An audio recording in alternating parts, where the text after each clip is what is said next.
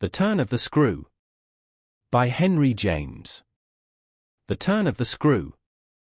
The story had held us, round the fire, sufficiently breathless, but except the obvious remark that it was gruesome, as, on Christmas Eve in an old house, a strange tale should essentially be, I remember no comment uttered till somebody happened to say that it was the only case he had met in which such a visitation had fallen on a child. The case, I may mention, was that of an apparition in just such an old house as had gathered us for the occasion, an appearance, of a dreadful kind, too. A little boy sleeping in the room with his mother and waking her up in the terror of it, waking her not to dissipate his dread and soothe him to sleep again, but to encounter also, herself, before she had succeeded in doing so, the same sight that had shaken him. It was this observation that drew from Douglas, not immediately, but later in the evening, a reply that had the interesting consequence to which I call attention. Someone else told a story not particularly effective, which I saw he was not following. This I took for a sign that he had himself something to produce and that we should only have to wait. We waited in fact till 2 nights later, but that same evening, before we scattered, he brought out what was in his mind. I quite agree, in regard to Griffin's ghost, or whatever it was, that its appearing first to the little boy, at so tender an age, adds a particular touch. But it's not the first occurrence of its charming kind that I know to have involved a child. If the child gives the effect another turn of the screw, what do you say to 2 children? We say, of course, somebody exclaimed, that they give 2 turns. Also that we want to hear about them. I can see Douglas there before the fire, to which he had got up to present his back, looking down at his interlocutor with his hands in his pockets. Nobody but me, till now, has ever heard. It's quite too horrible. This, naturally, was declared by several voices to give the thing the utmost price, and our friend, with quiet art, prepared his triumph by turning his eyes over the rest of us and going on, it's beyond everything. Nothing at all that I know touches it. For sheer terror? I remember asking. He seemed to say it was not so simple as that, to be really at a loss how to qualify it. He passed his hand over his eyes, made a little wincing grimace. For dreadful, dreadfulness. Oh, how delicious, cried one of the women. He took no notice of her, he looked at me, but as if, instead of me, he saw what he spoke of. For general uncanny ugliness and horror and pain. Well then, I said, just sit right down and begin. He turned round to the fire, gave a kick to a log, watched it an instant. Then as he faced us again, I can't begin. I shall have to send to town. There was a unanimous groan at this, and much reproach. After which, in his preoccupied way, he explained. The story's written. It's in a locked drawer, it has not been out for years. I could write to my man and enclose the key, he could send down the packet as he finds it. It was to me in particular that he appeared to propound. This appeared almost to appeal for aid not to hesitate. He had broken a thickness of ice, the formation of many a winter had had his reasons for a long silence. The others resented postponement, but it was just his scruples that charmed me. I adjured him to write by the first post, and to agree with us for an early hearing. Then I asked him if the experience in question had been his own. To this his answer was prompt. Oh, thank God, no. And is the record yours? You took the thing down? Nothing but the impression. I took that here, he tapped his heart. I've never lost it. Then your manuscript is in old, faded ink, and in the most beautiful hand. He hung fire. Again. A woman's. She has been dead these 20 years. She sent me the pages in question before she died. They were all listening now. And of course there was somebody to be arch, or at any rate to draw the inference. But if he put the inference by without a smile, it was also without irritation. She was a most charming person, but she was 10 years older than I. She was my sister's governess, he quietly said. She was the most agreeable woman I've ever known in her position. She would have been worthy of any whatever. It was long ago, and this episode was long before.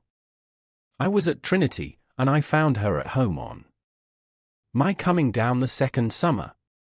I was much there that year. It was a beautiful one, and we had, in her off hours, some strolls and talks in the garden, talks in which she struck me as awfully clever and nice. Oh, yes, don't grin, I liked her extremely and am glad to this day to think she liked me, too. If she hadn't, she wouldn't have told me. She had never told anyone. It wasn't simply that she said so, but that I knew she hadn't. I was sure I could see. You'll easily judge why when you hear. Because the thing had been such a scare. He continued to fix me. You'll easily judge, he repeated, you will. I fixed him, too. I see. She was in love. He laughed for the first time. You are acute. Yes, she was in love.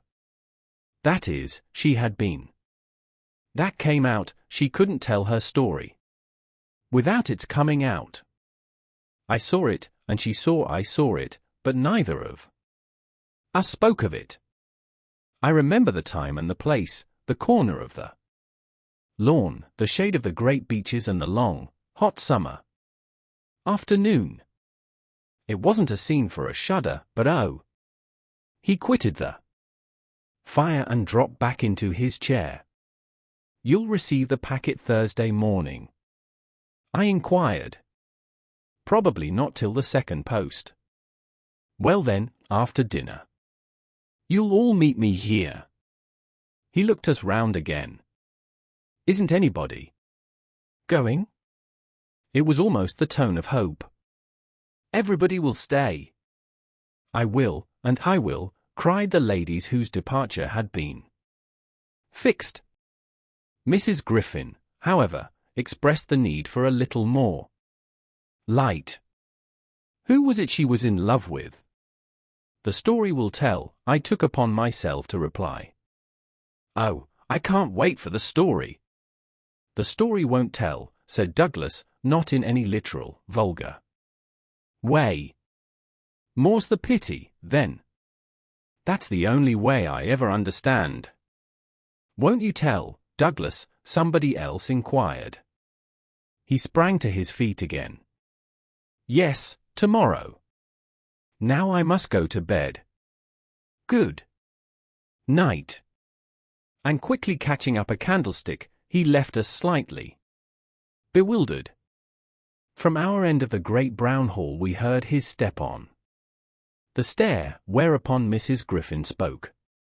Well, if I don't know who she was in love with, I know who he was. She was 10 years older, said her husband. Raison de place, at that age. But it's rather nice, his long reticence. 40 years. Griffin put in. With this outbreak at last. The outbreak, I returned, will make a tremendous occasion of Thursday night, and everyone so agreed with me that, in the light of it, we lost all attention for everything else. The last story, however, incomplete and like the mere opening of a serial, had been told, we hand shook and candle stuck, as somebody said, and went to bed. I knew the next day that a letter containing the key had, by the first post, gone off to his London apartments, but in spite of, or perhaps just on account of, the eventual diffusion of this knowledge, we quite let him alone till after dinner, till such an hour of the evening, in fact, as might best accord with the kind of emotion on which our hopes were fixed.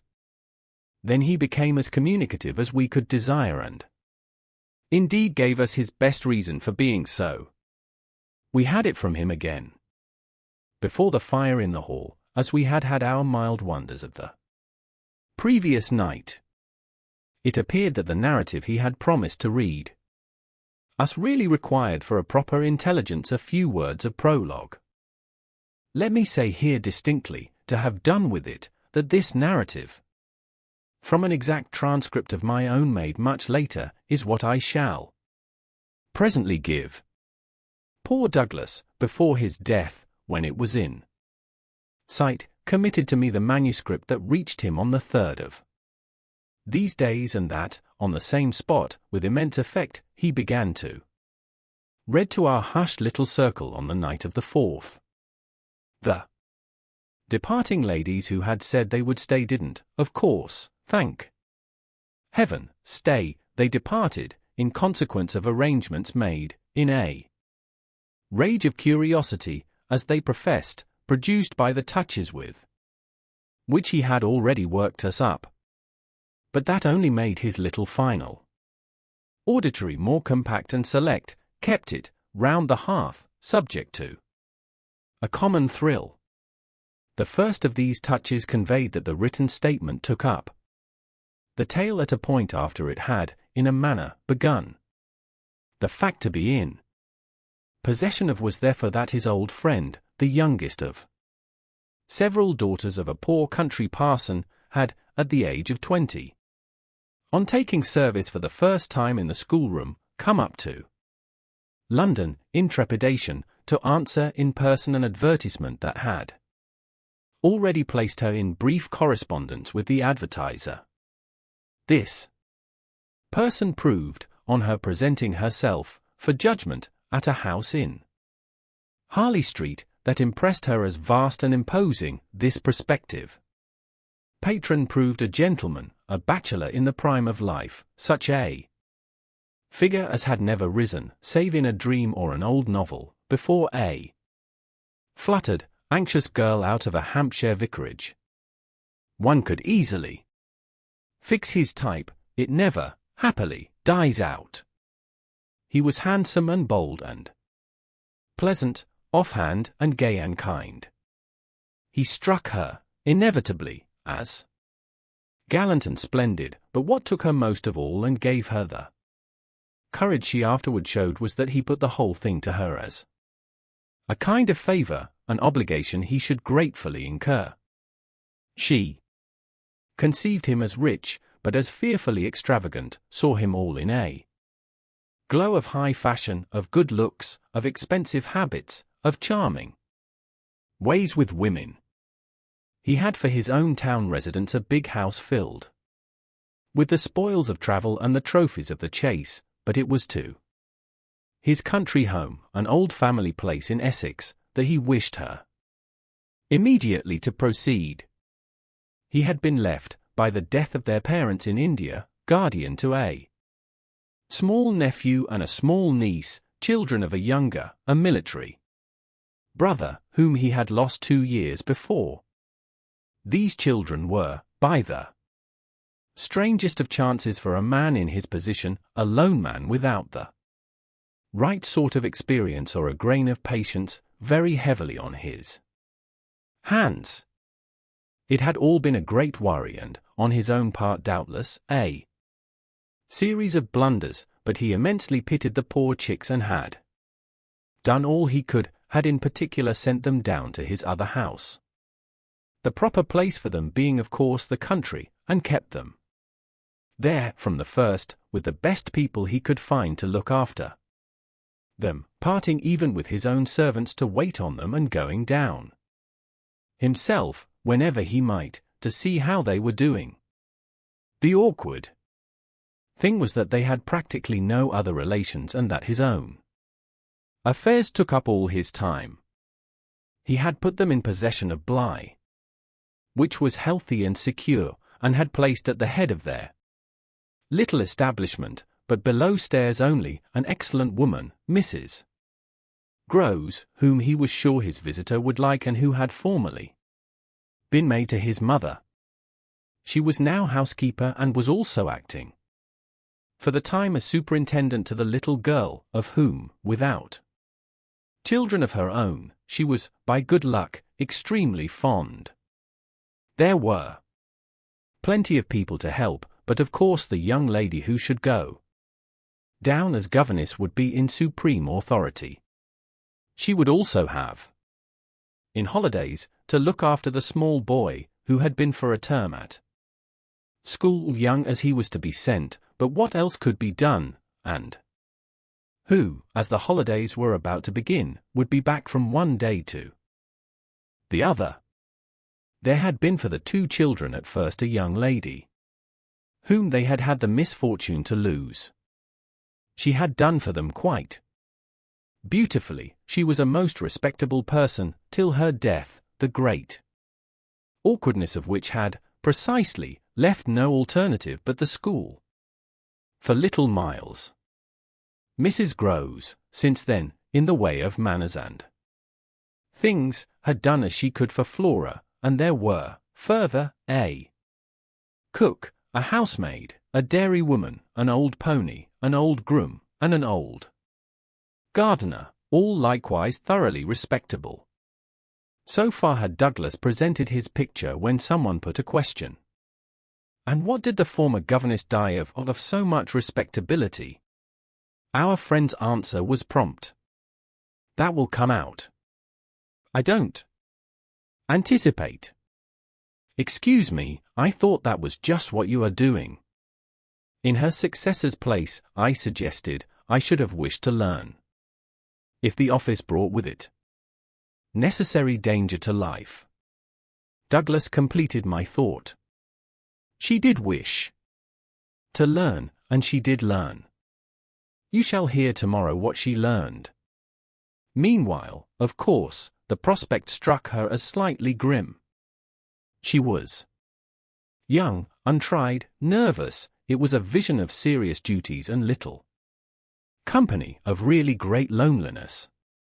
She hesitated, took a couple of days to consult and consider. But the salary offered much exceeded her modest measure, and on a second interview she faced the music, she engaged. And Douglas, with this, made a pause that, for the benefit of the company, moved me to throw in the moral of which was of course the seduction exercised by the splendid young man. She succumbed to it. He got up and, as he had done the night before, went to the fire, gave a stir to a log with his foot, then stood a moment with his back to us. She saw him only twice. Yes, but that's just the beauty of her passion. A little to my surprise, on this, Douglas turned round to me. It was the beauty of it. There were others, he went on, who hadn't succumbed. He told her frankly all his difficulty, that for several applicants the conditions had been prohibitive. They were, somehow, simply afraid. It sounded dull, it sounded strange, and all the more so because of his main condition, which was that she should never trouble him, but never, neither appeal nor complain nor write about anything, only meet all questions herself, receive all moneys from his solicitor, take the whole thing over and let him alone.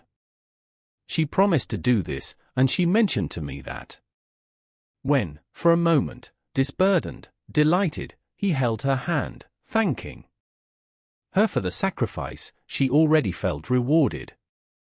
But was that all her reward? One of the ladies asked. she never saw him again.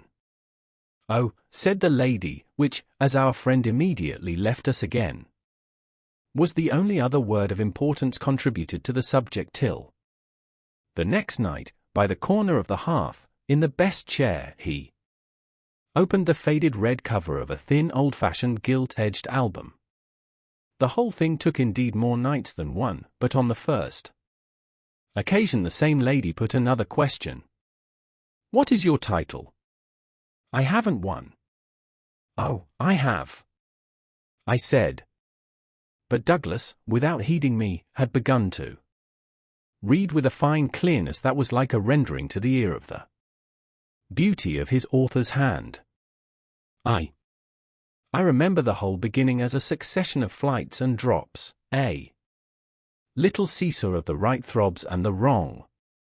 After rising, in town, to meet his appeal, I had at all events a couple of very bad days, found myself doubtful again, felt indeed sure I had made a mistake. In this state of mind I spent the long hours of bumping, swinging coach that carried me to the stopping place at which I was to be met by a vehicle from the house. This convenience, I was told, had been ordered, and I found, toward the close of the June afternoon, a commodious fly-in waiting for me. Driving at that hour, on a lovely day, through a country to which the summer sweetness seemed to offer me a friendly welcome, my fortitude mounted afresh and, as we turned into the avenue, encountered a reprieve that was probably but a proof of the point to which it had sunk. I suppose I had expected, or had dreaded, something so melancholy that what greeted me was a good surprise. I remember as a most pleasant impression the broad, clear front, its open windows and fresh curtains and the pair of maids looking out. I remember the lawn, and the bright flowers and the crunch of my wheels on the gravel and the clustered treetops over which the rooks circled and cawed in the golden sky. The scene had a greatness that made it a different affair from my own scant home, and there immediately appeared at the door, with a little girl in her hand, a civil person who dropped me as decent a curtsy as if I had been the mistress or a distinguished visitor. I had received in Harley Street a narrower notion of the place, and that, as I recalled it, made me think the proprietor still more of a gentleman, suggested that what I was to enjoy might be something beyond his promise. I had no drop again till the next day, for I was carried triumphantly through the following hours by my introduction to the younger of my pupils. The little girl who accompanied Mrs. Groves appeared to me on the spot a creature so charming as to make it a great fortune to have to do with her. She was the most beautiful child I had ever seen, and I afterward wondered that my employer had not told me more of her. I slept little that night. I was too much excited, and this astonished me. 2. I recollect, remained with me, adding to my sense of the liberality with which I was treated. The large, impressive room, one of the best in the house, the great state bed, as I almost felt it, the full, figured draperies, the long glasses in which, for the first time, I could see myself from head to foot, all struck me alike the extraordinary charm of my small charge, as so many things thrown in. It was thrown in as well, from the first moment, that I should get on with Mrs. Groves in a relation over which, on my way, in the coach, I fear I had rather brooded. The only thing indeed that in this early outlook might have made me shrink again was the clear circumstance of her being so glad to see me. I perceived within half an hour that she was so glad, stout, simple, plain, clean, wholesome woman, as to be positively on her guard against showing it too much. I wondered even then a little why she should wish not to show it, and that, with reflection, with suspicion, might of course have made me uneasy. But it was a comfort that there could be no uneasiness in a connection with anything so beatific as the radiant image of my little girl, the vision of whose angelic beauty had probably more than anything else to do with the restlessness that, before morning, made me several times rise and wander about my room to take in the whole picture and prospect, to watch, from my open window, the faint summer dawn, to look at such portions of the rest of the house as I could catch, and to listen, while, in the fading dusk, the first birds began to twitter, for the possible recurrence of a sound or two, less natural and not without, but within, that I had fancied I heard. There had been a moment when I believed I recognized, faint and far, the cry of a child. There had been another when I found myself just consciously starting as, at the passage, before my door, of a light footstep. But these fancies were not marked enough not to be thrown off, and it is only in the light, or the gloom, I should rather say, of other and subsequent matters that they now come back to me. To watch, teach, formed little. Flora would too evidently be the making of a happy and useful life. It had been agreed between us downstairs that after this first occasion I should have her as a matter of course at night, her small white bed being already arranged, to that end, in my room. What I had undertaken was the whole care of her, and she had remained, just this last time, with Mrs. Grose only as an effect of our consideration for my inevitable strangeness and her natural timidity. In spite of this timidity, which the child herself, in the oddest way in the world, had been perfectly frank and brave about, allowing it, without a sign of uncomfortable consciousness, with a deep, sweet serenity indeed of one of Raphael's holy infants, to be discussed, to be imputed to her, and to determine us. I feel quite sure she would presently like me. It was part of what I already liked Mrs. Grose herself for, the pleasure I could see her feel in my admiration and wonder as I sat at supper with for tall candles and with my pupil, in a high chair and a bib brightly facing me, between them, over bread and milk. There were naturally things that in Flora's presence could pass between us only as prodigious and gratified looks, obscure and roundabout allusions. And the little boy, does he look like her? Is he too so very remarkable? One wouldn't flatter a child. Oh, miss, most remarkable. If you think well of this one. And she stood there with a plate in her hand, beaming at our companion, who looked from one of us to the other with placid heavenly eyes that contained nothing to check us. Yes, if I do, you will be carried away by the little gentleman. Well, that, I think, is what I came for, to be carried away. I'm afraid, however, I remember feeling the impulse to add, I'm rather easily carried away. I was carried away in London. I can still see Mrs. Grose's broad face as she took this in. In Harley Street. In Harley Street. Well, miss, you're not the first, and you won't be the last. Oh, I've no pretension, I could laugh, to being the only one. My other pupil, at any rate, as I understand, comes back tomorrow. Not tomorrow, Friday, miss. He arrives, as you did, by the coach, under care of the guard, and is to be met by the same carriage. I forthwith expressed that the proper as well as the pleasant and friendly thing would be there for that on the arrival of the public conveyance I should be in waiting for him with his little sister, an idea in which Mrs. Grose concurred so heartily that I somehow took her manner as a kind of comforting pledge, never falsified, thank Heaven, that we should on every question be quite at one. Oh, she was glad I was there. What I felt the next day was, I suppose, nothing that could be fairly called a reaction from the cheer of my arrival. It was probably at the most only a slight oppression produced by a fuller measure of the scale, as I walked round them, gazed up at them, took them in, of my new circumstances.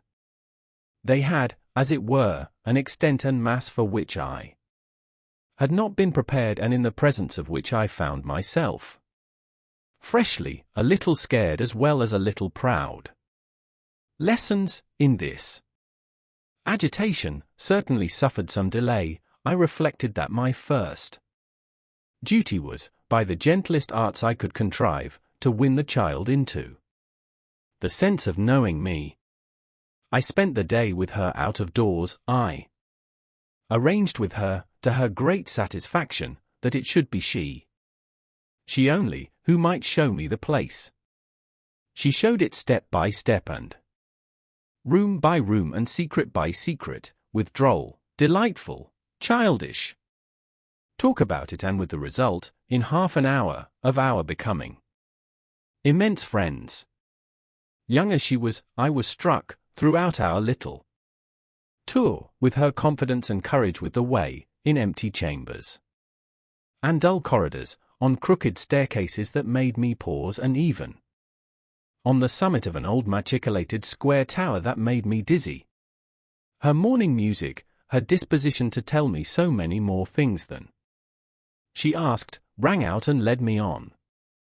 I have not seen Bly since the day I left it, and I dare say that to my older and more informed eyes it would now appear sufficiently contracted. But as my little conductress, with her hair of gold and her frock of blue, danced before me round corners and pattered down passages, I had the view of a castle of romance, inhabited by a rosy sprite, such a place as would somehow, for diversion of the young idea, take all colour out of storybooks and fairy tales. Wasn't it just a storybook over which I had fallen a doze? And a dream? No, it was a big, ugly, antique, but convenient house, embodying a few features of a building still older, half replaced and half utilized, in which I had the fancy of our being almost as lost as a handful of passengers in a great drifting ship. Well, I was strangely at the helm, too. This came home to me when, 2 days later, I drove over with Flora to meet, as Mrs. Groves said, the little gentleman, and all the more for an incident that, presenting itself the second evening, had deeply disconcerted me.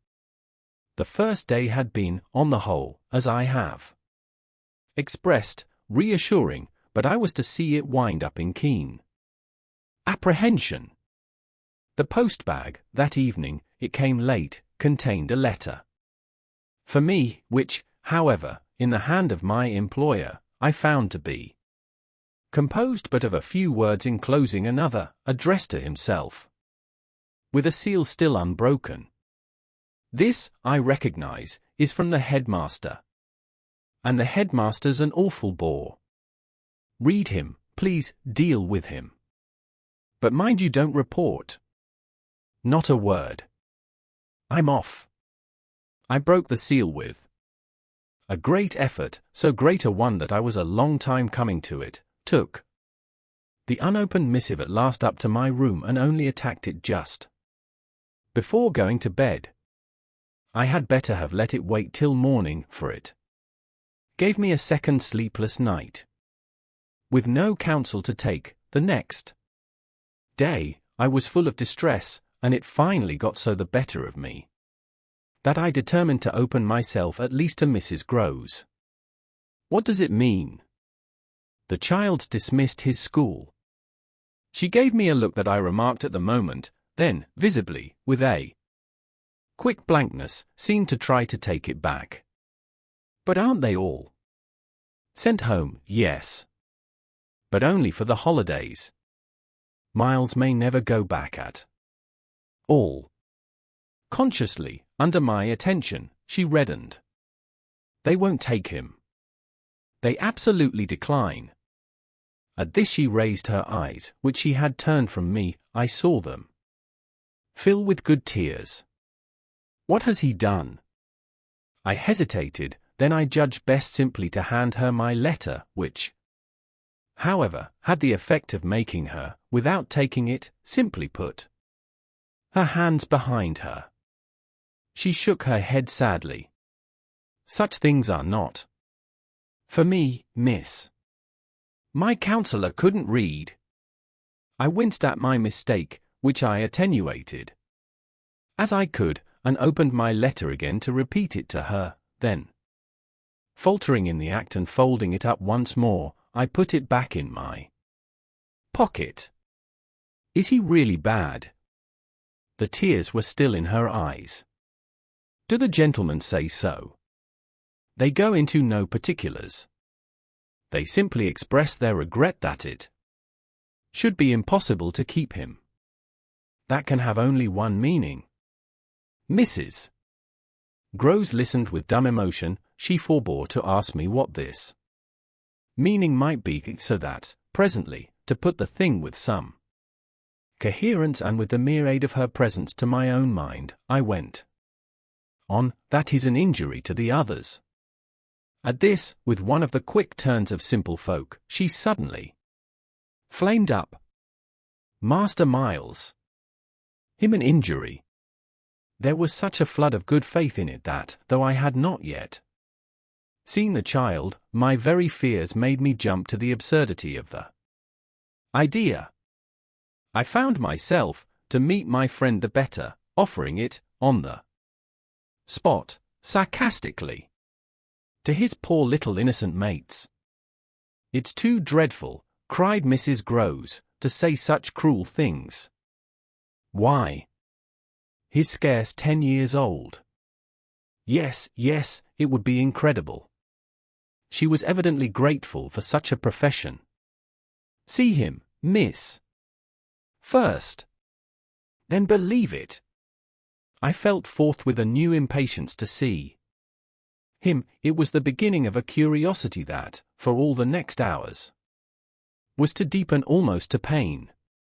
Mrs. Groves was aware, I could judge, of what she had produced in me, and she followed it up with assurance. You might as well believe it of the little lady. Bless her, she added. The next moment, look at her. I turned and saw that Flora, whom, 10 minutes before, I had established in the schoolroom with a sheet of white paper, a pencil, and a copy of nice round O's, now presented herself to view at the open door. She expressed in her little way an extraordinary detachment from disagreeable duties, looking to me, however, with a great childish light that seemed to offer it as a mere result of the affection she had conceived for my person, which had rendered necessary that she should follow me.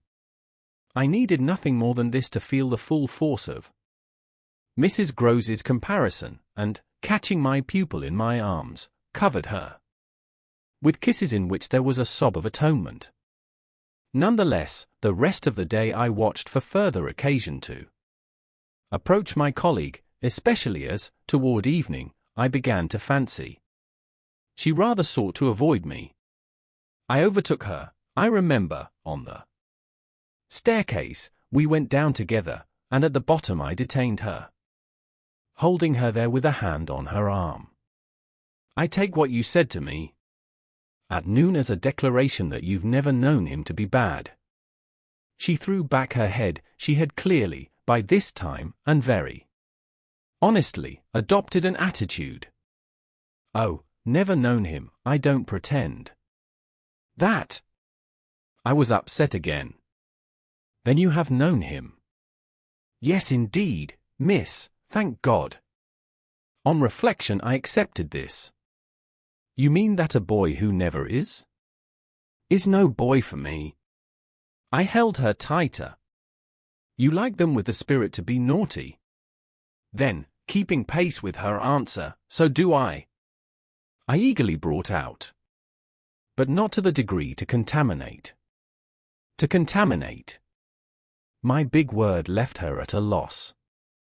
I explained it. To corrupt. She stared, taking my meaning in, but it produced in her an odd laugh. Are you afraid he'll corrupt you?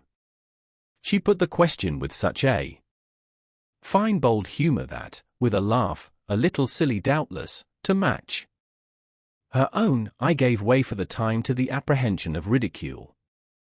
But the next day, as the hour for my drive approached, I cropped up in another place. What was the lady who was here before? The last governess? She was also young and pretty, almost as young and almost as pretty, miss, even as you. Ah, then, I hope her youth and her beauty helped her. I recollect. Throwing off. He seems to like us young and pretty. Oh, he did, Mrs. Groves assented, it was the way he liked everyone. She had no sooner spoken indeed than she caught herself up. I mean that's his way, the master's. I was struck. But of whom did you speak first? She looked blank, but she coloured. Why, of him. Of the master. Of who else? There was so obviously no one else that the next moment I had lost my impression of her having accidentally said more than she meant, and I merely asked what I wanted to know. Did she see anything in the boy? That wasn't right. She never told me. I had a scruple, but I overcame it. Was she careful, particular? Mrs. Groves appeared to try to be conscientious. About some things, yes. But not about all. Again she considered. Well, miss, she's gone. I won't tell tales. I quite understand your feeling, I hastened to reply, but I thought it, after an instant, not opposed to this concession to pursue, did she die here? No, she went off. I don't know what there was in this brevity of Mrs. Groves's that struck me as ambiguous. Went off to die. Mrs. Groves looked straight out of the window, but I felt that, hypothetically, I had a right to know what young persons engaged for Bly were expected to do. She was taken ill. You mean, and went home? She was not taken ill, so far as appeared, in this house. She left it at the end of the year, to go home, as she said, for a short holiday, to which the time she had put in had certainly given her a right.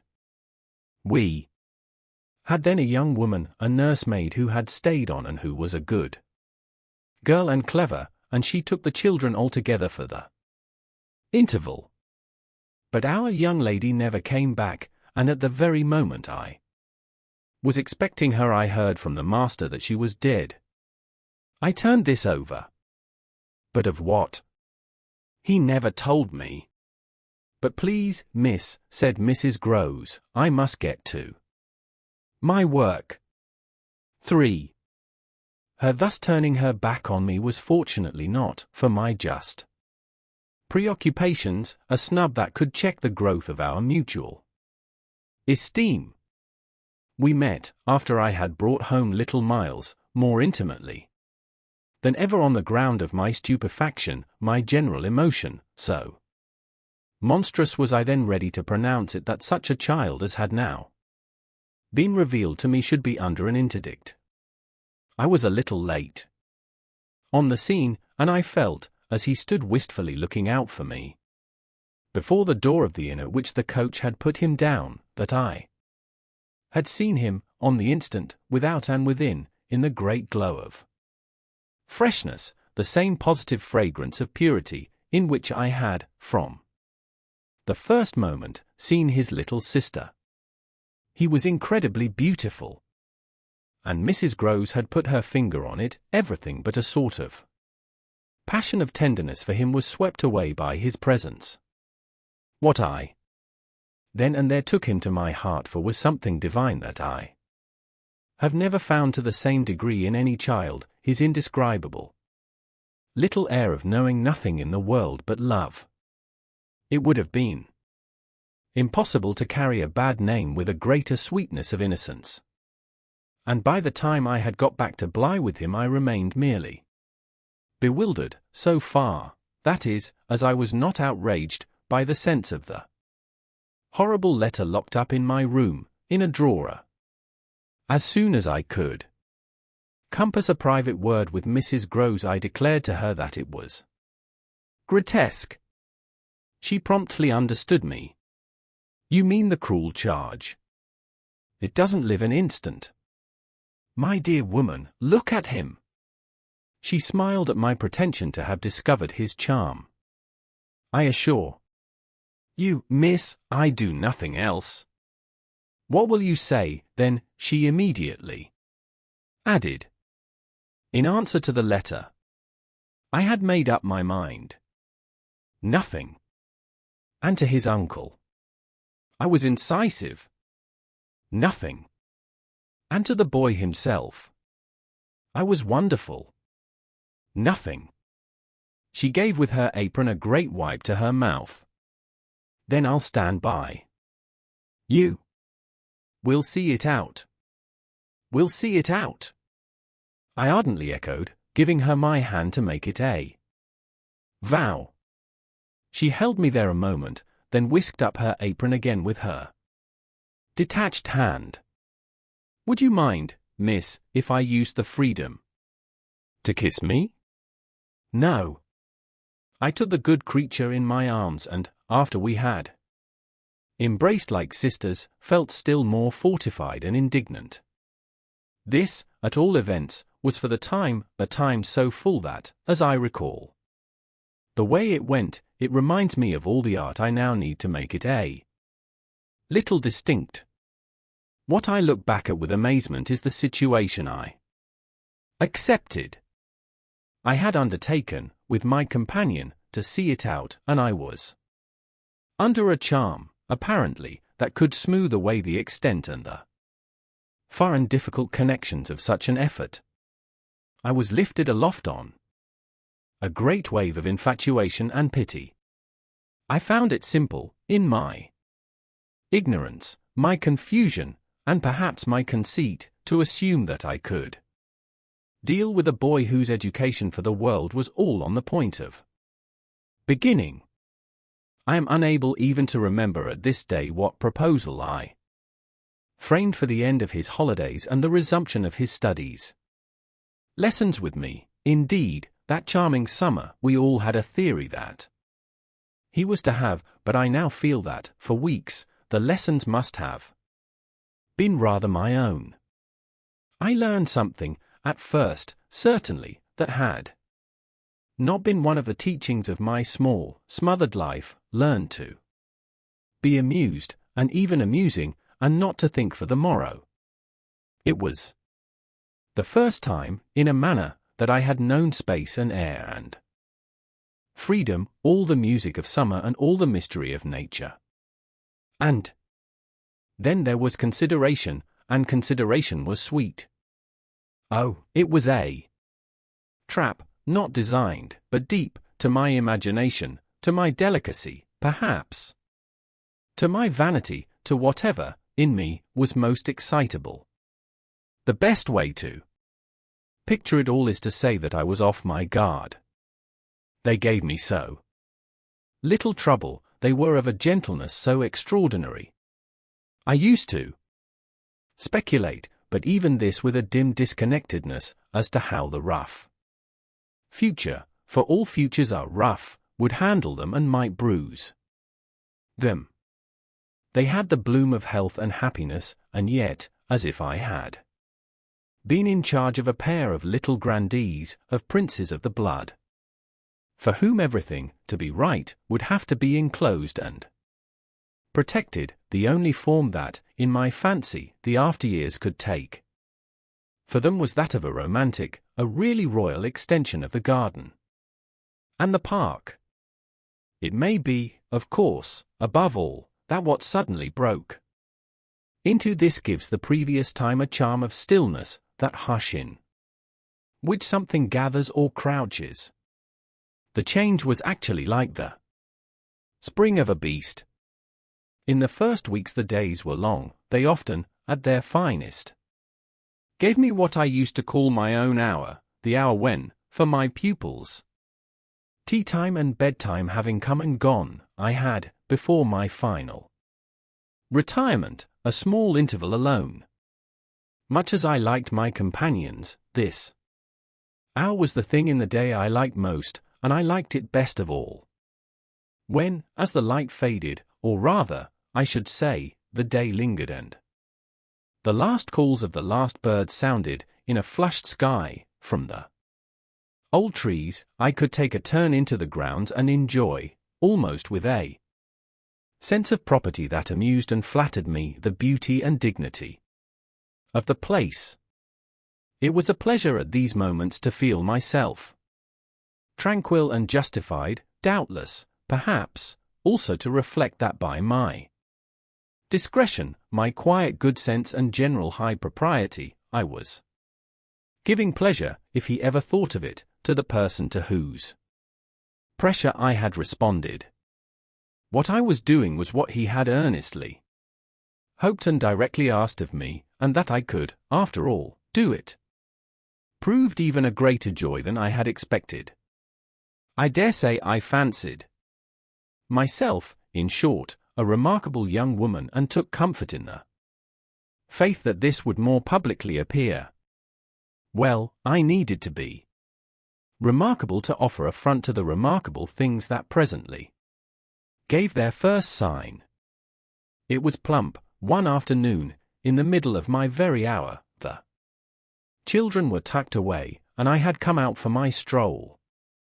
One of the thoughts that, as I don't in the least shrink now from noting, used to be with me in these wanderings was that it would be as charming as a charming story suddenly to meet someone.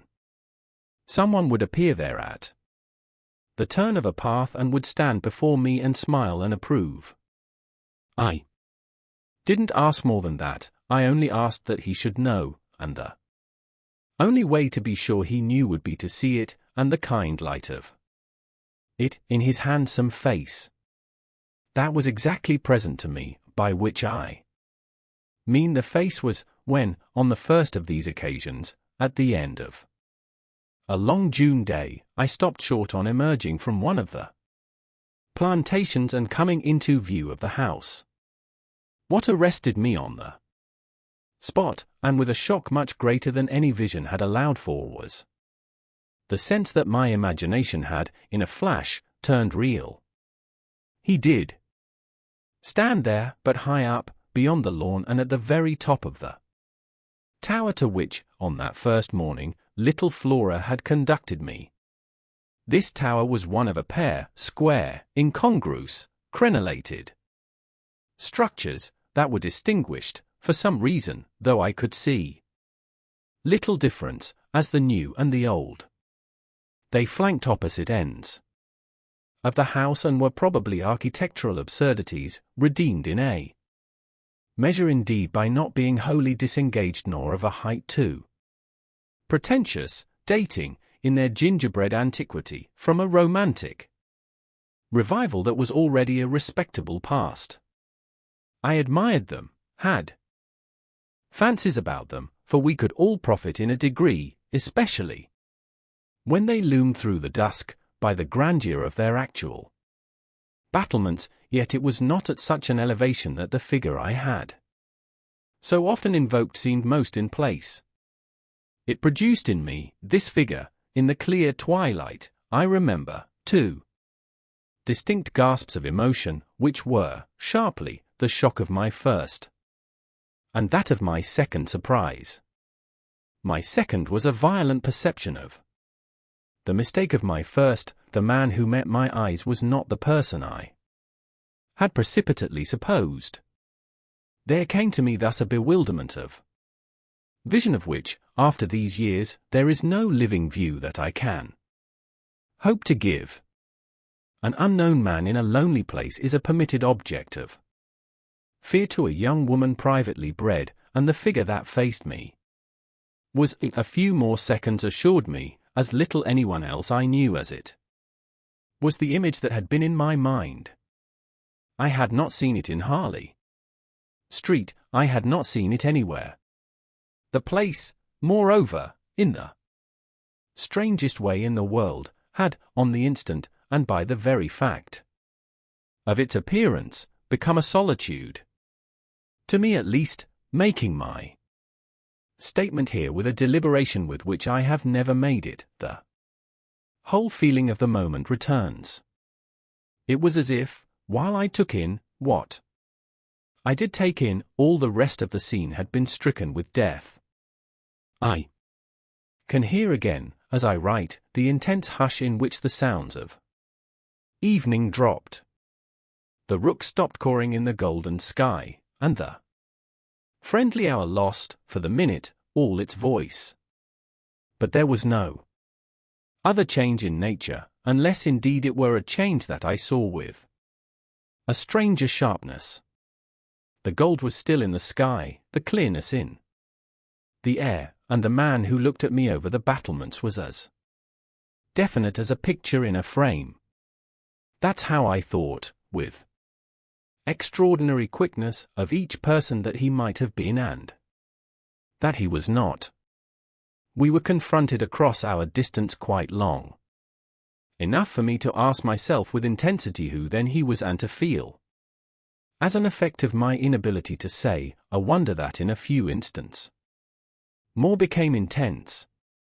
The great question, or one of these, is, afterward, I know, with regard to certain matters, the question of how long they have lasted. Well, this matter of mine, think what you will of it, lasted while I caught at a dozen possibilities, none of which made a difference for the better, that I could see, in their having been in the house, and for how long, above all, a person of whom I was in ignorance. It lasted while I just bridled a little with the sense that my office demanded that there should be no such ignorance and no such person.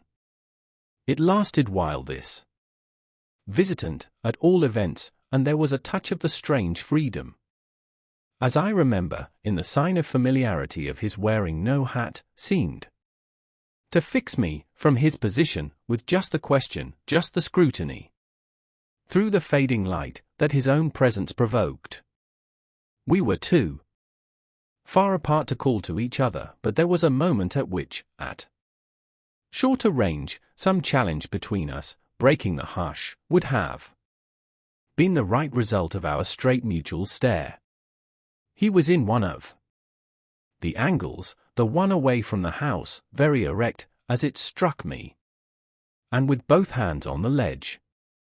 So I saw him as I see the letters I form on this page, then, exactly, after a minute, as if to add to the spectacle, he slowly changed his place, passed, looking at me hard all the while, to the opposite corner of the platform. Yes, I had the sharpest sense that during this transit he never took his eyes from me. And I can see at this moment the way his hand, as he went, passed from one of the crenellations to the next. He stopped at the other corner, but less long, and even as he turned away still markedly fixed me. He turned away, that was all I knew. For it was not that I didn't wait, on this occasion, for more, for I was rooted as deeply as I was shaken. Was there a secret at Bly, the mystery of Udolpho, or an insane, an unmentionable relative kept in unsuspected confinement? I can't say how long I turned it over, or how long, in a confusion of curiosity and dread, I remained where I had had my collision. I only recall that when I re-entered the house darkness had quite closed in. Agitation, in the interval, certainly had held me and driven me, for I must, in circling about the place, have walked 3 miles, but I was to be, later on, so much more overwhelmed that this mere dawn of alarm was a comparatively human chill. The most singular part of it, in fact, singular as the rest had been, was the part one became, in the hall, aware of in meeting Mrs. Groves. This picture comes back to me in the general train, the impression, as I received it on my return, of the wide white-panelled space, bright in the lamplight and with its portraits and red carpet, and of the good surprised look of my friend, which immediately told me she had missed me. It came to me straightway, under her contact, that, with plain heartiness, mere relieved anxiety at my appearance, she knew nothing whatever that could bear upon the incident I had there ready for her. I had not suspected in advance that her comfortable face would pull me up, and I somehow measured the importance of what I had seen by my thus finding myself hesitate to mention it. Scarce anything in the whole history seems to me so odd as this fact that my real beginning of fear was one, as I may say, with the instinct of sparing my companion on the spot. Accordingly, in the pleasant hall and with her eyes on me, I, for a reason that I couldn't then have phrased, achieved an inward resolution, offered a vague pretext for my lateness and, with the plea of the beauty of the night and of the heavy dew and wet feet, went as soon as possible to my room. Here it was another affair. Here, for many days after, it was a queer affair enough. There were hours, from day to day, or at least there were moments, snatched even from clear duties, when I had to shut myself up to think. It was not so much yet that I was more nervous than I could bear to be as that I was remarkably afraid of becoming so, for the truth I had now to turn over was, simply and clearly, the truth that I could arrive at no account whatever of the visitor with whom I had been so inexplicably and yet, as it seemed to me, so intimately concerned. It took little time to see that I could sound without forms of inquiry, and without exciting remark any domestic complications. The shock I had suffered must have sharpened all my senses, I felt sure, at the end of 3 days, and as the result of mere closer attention, that I had not been practiced upon by the servants nor made the object of any game. Of whatever it was that I knew, nothing was known around me. There was but one sane inference: someone had taken a liberty rather gross. That was what, repeatedly, I dipped into my room and locked the door to say to myself. We had been, collectively, subject to an intrusion. Some unscrupulous traveller, curious in old houses, had made his way in unobserved, enjoyed the prospect from the best point of view, and then stolen out as he came. If he had given me such a bold hard stare, that was but a part of his indiscretion. The good thing, after all, was that we should surely see no more of him. This was not so good a thing, I admit, as not to leave me to judge that what, essentially, made nothing else much signify was simply my charming work. My charming work was just my life with Miles and Flora. And through nothing could I so like it as through feeling that I could throw myself into it in trouble. The attraction of my small charges was a constant joy, leading me to wonder afresh at the vanity of my original fears, the distaste I had begun by entertaining for the probable grey prose of my office. There was to be no grey prose, it appeared, and no long grind, so how could work not be charming that presented itself as daily beauty? It was all the romance of the nursery and the poetry of the schoolroom. I don't mean by this, of course, that we studied only fiction and verse. I mean I can express no otherwise the sort of interest my companions inspired. How can I describe that? Except by saying that instead of growing used to them, and it's a marvel. For a governess, I call the sisterhood to witness, I made constant. Fresh discoveries. There was one direction, assuredly, in which these discoveries stopped, deep obscurity continued to cover the region of the boy's conduct at school. It had been promptly given me, I have noted, to face that mystery without a pang. Perhaps even it would be nearer the truth to say that, without a word, he himself had cleared it up. He had made the whole charge absurd. My conclusion bloomed there. With the real rose flush of his innocence, he was only too fine and fair for the little horrid, unclean school world, and he had paid a price for it. I reflected acutely that the sense of such differences, such superiorities of quality, always, on the part of the majority, which could include even stupid, sordid headmasters, turn infallibly to the vindictive. Both the children had a gentleness, it was their only fault, and it never made Miles a muff, that kept them, how shall I express it, almost impersonal and certainly quite unpunishable. They were like the cherubs of the anecdote, who had, morally, at any rate, nothing to whack. I remember feeling with Miles in especial as if he had had, as it were, no history. We expect of a small child a scant one, but there was in this beautiful little boy something extraordinarily sensitive, yet extraordinarily happy, that, more than in any creature of his age I have seen, struck me as beginning anew each day. He had never for a second suffered.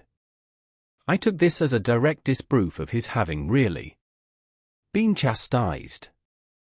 If he had been wicked he would have caught it, and I should have caught it by the rebound, I should have found the trace. I found nothing at all, and he was therefore an angel.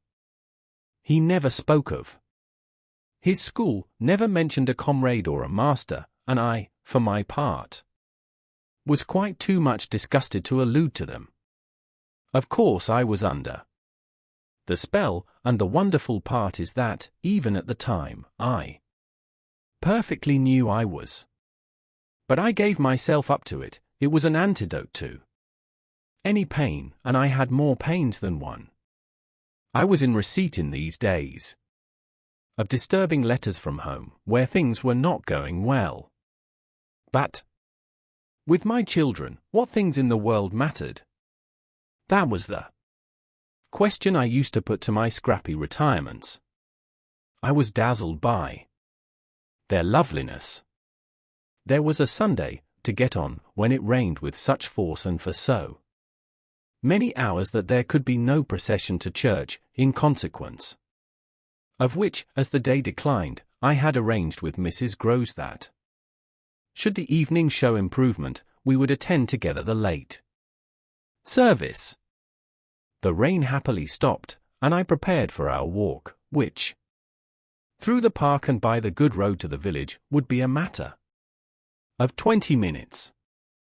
Coming downstairs to meet my colleague in the hall, I remembered a pair of gloves that had required 3 stitches and that had received them, with a publicity perhaps not edifying, while I sat with the children at their tea, served on Sundays, by exception, in that cold, clean temple of mahogany and brass, the grown-up dining room. The gloves had been dropped there, and I turned in to recover them. The day was grey enough, but the afternoon light still lingered, and it enabled me, on crossing the threshold, not only to recognize, on a chair near the wide window, then closed, the articles I wanted, but to become aware of a person on the other side of the window and looking straight in. One step into the room had sufficed, my vision was instantaneous, it was all there. The person looking straight in was the person who had already appeared to me. He appeared thus again with won't say greater distinctness, for that was impossible, but with a nearness that represented a forward stride in our intercourse and made me, as I met him, catch my breath and turn cold. He was the same, and seen, this time, as he had been seen before, from the waist up, the window, though the dining room was on the ground floor. Not going down to the terrace on which he stood. His face was close to the glass, yet the effect of this better view was, strangely, only to show me how intense the former had been. He remained but a few seconds, long enough to convince me he also saw and recognized, but it was as if I had been looking at him for years and had known him always. Something, however, happened this time that had not happened before. His stare into my face, through the glass and across the room, was as deep and hard as then, but it quitted me for a moment during which I could still watch it, see it fix successively several other things. On the spot there came to me the added shock of a certitude that it was not for me he had come there. He had come for someone else. The flash of this knowledge, for it was knowledge in the midst of dread, produced in me the most extraordinary effect, started as I stood there, a sudden vibration of duty and courage. I say courage because I was beyond all doubt already far gone. I bounded straight out of the door again, reached that of the house, got, in an instant, upon the drive, and, passing along the terrace as fast as I could rush, turned a corner and came full in sight. But it was in sight of nothing now, my visitor had vanished. I stopped, I almost dropped, with the real relief of this, but I took in the whole scene. I gave him time to reappear.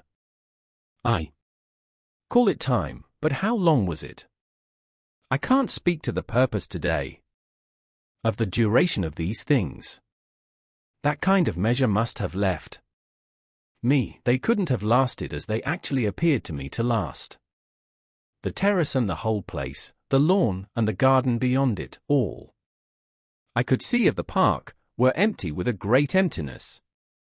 There were shrubberies and big trees, but I remember the clear assurance I felt that none of them concealed him. He was there or was not there, and not there if I didn't see him. I got hold of this, then, instinctively. Instead of returning as I had come, went to the window. It was confusedly present to me that I ought to place myself where he had stood. I did so. I applied my face to the pane and looked, as he had looked, into the room. As if, at this moment, to show me exactly what his range had been, Mrs. Groves, as I had done for himself just before, came in from the hall. With this I had the full image of a repetition of what had already occurred. She saw me as I had seen my own visitant. She pulled up short as I had done. I gave her something of the shock that I had received. She turned white, and this made me ask myself if I had blanched as much. She stared, in short, and retreated on just my lines, and I knew she had then passed out and come round to me and that I should presently meet her. I remained where I was, and while I waited, I thought of more things than one. But there's only one I take space to mention. I wondered why she should be scared. Oh, she let me know as soon as, round the corner of the house, she loomed again into view. What in the name of goodness is the matter? She was now flushed and out of breath. I said nothing till she came quite near. With me? I must have made a wonderful face. Do I show it? You're as white as a sheet. You look awful. I considered I could meet on this, without scruple, any innocence. My Need to respect the bloom of Mrs. Grose's had dropped, without a rustle, from my shoulders, and if I wavered for the instant it was not with what I kept back. I put out my hand to her and she took it. I held her hard a little, liking to feel her close to me. There was a kind of support in the shy heave of her surprise. You came for me for church? Of course, but I can't go. Has anything happened? Yes. You must know now. Did I look very queer? Through this window? Dreadful. Well, I said, I've been frightened. Mrs. Grose's eyes expressed plainly that she had no wish to be, yet also that she knew too well her place not to be ready to share with me any marked inconvenience. Oh, it was quite settled that she must share. Just what you saw from the dining room a minute ago was the effect of that. What I saw, just before, was much worse. Her hand tightened. What was it? An extraordinary man. Looking in. What extraordinary man? I haven't the least idea. Mrs. Grose gazed round us in vain. Then where is he gone? I know still less. Have you seen him before? Yes, once. On the old tower. She could only look at me harder. Do you mean he's a stranger? Oh, very much. Yet you didn't tell me. No, for reasons. But now that you've guessed. Mrs. Grose's round eyes encountered this charge. Ah, I haven't guessed, she said very simply. How can I if you don't imagine? I don't in the very least. You've seen him nowhere but on the tower. And on this spot just now. Mrs. Grose looked round again. What was he doing on the tower? Only standing there and looking down at me. She thought a minute. Was he a gentleman? I found I had no need to think. No, she gazed in deeper wonder. No. Then nobody about the place? Nobody from the village? Nobody. I didn't tell you, but I made sure. She breathed a vague relief. This was, oddly, so much to the good. It only went indeed a little way. But if he isn't a gentleman, what is he? He's a horror. A horror? God help me if I know what he is. Mrs. Grose looked round once more. She fixed her eyes on the duskier distance, then, pulling herself together, turned to me with abrupt inconsequence. It's time we should be at church. Oh, I'm not fit for church. Won't it do you good? It won't do them, I nodded at the house. The children. I can't leave them now. You're afraid. I spoke boldly. I'm afraid of him. Mrs. Grose's large face showed me, at this, for the first time, the far-away faint glimmer of a consciousness more acute, I somehow made out. In it the delayed dawn of an idea I myself had not given her and that was as yet quite obscure to me. It comes back to me that I thought instantly of this as something I could get from her, and I felt it to be connected with the desire she presently showed to know more. When? Was it, on the tower? About the middle of the month. At this same hour. Almost at dark, said Mrs. Grose. Oh, no, not nearly. I saw him as I see you. Then how did he get in? And how did he get out? I laughed. I had no opportunity to ask him. This evening, you see, I pursued, he has not been able to get in. He only peeps. I hope it will be confined to that. She had now let go my hand. She turned away a little. I waited an instant, then I brought out, go to church. Goodbye. I must watch. Slowly she faced me again. Do you fear for them? We met in another long look. Don't you? Instead of answering, she came nearer to the window and, for a minute, applied her face to the glass. You see how he could see, I meanwhile went on. She didn't move. How long was he here? Till I came out. I came to meet him. Mrs. Groves at last turned round, and there was still more in her face. I couldn't have come out. Neither could I. I laughed again. But I did come. I have my duty. So have I mine, she replied, after which she added, what is he like? I've been dying to tell you. But he's like nobody. Nobody, she echoed. He has no hat.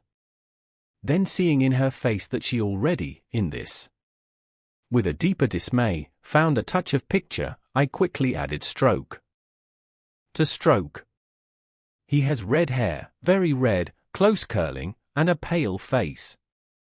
Long in shape, with straight, good features and little, rather queer whiskers that are as red as his hair. His eyebrows are, somehow, darker, they look particularly arched and as if they might move a good deal. His eyes are sharp, strange, awfully, but I only know clearly that they're rather small and very fixed. His mouth's wide, and his lips are thin, and except for his little whiskers he's quite clean-shaven. He gives me a sort of sense of looking like an actor. An actor!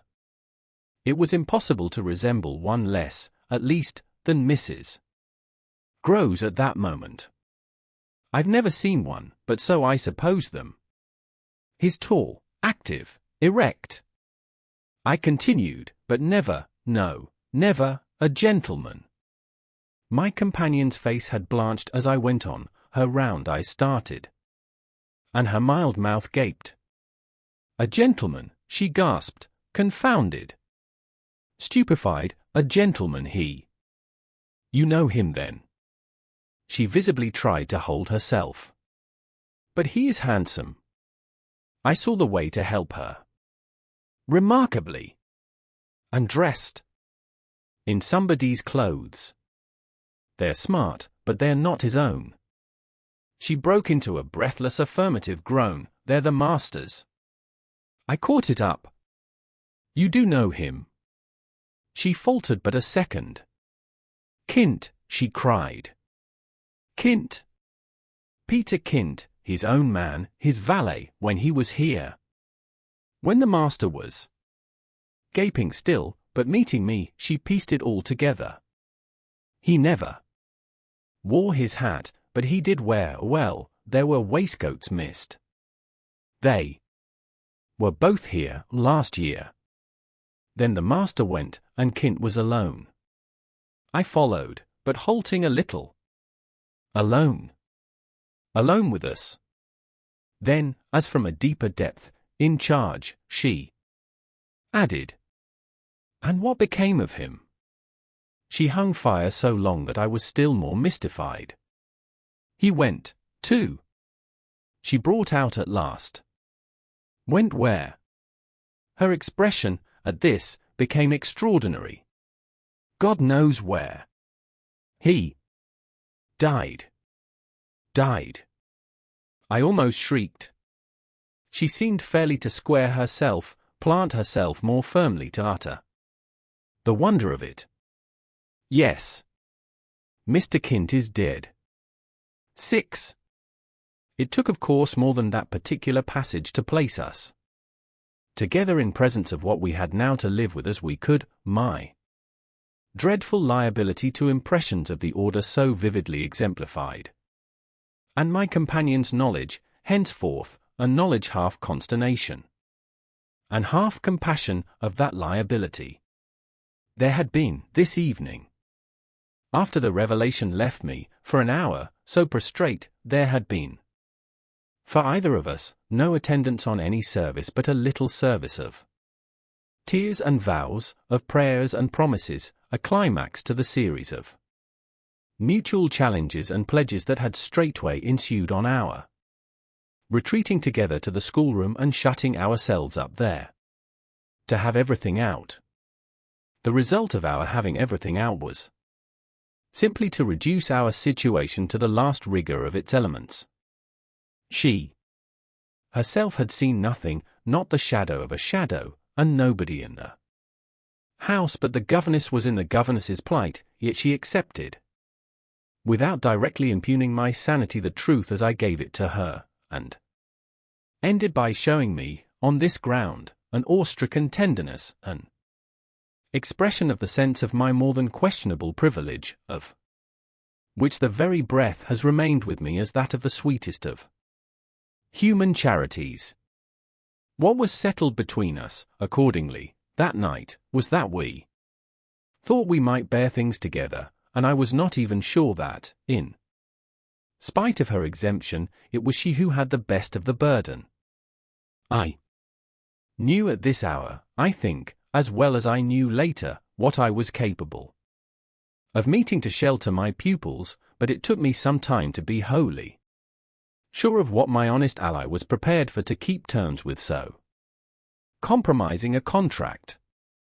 I was queer company enough, quite as queer as the company I received, but as I trace over what we went through I see how much common ground we must have found in the one idea that, by good fortune, could steady us. It was the idea, the second movement, that led me straight out, as I may say, of the inner chamber of my dread. I could take the air in the court, at least, and there Mrs. Groves could join me. Perfectly can I recall now the particular way strength came to me before we separated for the night. We had gone over and over every feature of what I had seen. He was looking for someone else, you say, someone who was not you. He was looking for little Miles. A portentous clearness now possessed me. That's whom he was looking for. But how do you know? I know, I know, I know. My exultation grew. And you know, my D. She didn't deny this, but I required, I felt, not even so much telling as that. She resumed in a moment, at any rate, what if he should see him? Little Miles? That's what he wants. She looked immensely scared again. The child? Heaven forbid. The man? He wants to appear to them. That he might. Was an awful conception, and yet, somehow, I could keep it at bay. Which, moreover, as we lingered there, was what I succeeded in practically proving. I had an absolute certainty that I should see again what I had already seen, but something within me said that by offering myself bravely as the sole subject of such experience, by accepting, by inviting, by surmounting it all, I should serve as an expiatory victim and guard the tranquility of my companions. The children, in especial, I should thus fence about and absolutely save. I recall one of the last things I said that night to Mrs. Groves. It does strike me that my pupils have never mentioned. She looked at me hard as I musingly pulled up.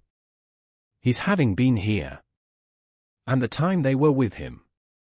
The time they were with him, and his name, his presence, his history. In any way. Oh, the little lady doesn't remember. She never heard or knew the circumstances of his death. I thought with some intensity. Perhaps not. But Miles would remember, Miles would know. Ah, don't try him, broke from Mrs. Groves. I returned her the look she had given me. Don't be afraid. I continued to think. It is rather odd that he has never spoken of him. Never by the least allusion. And you tell me they were great friends. Oh, it wasn't him, Mrs. Groves with emphasis declared. It was Kint's own fancy. To play with him, I mean, to spoil him. She paused a moment, then she added, Kint was much too free. This gave me, straight from my vision of his face, such a face, a sudden sickness of disgust. Too free with my boy. Too free with everyone. I forbore, for the moment, to analyze this description further than by the reflection that a part of it applied to several of the members of the household, of the half-dozen maids and men who were still of our small colony. But there was everything, for our apprehension, in the lucky fact that no discomfortable legend, no perturbation of scullions, had ever, within anyone's memory, attached to the kind old place. It had neither bad name nor ill fame, and Mrs. Groves, most apparently, only desired to cling to me and to quake in silence. I even put her, the very last thing of all, to the test. It was when, at midnight, she had her hand on the schoolroom door to take leave. I have it from you. Then, for it's of great importance, that he was definitely and admittedly bad. Oh, not admittedly. I knew it, but the master didn't. And you never told him. Well, he didn't like tale-bearing, he hated complaints. He was terribly short with anything of that kind, and if people were all right to him, he wouldn't be bothered with more. This squared well enough with my impressions of him. He was not a trouble-loving gentleman, nor so very particular perhaps about some of the company he kept. All the same, I pressed my interlocutress. I promise you I would have told. She felt my discrimination. I dare say I was wrong. But, really, I was afraid. Afraid of what? Of things that man could do. Kint was so clever, he was so deep. I took this in still more than, probably, I showed. You weren't afraid. Of anything else? Not of his effect. His effect, she repeated with a face of anguish and waiting while I faltered. On innocent little precious lives. They were in your charge. No, they were not in mine, she roundly and distressfully returned. The master believed in him and placed him here because he was supposed not to be well and the country air so good for him. So he had everything to say. Yes, she let me have it, even about them. Them, that creature. I had to smother a kind of howl. And you could bear it? No. I couldn't, and I can't now. And the poor woman burst into tears. A rigid control, from the next day, was, as I have said, to follow them, yet how often and how passionately, for a week, we came back together to the subject, much as we had discussed it that Sunday night. I was, in the immediate later hours in especial, for it may be imagined, whether I slept, still haunted with the shadow of something she had not told me. I myself had kept back nothing, but there was a word Mrs. Groves had kept back. I was sure, moreover, by morning, that this was not from a failure of frankness, but because on every side there were fears. It seems to me indeed, in retrospect, that by the time the morrow's sun was high I had restlessly read into the facts before us almost all the meaning they were to receive from subsequent and more cruel occurrences.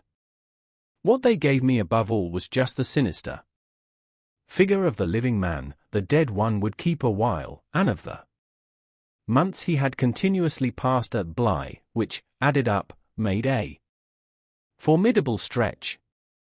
The limit of this evil time had arrived only when, on the dawn of a winter's morning, Peter Kint was found, by a labourer, Going to early work, stone dead on the road from the village, a catastrophe explained, superficially at least, by a visible wound to his head, such a wound as might have been produced, and as, on the final evidence, had been, by a fatal slip, in the dark and after leaving the public house, on the steepish icy slope, a wrong path altogether, at the bottom of which he lay. The icy slope, the turn mistaken at night, and in liquor, accounted for much, practically, in the end and after the inquest and boundless chatter, for everything, but there had been matters in his life, strange passages and perils, secret disorders, vices more than suspected, that would have accounted for a good deal more. I scarce know how to put my story into words that shall be a credible picture of my state of mind, but I was in these days literally able to find a joy in the extraordinary flight of heroism the occasion demanded of me. I now saw that I had been asked for a service admirable and difficult, and there would be a greatness in letting it be seen, in the right quarter, that I could succeed where many another girl might have failed. It was an immense help to me. I confess I rather applaud myself as I look back, that I saw my service so strongly and so simply. I was there to protect and defend the little creatures in the world, the most bereaved and the most lovable, the appeal of whose helplessness had suddenly become only too explicit, a deep, constant ache of one's own committed heart. We were cut off, really, together, we were united in our danger. They had nothing but me, and I had them. It was in short a magnificent chance. This chance presented itself to me in an image richly material. I was a screen, I was to stand before them. The more I saw, the less they would. I began to watch them in a stifled suspense, a disguised excitement that might well, had it continued too long, have turned to something like madness. What saved me, as I now see, was that it turned to something else altogether. It didn't last as suspense, it was superseded by horrible proofs. Proofs, I say, yes, from the moment I really took hold. This moment dated from an afternoon hour that I happened to spend in the grounds with the younger of my pupils alone. We had left Miles indoors, on the red cushion of a deep window seat. He had wished to finish a book, and I had been glad to encourage a purpose so laudable in a young man whose only defect was an occasional excess of the restless. His sister, on the contrary, had been alert to come out, and I strolled with her half an hour, seeking the shade, for the sun was still high and the day exceptionally warm. I was aware afresh, with her, as we went, of how, like her brother, she contrived, it was the charming thing in both children, to let me alone without appearing to drop me and to accompany me without appearing to surround. They were never importunate and yet never listless. My attention to them all really went to seeing them amuse themselves immensely without me. This was a spectacle they seemed actively to prepare, and that engaged me as an active admirer. I walked in a world of their invention. They had no occasion whatever to draw upon mine, so that my time was taken only with being, for them, some remarkable person or thing that the game of the moment required, and that was merely, thanks to my superior, my exalted stamp, a happy and highly distinguished sinecure. I forget what I was on the present occasion. I only remember that I was something very important and very quiet, and that Flora was playing very hard. We were on the edge of the lake, and, as we had lately begun geography, the lake was the Sea of Azov. Suddenly, in these circumstances, I became aware that, on the other side of the Sea of Azov, we had an interested spectator. The way this knowledge gathered in me was the strangest thing in the world, the strangest, that is, except the very much stranger in which it quickly merged itself. I had sat down with a piece of work, for I was something or other that could sit on the old stone bench which overlooked the pond, and in this position I began to take in with certitude, and yet without direct vision, the presence, at a distance, of a third person. The old trees, the thick shrubbery, made a great and pleasant shade. But it was all suffused with the brightness of the hot, still hour. There was no ambiguity in anything, none whatever, at least, in the conviction I from one moment to another found myself forming as to what I should see straight before me and across the lake as a consequence of raising my eyes. They were attached at this juncture to the stitching in which I was engaged, and I can feel once more the spasm of my effort not to move them till I should so have steadied myself as to be able to make up my mind what to do.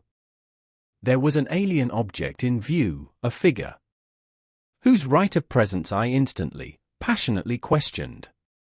I recollect counting over perfectly the possibilities, reminding myself that nothing was more natural, for instance, than the appearance of one of the men about the place, or even of a messenger, a postman, or a tradesman's boy, from the village. That reminder had as little effect on my practical certitude as I was conscious, still even without looking, of its having upon the character and attitude of our visitor. Nothing was more natural than that these things should be the other things that they absolutely were not. Of the positive identity of the apparition I would assure myself as soon as the small clock of my courage should have ticked out the right second. Meanwhile, with an effort that was already sharp enough, I transferred my eyes straight to little Flora, who, at the moment, was about 10 yards away. My heart had stood still for an instant with the wonder and terror of the question whether she too would see, and I held my breath while I waited for what a cry from her, what some sudden, innocent sign either of interest or of alarm, would tell me. I waited. But nothing came, then, in the first place, and there is something more dire in this, I feel, than in anything I have to relate. I was determined by a sense that, within a minute, all sounds from her had previously dropped, and, in the second, by the circumstance that, also, within the minute, she had, in her play, turned her back to the water. This was her attitude when I at last looked at her, looked with the confirmed conviction that we were still, together, under direct personal notice. She had picked up a small flat piece of wood, which happened to have in it a little hole that had evidently suggested to her the idea of sticking in another fragment that might figure as a mast and make the thing a boat. This second morsel, as I watched her, she was very markedly and intently attempting to tighten in its place. My apprehension of what she was doing sustained me so that after some seconds I felt I was ready for more. Then I again shifted my eyes. I faced what I had to face. 7. I got hold of Mrs. Groves as soon after this as I could, and I can give no intelligible account of how I fought out the interval. Yet I still hear myself cry as I fairly threw myself into her arms, "They know, it's too monstrous, they know, they know." And what on earth? I felt her incredulity as she held me. Why, all that we know, and heaven knows what else besides. Then, as she released me, I made it out to her, made it out perhaps only now, with full coherency even to myself. 2 hours ago, in the garden, I could scarce articulate, Flora saw. Mrs. Groves took it as she might have taken a blow in the stomach. She Has told you, she panted. Not a word, that's the horror. She kept it to herself. The child of 8, that child. Unutterable still, for me, was the stupefaction of it. Mrs. Groves, of course, could only gape the wider. Then how do you know? I was there, I saw with my eyes, saw that she was perfectly aware. Do you mean aware of him? No, or of her. I was conscious as I spoke that I looked prodigious things, for I got the slow reflection of them in my companion's face. Another person, this time, but a figure of quite as unmistakable horror. An evil, a woman in black, pale and dreadful, with such an air also. And such a face, on the other side of the lake. I was there with the child, quiet for the hour, and in the midst of it she came. Came how or from where? From where they come from. She just appeared and stood there, but not so near. And without coming nearer. Oh, for the effect and the feeling, she might have been as close as you. My friend, with an odd impulse, fell back a step. Was she someone you've never seen? Yes. But someone the child has. Someone you have. Then, to show how. I had thought it all out, my predecessor, the one who died. Miss Jessel. Miss Jessel. You don't believe me? I pressed. She turned right and left in her distress. How can you be sure? This drew from me, in the state of my nerves, a flash of impatience. Then asked Flora, she's sure. But I had no sooner spoken than I caught myself up. No, for God's sake, don't. She'll say she isn't, she'll lie. Mrs. Groves was not too bewildered instinctively to protest. Ah, how? Can you? Because I'm clear. Flora doesn't want me to know. It's only then to spare you. No, no, there are depths, depths. The more I go over it, the more I see in it, and the more I see in it, the more I fear. I don't know what I don't see, what I don't fear. Mrs. Groves tried to keep up with me. You mean you're afraid of seeing her again? Oh, no, that's nothing, now. Then I explained. It's of not seeing her. But my companion only looked wan. I don't understand you. Why, it's that the child may keep it up, and that the child assuredly will, without my knowing it. At the image of this possibility Mrs. Groves for a moment collapsed, yet presently to pull herself together again, as if from the positive force of the sense of what, should we yield an inch, there would really be to give way to. Dear, dear, we must keep our heads. And after all, if she doesn't mind it. She even tried a grim joke. Perhaps she likes it. Like such things, a scrap of an infant. Isn't it just a proof of her blessed innocence, my friend bravely inquired. She brought me, for the instant, almost round. Oh, we must clutch at that, we must cling to it. If it isn't a proof of what you say, it's a proof of, God knows what. For the woman's a horror of horrors. Mrs. Groves, at this, fixed her eyes a minute on the ground, then at last raising them, tell me how you know, she said. Then you admit it's what she was. I cried. Tell me how you know, my friend simply repeated. No? By seeing her. By the way she looked. At you, do you mean, so wickedly? Dear me, no, I could have borne that. She gave me never a glance. She only fixed the child.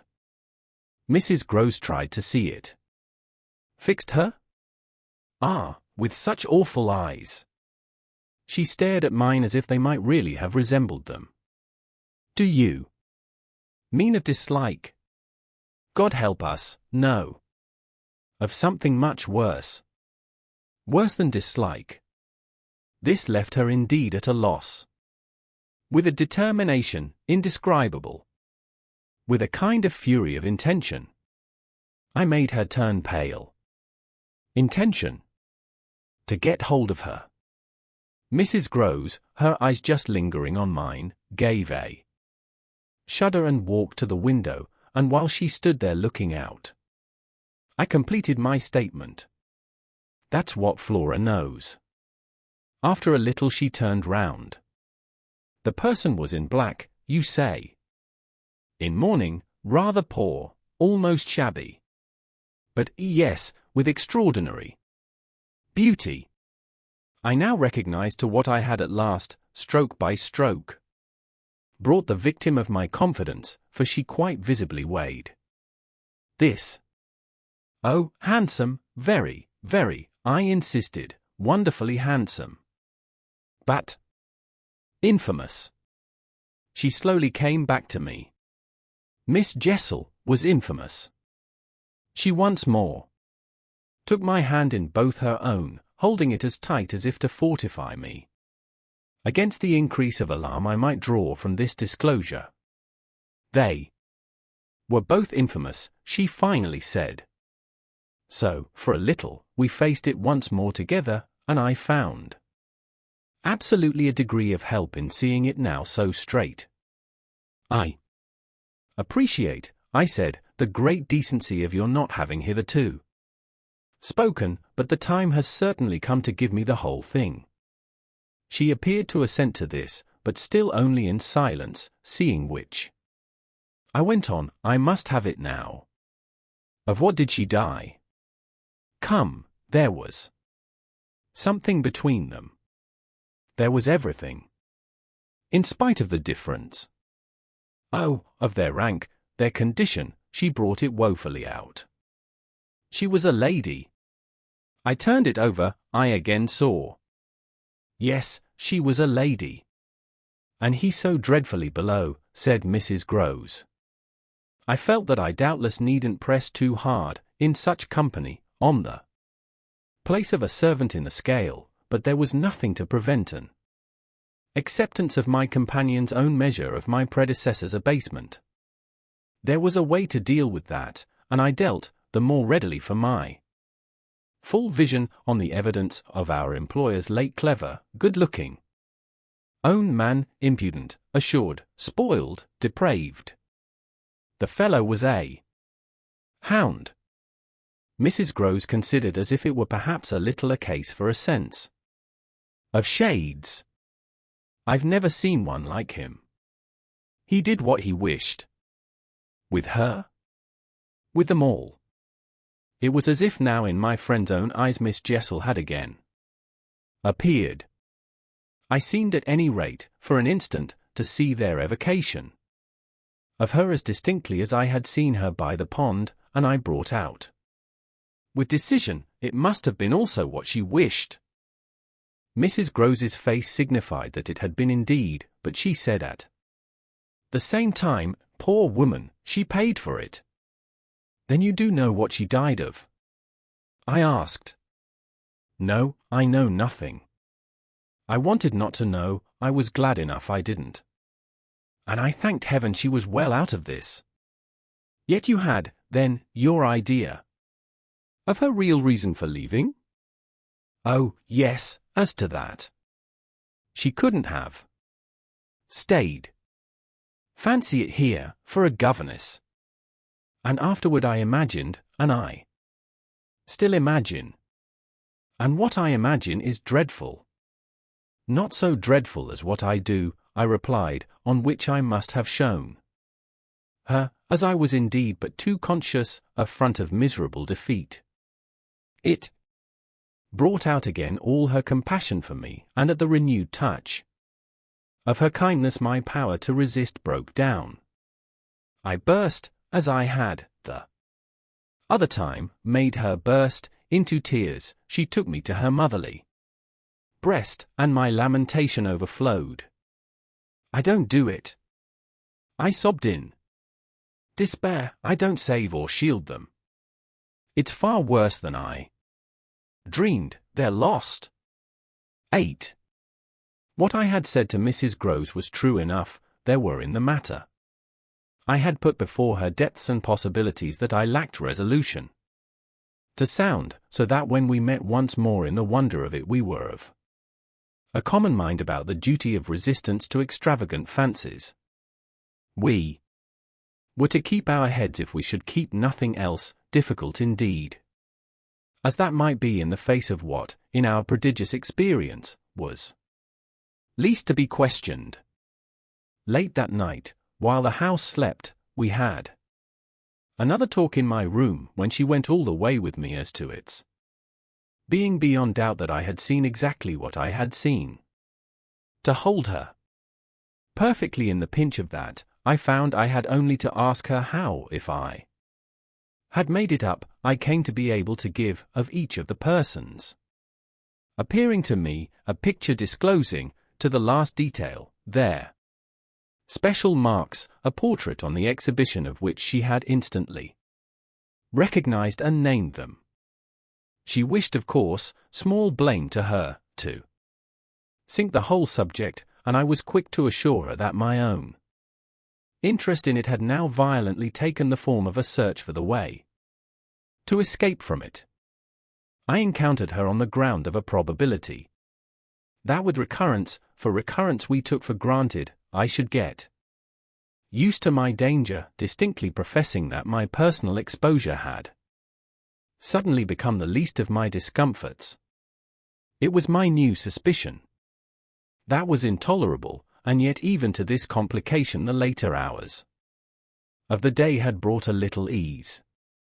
On leaving her, after my first outbreak, I had of course returned to my pupils, associating the right remedy for my dismay with that sense of their charm which I had already found to be a thing I could positively cultivate and which had never failed me yet. I had simply, in other words, plunged afresh into Flora's special society and there become aware, it was almost a luxury, that she could put her little conscious hand straight upon the spot that ached. She had looked at me in sweet speculation and then had accused me to my face of having cried.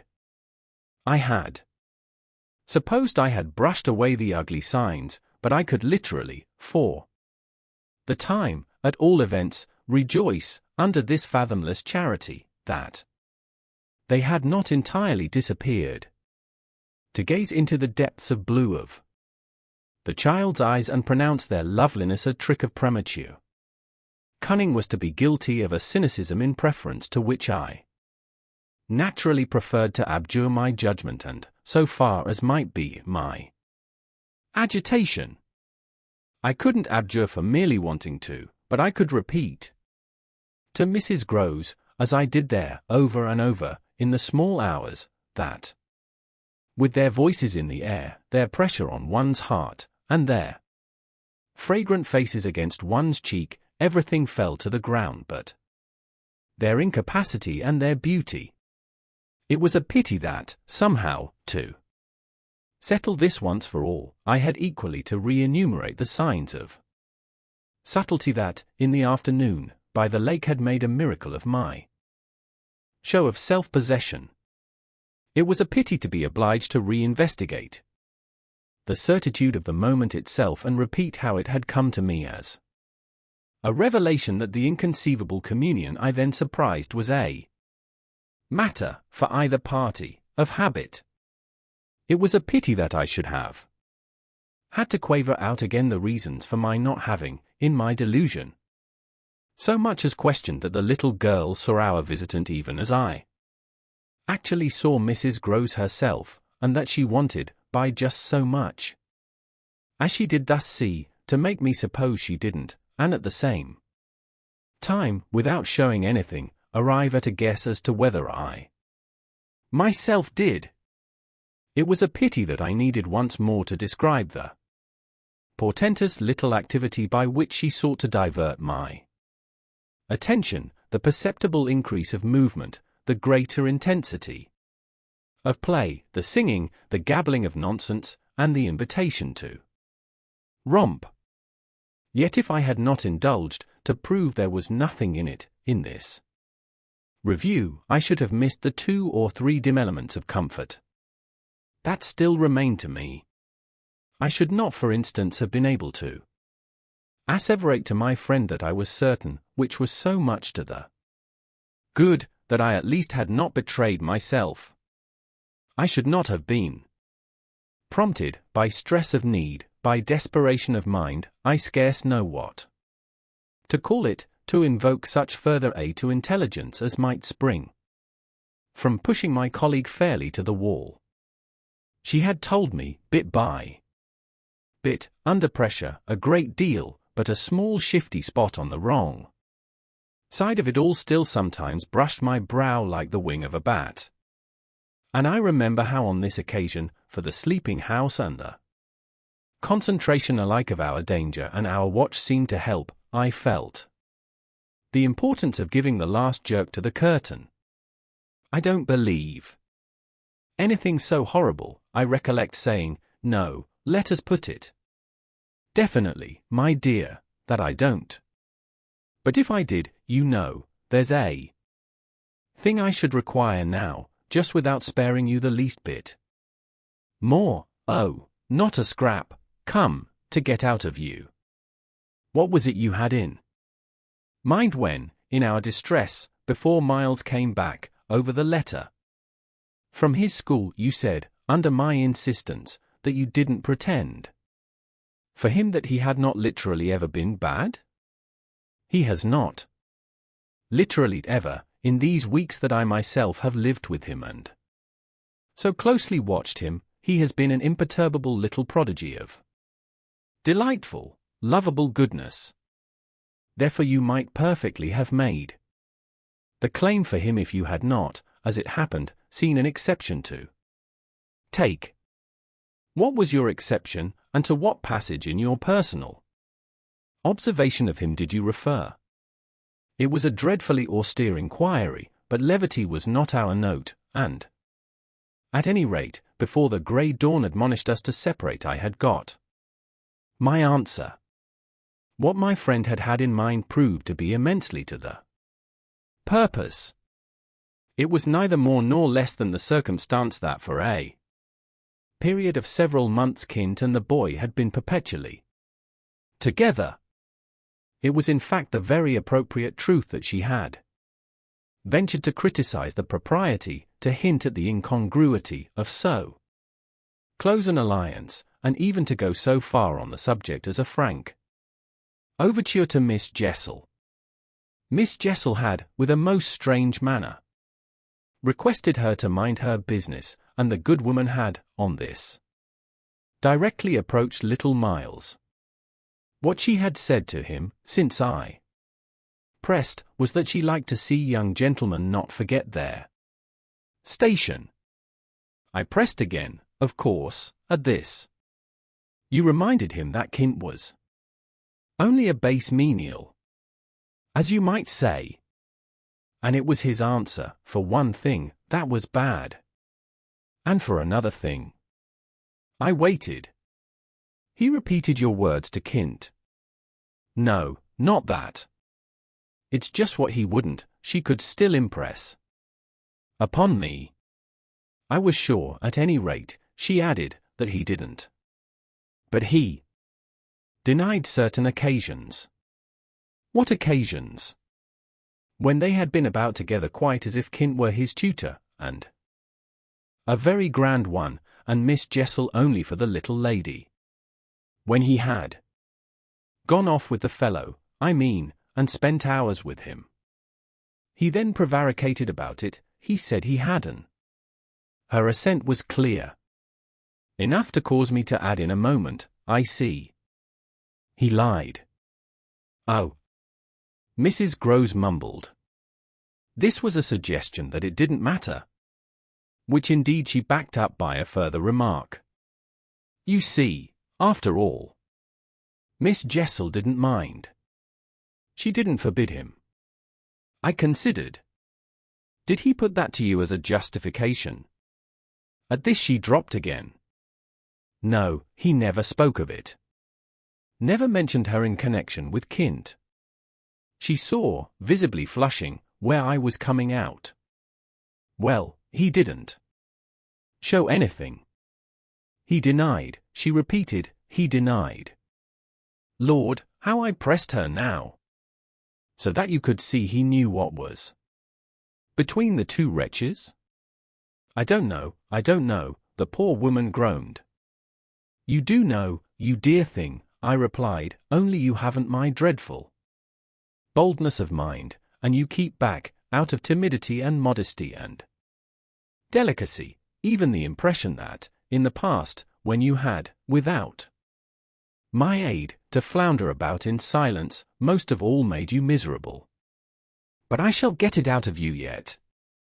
There was something in the boy that suggested to you, I continued, that he covered and concealed their relation. Oh, he couldn't prevent your learning the truth. I dare say. But, heavens, I fell, with vehemence, a-thinking, what it shows that they must, to that extent, have succeeded in making of him. Ah, nothing that's not nice now. Mrs. Groves lugubriously pleaded. I don't wonder you looked queer, I persisted, when I mentioned to you the letter from his school. I doubt if I looked as queer as you, she retorted with homely force. And if he was so bad then as that comes to, how is he such an angel? Now. Yes, indeed, and if he was a fiend at school. How? Well, I said in my torment, you must put it to me again, but I shall not be able to tell you for some days. Only, put it to me again. I cried in a way that made my friend stare. There are directions in which I must not for the present let myself go.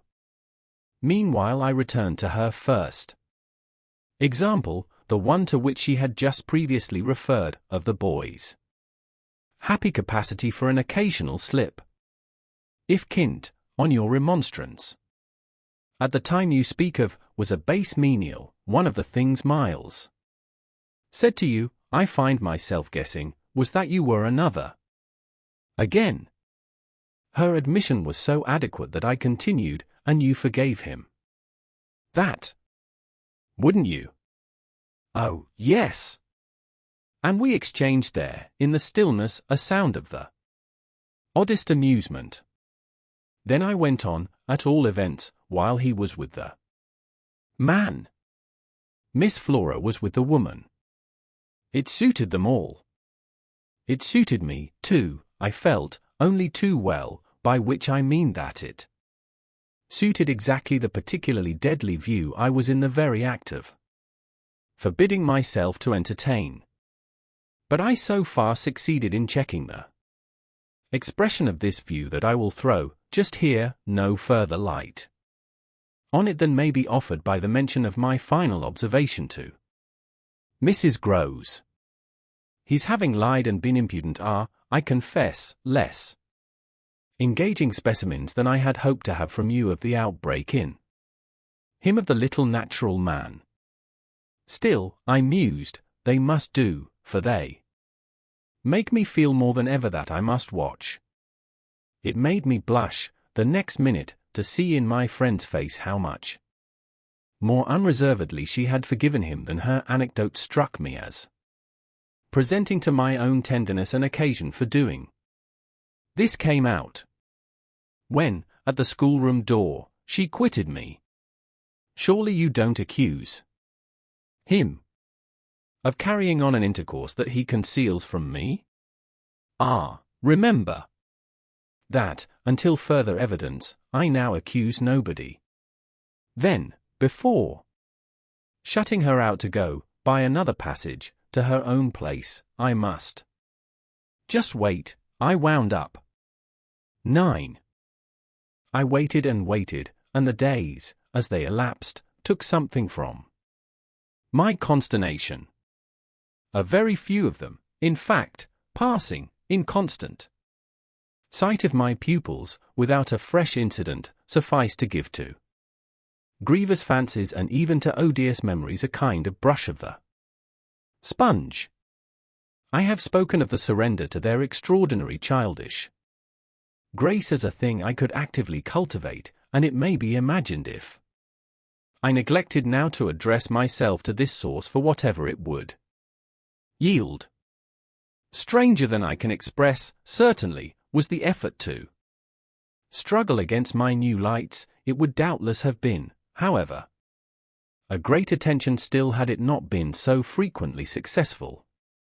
I used to wonder how my little charges could help guessing that I thought strange things about them, and the circumstances that these things only made them more interesting was not by itself a direct aid to keeping them in the dark.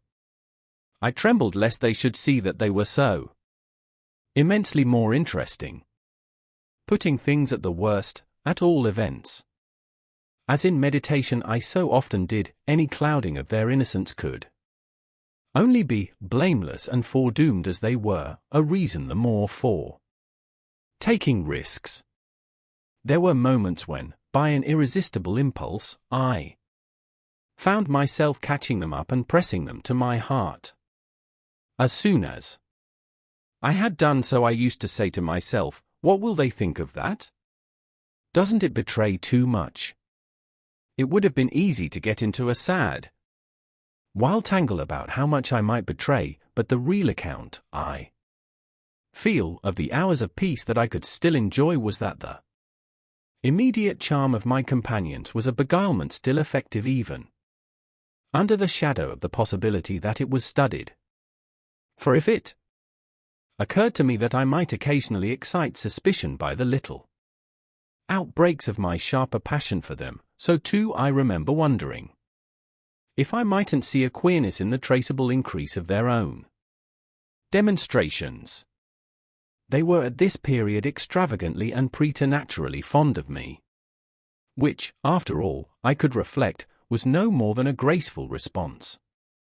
In children perpetually bowed over and hugged, the homage of which they were so lavish succeeded, in truth, for my nerves, quite as well as if I never appeared to myself, as I may say, literally to catch them at a purpose in it. They had never, I think, wanted to do so many things for their poor protectress, I mean, though they got their lessons better and better, which was naturally what would please her most, in the way of diverting, entertaining, surprising her, reading her passages, telling her stories, acting her charades, pouncing out at her, in disguises, as animals and historical characters, and above all astonishing her by the pieces they had secretly got by heart and could interminably recite. I should never get to the bottom, were I to let myself go even now, of the prodigious private commentary, all under still more private correction, with which, in these days, I overscored their full hours. They had shown me from the first a facility for everything, a general faculty which, taking a fresh start, achieved remarkable flights. They got their little tasks as if they loved them, and indulged, from the mere exuberance of the gift, in the most unimposed little miracles of memory. They not only popped out at me as tigers and as Romans, but as Shakespeareans, astronomers, and navigators. This was so singularly the case that it had presumably much to do with the fact as to which, at the present day, I am at a loss for a different explanation. I allude to my unnatural composure on the subject of another school for miles. What I remember is that I was content not, for the time, to open the question, and that contentment must have sprung from the sense of his perpetually striking show of cleverness. He was too clever for a bad governess, for a parson's daughter, to spoil, and the strangest if not The brightest thread in the pensive embroidery I just spoke of was the impression I might have got, if I had dared to work it out, that he was under some influence operating in his small intellectual life as a tremendous incitement. If it was easy to reflect, however, that such a boy could postpone school, it was at least as marked that for such a boy to have been kicked out by a schoolmaster was a mystification without end. Let me add that in their company now, and I was careful almost never to be out of it, I could follow no scent very far. We lived in a cloud of music and love and success and private theatricals. The musical sense in each of the children was of the quickest, but the elder in especial had a marvelous knack of catching and repeating. The schoolroom piano broke into all gruesome fancies, and when that failed there were confabulations in corners, with a sequel of one of them going out in the highest spirits in order to come in as something new.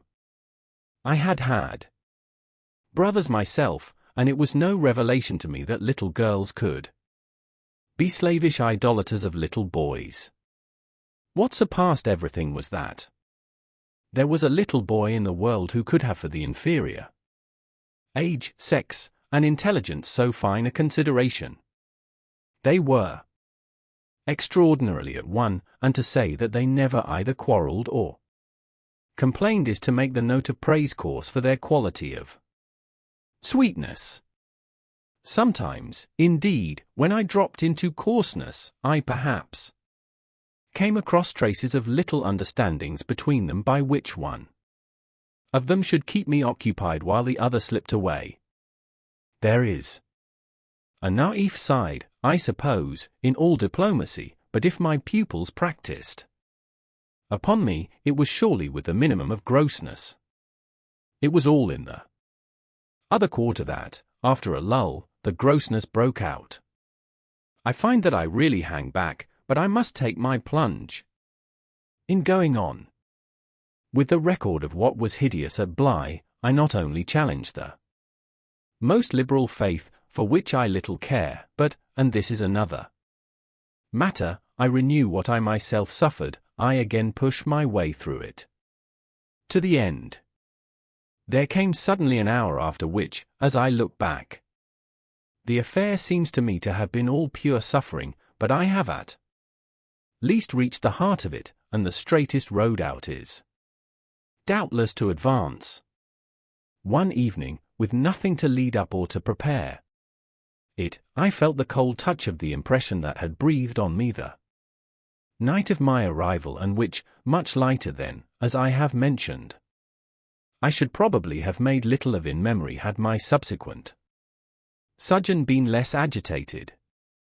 I had not gone to bed, I sat reading by a couple of candles. There was a roomful of old books at Bly, last century fiction, some of it, which, to the extent of a distinctly deprecated renown, but never to so much as that of a stray specimen, had reached the sequestered home and appealed to the unavowed curiosity of my youth. I remember that the book I had in my hand was Fielding's Amelia, also that I was wholly awake. I recall further both a general conviction that it was horribly late and a particular objection to looking at my watch. I figure, finally, that the white curtain draping in the fashion of those days, the head of Flora's little bed, shrouded, as I had assured myself long before, the perfection of childish rest. I recollect in short that, though I was deeply interested in my author, I found myself, at the turn of a page and with his spell all scattered, looking straight up from him and hard at the door of my room. There was a moment during which I listened, reminded of the faint sense I had the first night, of there being something undefinably astir in the house, and noted the soft breath of the open casement just move the half-drawn blind. Then, with all the marks of a deliberation that must have seemed magnificent had there been anyone to admire it, I laid down my book, rose to my feet, and, taking a candle, went straight out of the room and from the passage, on which my light made little impression, noiselessly closed and locked the door. I can say now neither what determined nor what guided me, but I went straight along the lobby, holding my candle high, till I came within sight of the tall window that presided over the great turn of the staircase. At this point I precipitately found myself aware of three things. They were practically simultaneous, yet they had flashes of succession. My candle, under a bold flourish, went out, and I perceived, by the uncovered window, that the yielding dusk of earliest morning rendered it unnecessary. Without it, the next instant, I saw that there was someone on the stair. I speak of sequences, but I required no lapse of seconds to stiffen myself for a third encounter with Kint. The apparition had reached the landing halfway up and was therefore on the spot nearest the window, where at sight of me it stopped short and fixed me exactly as it had fixed me from the tower and from the garden. He knew me as well as I knew him, and so, in the cold, faint twilight, with a glimmer in the high glass and another on the polish of the oak stair below, we faced each other in our common intensity. He was absolutely, on this occasion, a living, detestable, dangerous presence. But that was not the wonder of wonders. I reserve this distinction for quite another circumstance, the circumstance that dread had unmistakably quitted me and that there was nothing in me there that didn't meet and measure him. I had plenty of anguish after that extraordinary moment, but I had, thank God, no terror. And he knew I had not. I found myself at the end of an instant magnificently aware of this. I felt, in a fierce rigour of confidence, that if I stood my ground a minute I should cease, for the time, at least, to have him to reckon with, and during the minute. Accordingly, the thing was as human and hideous as a real interview. Hideous just because it was human as to have met alone, in the small hours, in a sleeping house, some enemy, some adventurer, some criminal. It was the dead silence of our long gaze at such close quarters that gave the whole horror, huge as it was, its only note of the unnatural. If I had met a murderer in such a place and at such an hour, we still at least would have spoken. Something would have passed in life, between us. If nothing had passed, one of us would have moved. The moment was so prolonged that it would have taken but little more to make me doubt if even I were in life. I can't express what followed it save by saying that the silence itself, which was indeed in a manner an attestation of my strength, became the element into which I saw the figure disappear, in which I definitely saw it turn as I might have seen the low wretch to which it had once belonged turn on receipt of an order, and pass, with my eyes on the villainous back that no hunch could have more disfigured, straight down the staircase and into the darkness in which the next bend was lost. I remained a while at the top of the stair, but with the effect presently of understanding that when my visitor had gone, he had gone. Then I returned to my room. The foremost thing I saw there by the light of the candle I had left burning was that Flora's little bed was empty. And on this I caught my breath with all the terror that, 5 minutes before, I had been able to resist. I dashed at the place in which I had left her lying and over which, for the small silk counterpane and the sheets were disarranged, the white curtains had been deceivingly pulled forward. Then my step, to my unutterable relief, produced an answering sound. I perceived an agitation of the window blind, and the child ducking down, emerged Rosalie from the other side of it. She stood there, in so much of her candor and so little of her nightgown, with her pink, bare feet and the golden glow of her curls. She looked intensely grave, and I had never had such a sense of losing an advantage acquired, the thrill of which had just been so prodigious, as on my consciousness, that she addressed me with a reproach. "You naughty, where have you been?" Instead of challenging her own irregularity, I found myself arraigned and explaining. She herself explained, for that matter, with the loveliest, eagerest simplicity. She had known suddenly, as she lay there, that I was out of the room, and had jumped up to see what had become of me. I had dropped, with the joy of her reappearance, back into my chair, feeling then, and then only, a little faint, and she had pattered straight over to me, thrown herself upon my knee, given herself to be held with the flame of the candle full in the wonderful little face that was still flushed with sleep. I remember closing my eyes an instant, yieldingly, consciously, as before the excess of something beautiful that shone out of the blue of her own. "You were looking for me out of the window," I said. "You thought I might be walking in the grounds." "Well, you know, I thought someone was." She never blanched as she smiled out that at me. Oh, how I looked at her now! "And did you see anyone?" "Ah, no," she returned, almost with the full privilege of childish inconsequence, resentfully, though with a long sweetness in her little drawl of the negative. At that moment, in the state of my nerves, I absolutely believed she lied, and if I once more closed my eyes it was before the dazzle of the 3 or 4 possible ways in which I might take this up. One of these, for a moment, tempted me with such singular intensity that, to withstand it, I must have gripped my little girl with a spasm that, wonderfully, she submitted to without a cry or a sign of fright. Why not break out at her on the spot and have it all over, give it to her straight in her lovely little lighted face? You know that you do, and that you already quite suspect I believe it. Therefore, why not frankly confess it to me, so that we may at least live with it together and learn perhaps, in the strangeness of our fate, where we are and what it means. This solicitation dropped, alas.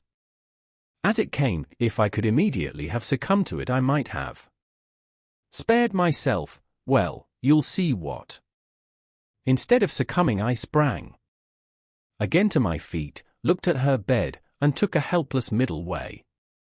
Why did you pull the curtain over the place to make me think you were still there? Flora luminously considered, after which, with her little divine smile. Because I don't like to frighten you. But if I had, by your idea, gone out. She absolutely declined to be puzzled. She turned her eyes to the flame of the candle as if the question were as irrelevant, or at any rate as impersonal, as Mrs. Marset or 9 times 9.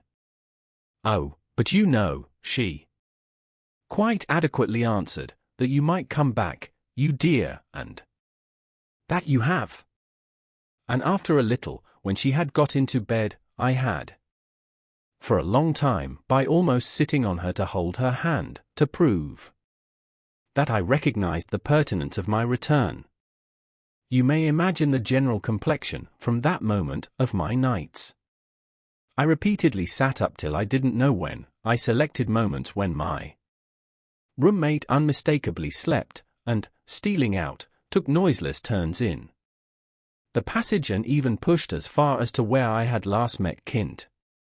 But I never met him there again, and I may as well say at once that I on no other occasion saw him in the house. I just missed, on the staircase, on the other hand, a different adventure. looking down it. From the top I once recognized the presence of a woman seated on one of the lower steps with her back presented to me, her body half bowed and her head, in an attitude of woe, in her hands. I had been there but an instant, however, when she vanished without looking round at me. I knew, none the less, exactly what dreadful face she had to show, and I wondered whether, if instead of being above I had been below, I should have had, for going up, the same nerve I had lately shown Kint. Well, there continued to be plenty of chance for nerve. On the 11th night, after my latest encounter with that gentleman, they were all numbered. Now, I had an alarm that perilously skirted it, and that indeed, from the particular quality of its unexpectedness, proved quite my sharpest shock. It was precisely the first night during this series that, weary with watching, I had felt that I might again without laxity lay myself down at my old hour. I slept immediately and, as I afterward knew, till about 1 o'clock, but when I woke it was to sit straight up, as completely roused as if a hand had shook me. I had left a light burning, but it was now out, and I felt an instant certainty that Flora had extinguished it. This brought me to my feet and straight, in the darkness, to her bed, which I found she had left. A glance at the window enlightened me further, and the striking of a match completed the picture. The child had again got up, this time blowing out the taper, and had again, for some purpose of observation or response, squeezed in behind the blind and was peering out into the night. That she now saw, as she had not, I had satisfied myself, the previous time, was proved to me by the fact that she was disturbed neither by my re-illumination nor by the haste I made to get into slippers and into a wrap. Hidden, protected, absorbed, she evidently rested on the sill, the casement opened forward, and gave herself up.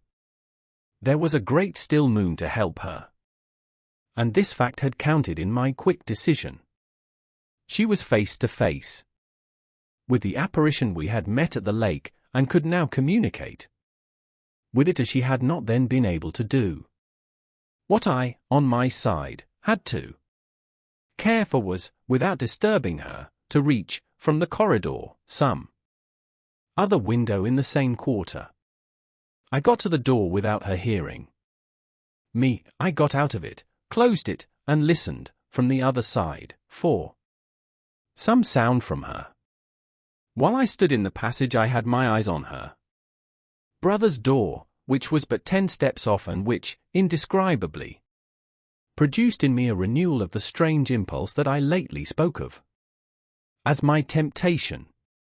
What if I should go straight in and march to his window? What if, by risking to his boyish bewilderment a revelation of my motive, I should throw across the rest of the mystery the long halter of my boldness? This thought held me sufficiently to make me cross to his threshold and pause again. I preternaturally listened. I figured to myself what might portentously be. I wondered if his bed were also empty and he too were secretly at watch.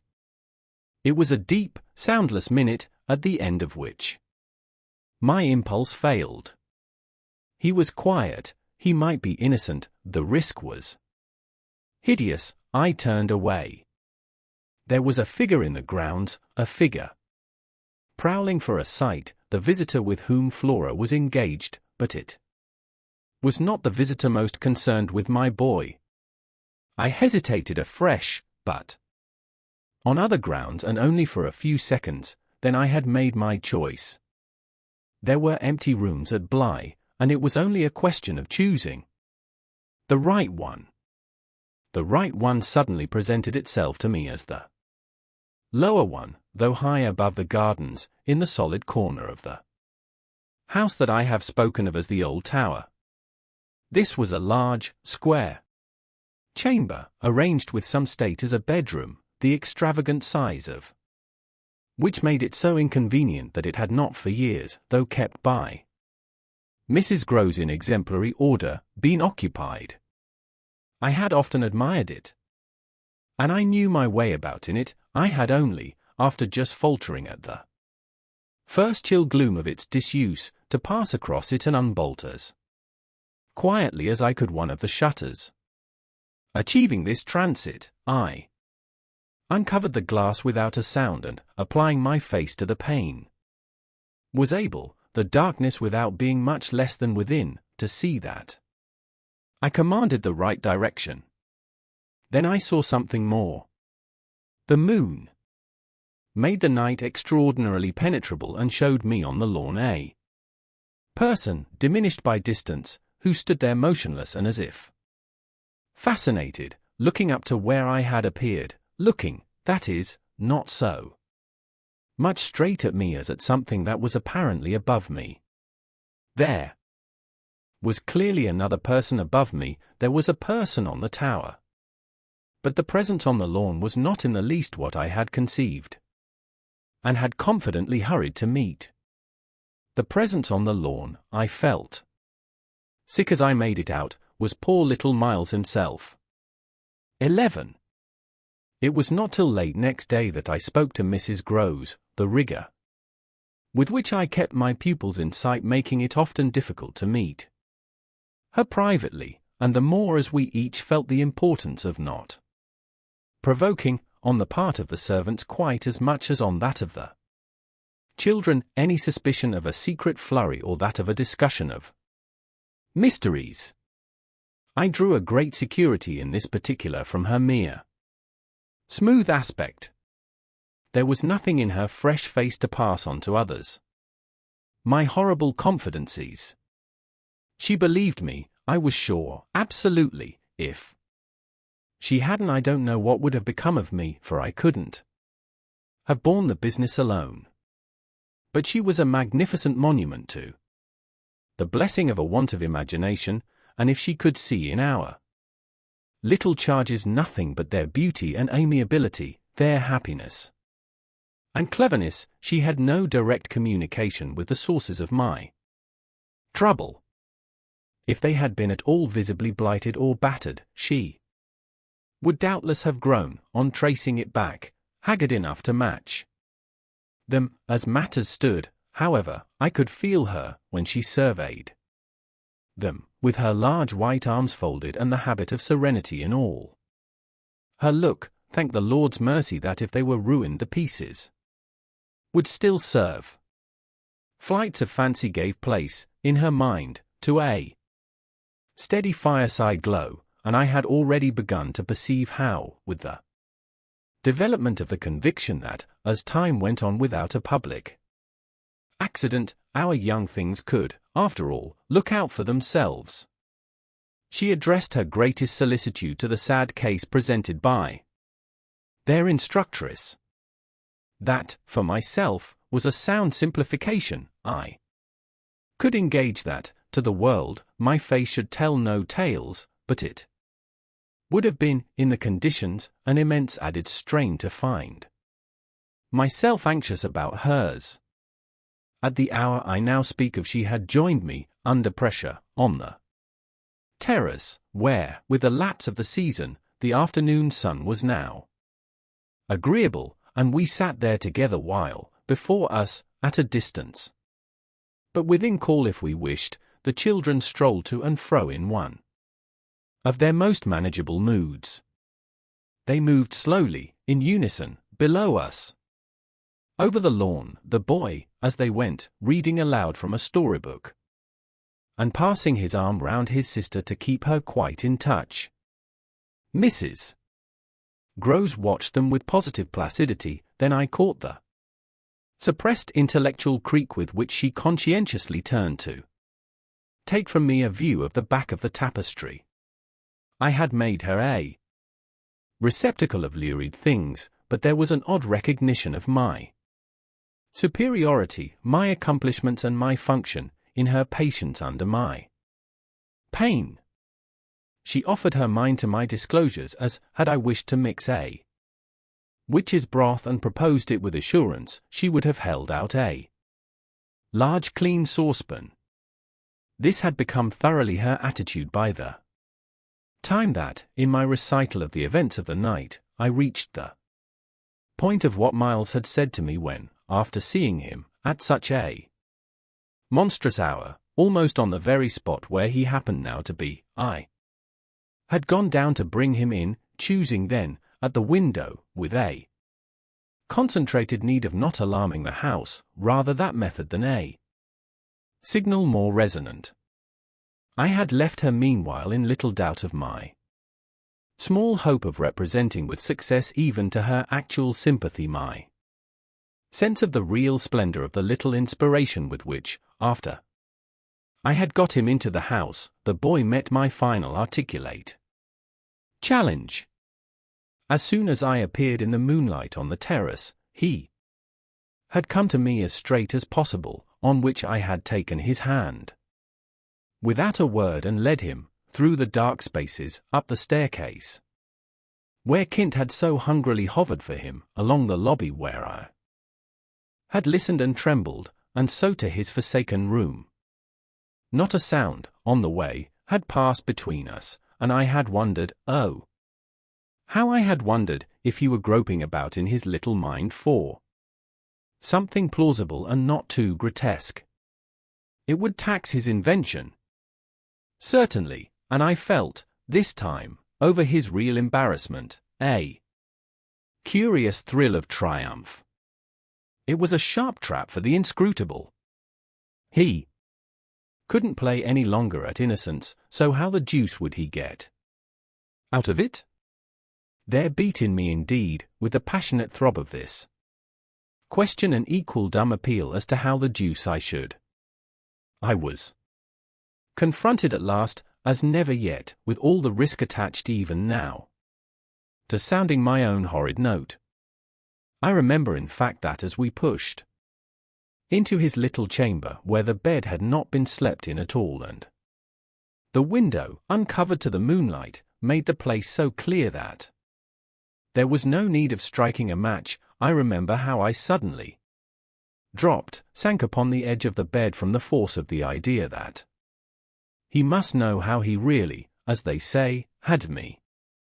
He could do what he liked, with all his cleverness to help him, so long as I should continue to defer to the old tradition of the criminality of those caretakers of the young who minister to superstitions and fears.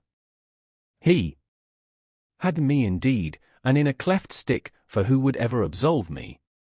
Who would consent that I should go unhung, if, by the faintest tremor of an overture, I were the first to introduce into our perfect intercourse an element so dire? No, no, it was useless to attempt to convey to Mrs. Groves, just as it is scarcely less so to attempt to suggest here, how, in our short, stiff brush in the dark, he fairly shook me with admiration. I was of course thoroughly kind and merciful. Never yet had I placed on his little shoulders hands of such tenderness as those with which, while I rested against the bed, I held him there well under fire. I had no alternative but, in form at least, to put it to him. You must tell me now, and all the truth. What did you go out for? What were you doing there? I can still see his wonderful smile, the whites of his beautiful eyes, and the uncovering of his little teeth shine to me in the dusk. If I tell you why, will you understand? My heart, at this, leaped into my mouth.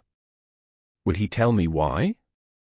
I found no sound on my lips to press it, and I was aware of replying only with a vague, repeated, grimacing nod.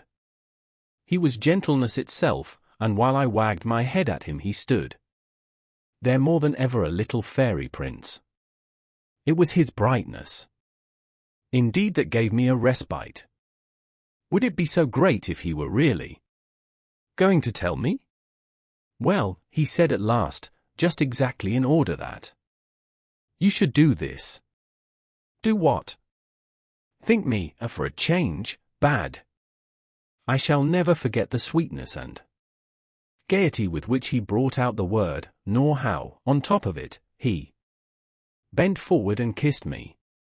It was practically the end of everything.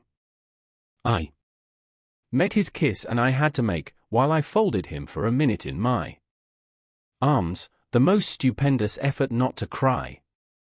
He had given exactly the account of himself that permitted least of my going behind it, and it was only with the effect of confirming my acceptance of it that, as I presently glanced about the room, I could say, "Then you didn't undress at all?" He fairly glittered in the gloom. "Not at all." I sat up and read. "And when did you go down?" "At midnight." "When I'm bad, I am bad."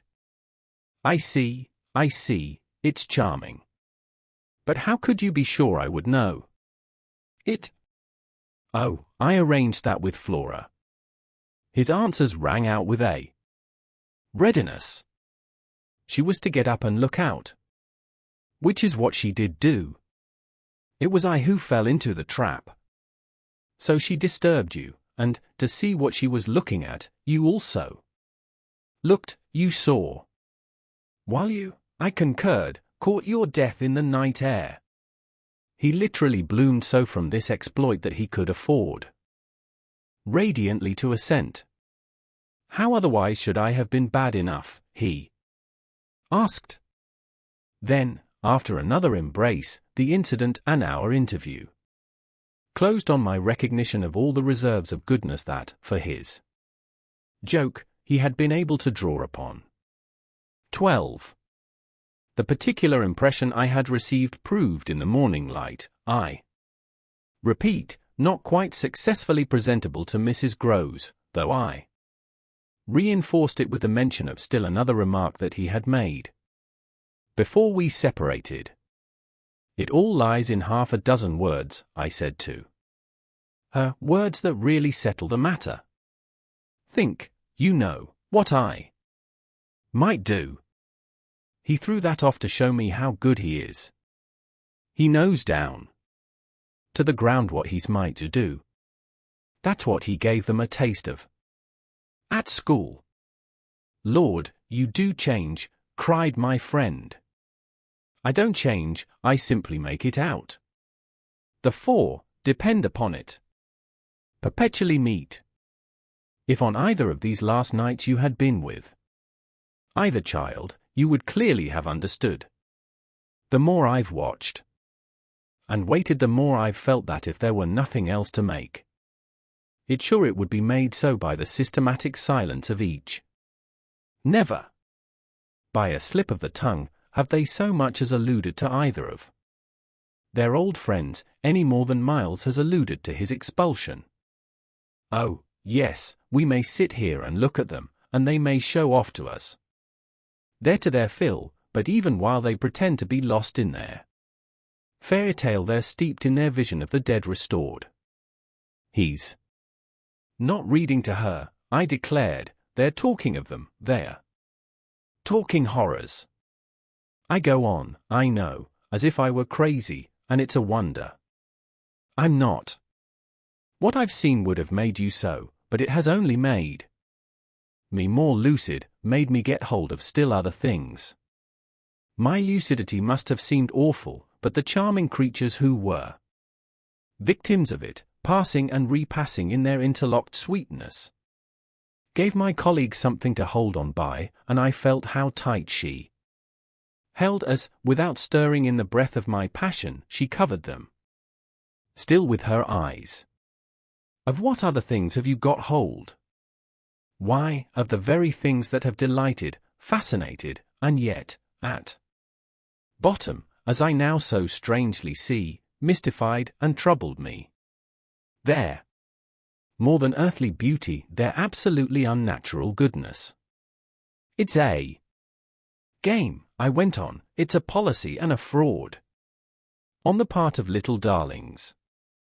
As yet mere lovely babies? Yes, mad as that seems.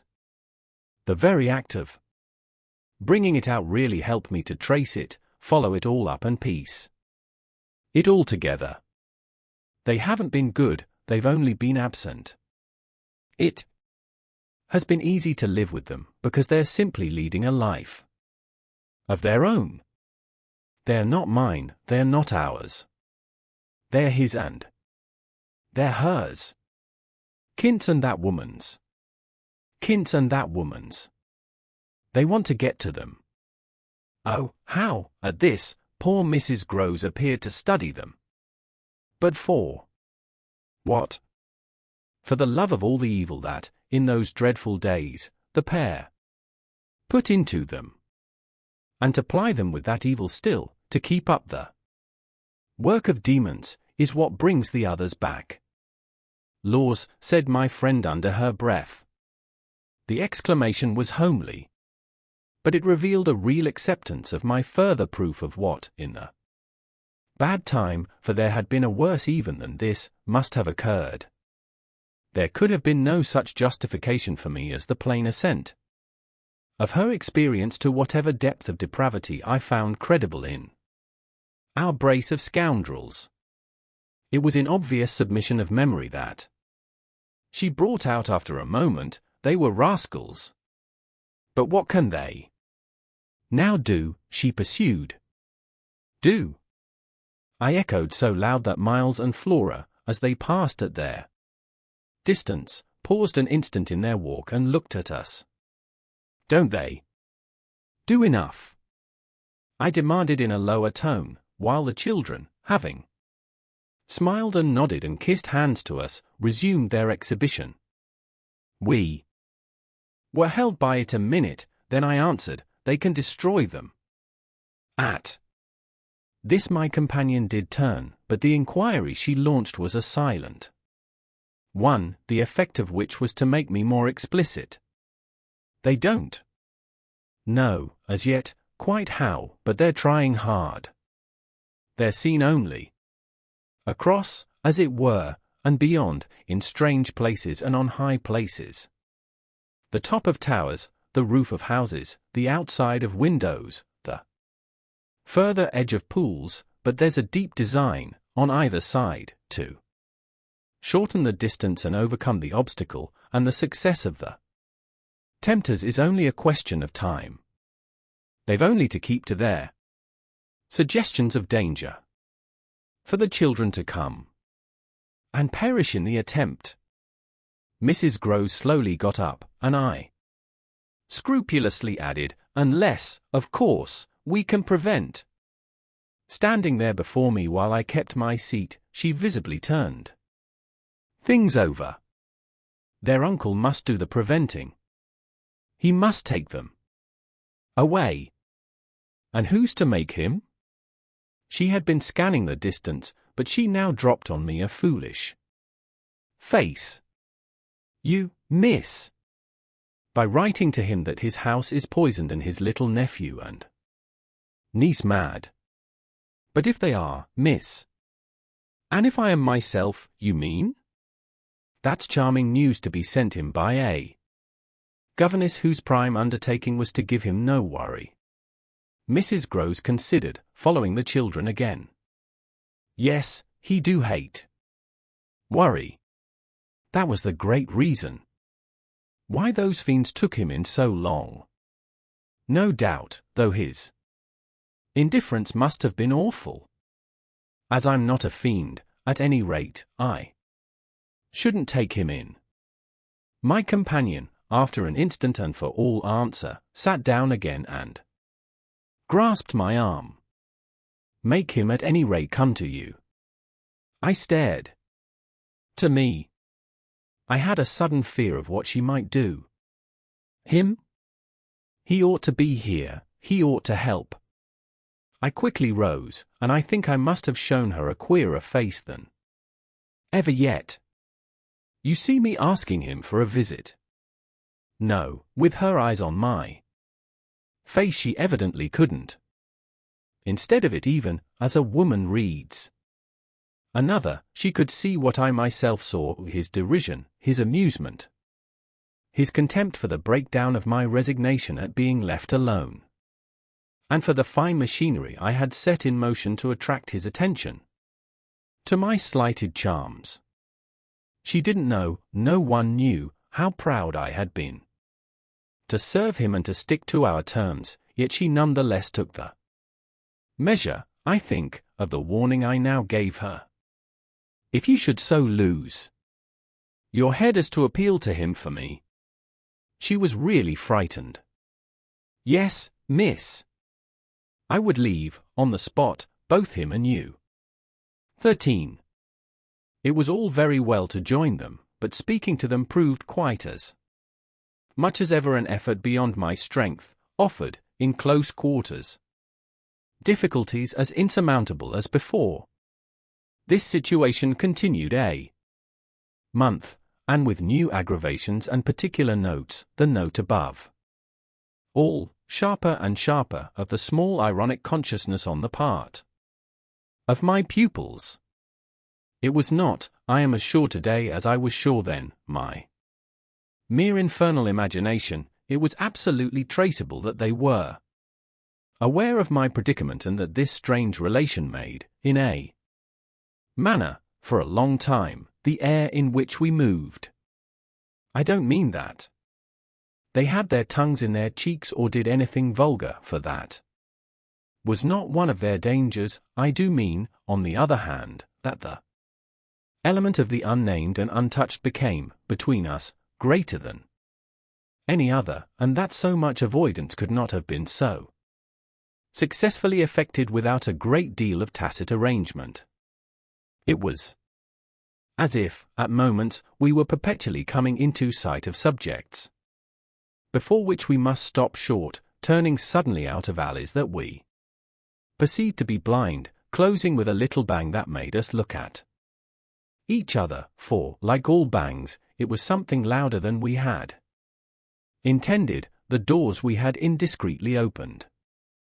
All roads lead to Rome. And there were times when it might have struck us that almost every branch of study or subject of conversation skirted forbidden ground. Forbidden ground was the question of the return of the dead in general, and of whatever, in especial, might survive, in memory, of the friends little children had lost. There were days when I could have sworn that one of them had, with a small invisible nudge, said to the other, "She thinks she'll do it this time, but she won't."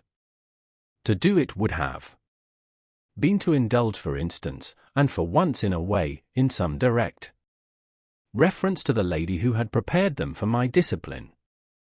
They had a delightful endless appetite for passages in my own history, to which I had again and again treated them. They were in possession of everything that had ever happened to me, had, with every circumstance, the story of my smallest adventures and of those of my brothers and sisters, and of the cat and the dog at home, as well as many particulars of the eccentric nature of my father, of the furniture and arrangement of our house, and of the conversation of the old women of our village. There were things enough, taking one with another, to chatter about, if one went very fast and knew by instinct when to go round. They pulled with an art of their own the strings of my invention and my memory, and nothing else perhaps, when I thought of such occasions afterward, gave me so the suspicion of being watched from under cover. It was in any case over my life, my past, and my friends alone that we could take anything like our ease, a state of affairs that led them sometimes without the least pertinence to break out into sociable reminders. I was invited, with no visible connection, to repeat a fresh Goody Gosling's celebrated MOT, or to confirm the details already supplied as to the cleverness of the vicarage pony. It was partly at such junctures as these, and partly at quite different ones, that, with the turn my matters had now taken, my predicament, as I have called it, grew most sensible. The fact that the days passed for me without another encounter ought, it would have appeared, to have done something toward soothing my nerves. Since the light brush, that second night on the upper landing, of the presence of a woman at the foot of the stair, I had seen nothing, whether in or out of the house, that one had better not have seen. There was many a corner round which I expected to come upon Kint, and many a situation that, in a merely sinister way, would have favoured the appearance of Miss Jessel. The summer had turned, the summer had gone, the autumn had dropped upon Bly, and had blown out half our lights. The place, with its grey sky and withered garlands, its bared spaces and scattered dead leaves, was like a theatre after the performance, all strewn with crumpled playbills. There were exactly states of the air, conditions of sound and of stillness, unspeakable impressions of the kind of ministering moment that brought back to me, long enough to catch it, the feeling of the medium in which, that June evening out of doors, I had had my first sight of Kint, and in which, too, at those other instants, I had, after seeing him through the window, looked for him in vain in the circle of shrubbery. I recognized the signs, the portents, I recognized the moment, the spot. But they remained unaccompanied and empty, and I continued unmolested, if unmolested one could call a young woman whose sensibility had, in the most extraordinary fashion, not declined but deepened. I had said in my talk with Mrs. Groves on that horrid scene of Flora's by the lake, and had perplexed her by so saying, that it would from that moment distress me much more to lose my power than to keep it. I had then expressed what was vividly in my mind, the truth that, whether the children really saw or not, since, that is, it was not yet definitely proved, I greatly preferred, as a safeguard, the fullness of my own exposure. I was ready to know the very worst that was to be known. What I had then had an ugly glimpse of was that my eyes might be sealed just while theirs were most opened. Well, my eyes were sealed. It appeared, at present, a consummation for which it seemed blasphemous not to thank God. There was, alas, a difficulty about that. I would have thanked him with all my soul had I not had in a proportionate measure this conviction of the secret of my pupils. How can I retrace today the strange steps of my obsession? There were times of our being together when I would have been ready to swear that, literally, in my presence, but with my direct sense of it closed, they had visitors who were known and were welcome. Then it was that, had I not been deterred by the very chance that such an injury might prove greater than the injury to be averted, my exultation would have broken out. They're here, you little wretches, I would have cried, and you can't deny it now. The little wretches denied it with all the added volume of their sociability and their tenderness, in just the crystal depths of which, like the flash of a fish in a stream, the mockery of their advantage peeped up. The shock, in truth, had sunk into me still deeper than I knew on the night when, looking out to sea, either Kint or Miss Jessel under the stars, I had beheld the boy over whose rest I watched and who had immediately brought in with him, had straightway, there, turned it on me at the lovely upward look with which, from the battlements above me, the hideous apparition of Kint had played.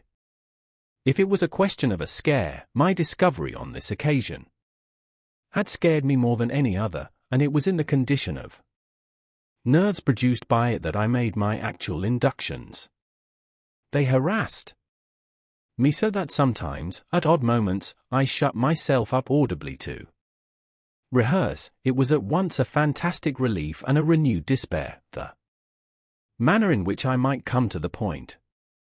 I approached it from one side and the other while, in my room, I flung myself about, but I always broke down in the monstrous utterance of names. As they died away on my lips, I said to myself that I should indeed help them to represent something infamous, if, by pronouncing them, I should violate as rare a little case of instinctive delicacy as any schoolroom probably had ever known. When I said to myself, they have the manners to be silent, and you, trusted as you are, the baseness to speak, I felt myself crimson and I covered my face with my hands.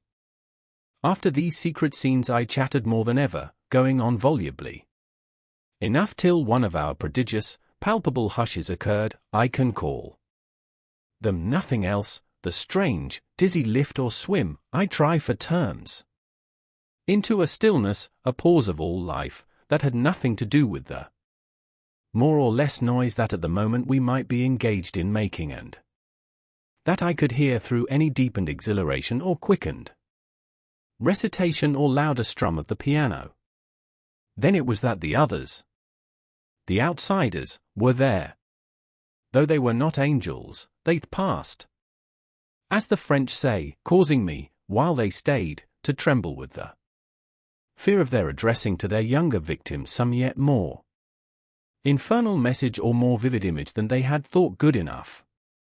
For myself, what it was most impossible to get rid of was the cruel idea that whatever I had seen, Miles and Flora saw more things terrible and unguessable, and that sprang from dreadful passages of intercourse in the past.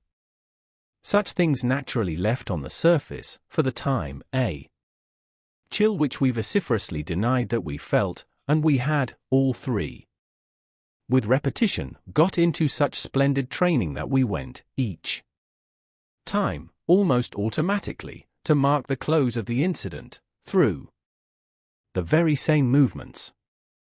It was striking of the children, at all events, to kiss me inveterately with a kind of wild irrelevance and never to fail, one or the other, of the precious question that had helped us through many a peril. When do you think he will come? Don't you think we ought to write?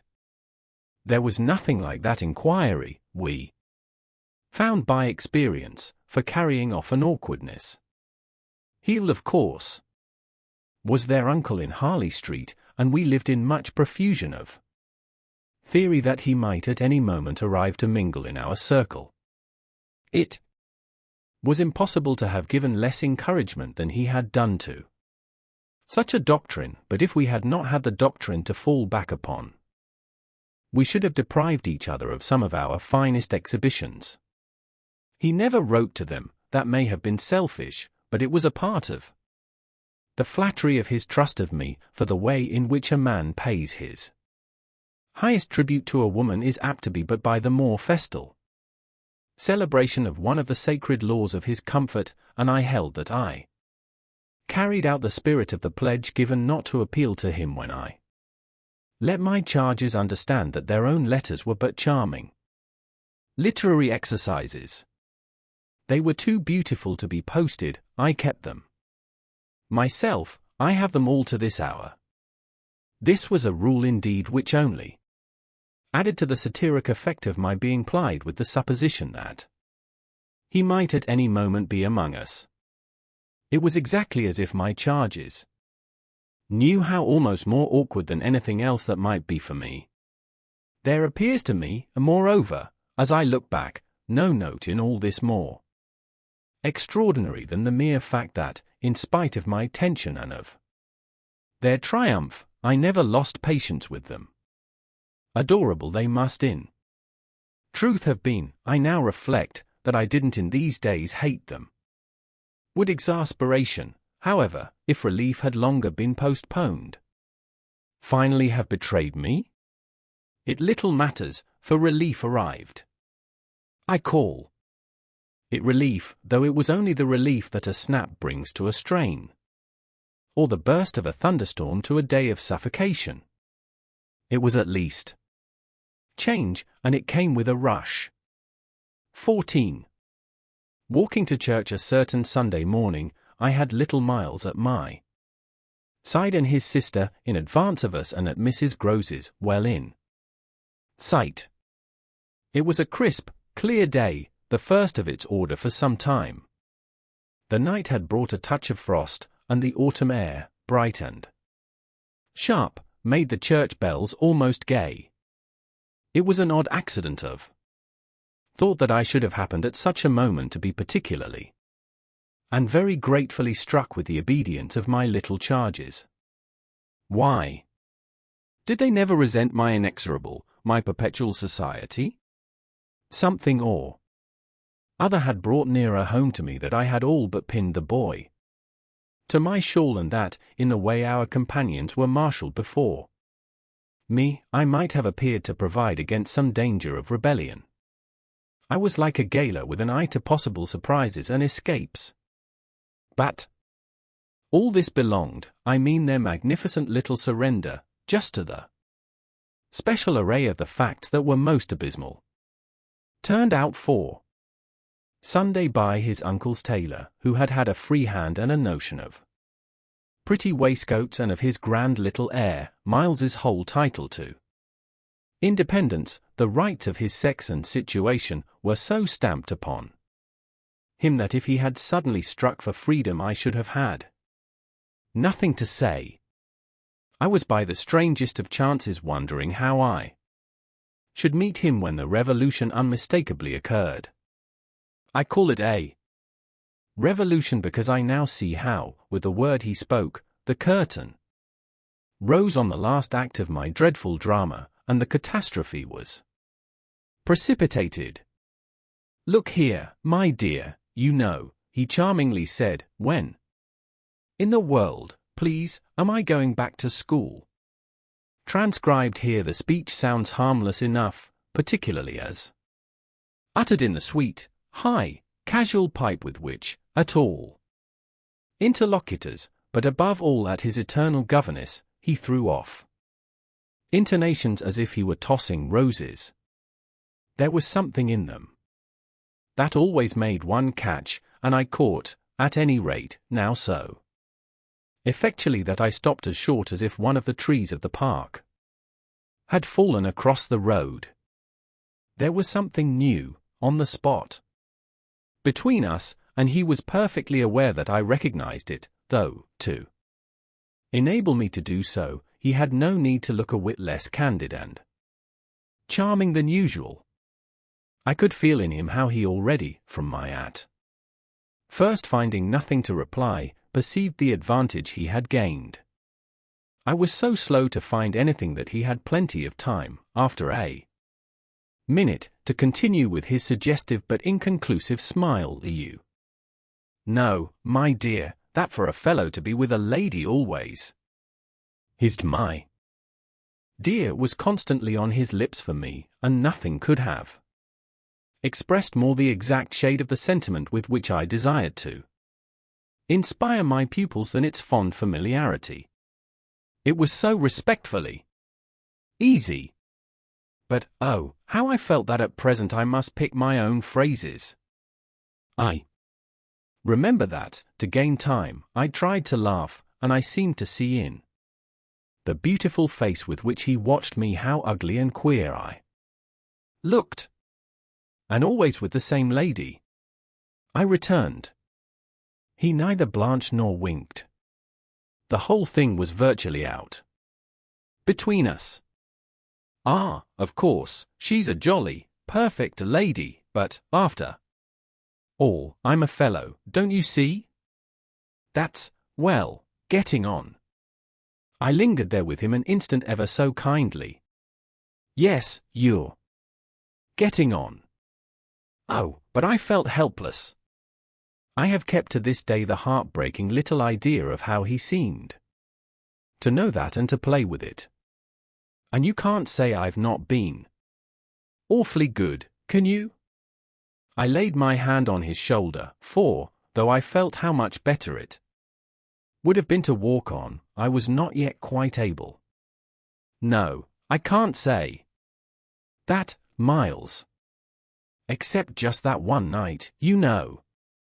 That one night. I couldn't look as straight as he. Why, when I went out of the house. Oh, yes. But I forget what you did it for. You forget. He spoke with the sweet extravagance of childish reproach. Why, it was to show you I could. Oh, yes, you could. And I can again. I felt that I might, perhaps, after all, succeed in keeping my wits about me. Certainly. But you won't. No, not that again. It was nothing. It was nothing, I said. But we must go on. He resumed our walk with me, passing his hand into my arm. Then when? Am I going back? I wore, in turning it over, my most responsible air. Were you very happy at school? He just considered. Oh, I'm happy enough anywhere. Well, then, I quavered, if you're just as happy here. Ah, but that isn't everything. Of course you know a lot. But you hint that you know almost as much. I risked as he paused. Not half I want to. Miles honestly professed. But it isn't so much that. What is it, then? Well, I want to see more life. I see, I see. We had arrived within sight of the church and of various persons, including several of the household of Bly, on their way to it and clustered about the door to see us go in. I quickened our step. I wanted to get there before the question between us opened up. Much further, I reflected hungrily that, for more than an hour, he would have to be silent, and I thought with envy of the comparative dusk of the pew and of the almost spiritual help of the hassock on which I might bend my knees. I seemed literally to be running a race with some confusion to which he was about to reduce me, but I felt that he had got in first when, before we had even entered the churchyard, he threw out, I want my own sort. It literally made me bound forward. There are not many of your own sort, Miles. I laughed. Unless perhaps dear little Flora. You really compare me to a baby girl. This found me singularly weak. Don't you, then, love our sweet Flora? If I didn't, and you, too, if I didn't, he repeated as if retreating for a jump, yet leaving his thoughts so unfinished that, after we had come into the gate, another stop, which he imposed on me by the pressure of his arm, had become inevitable.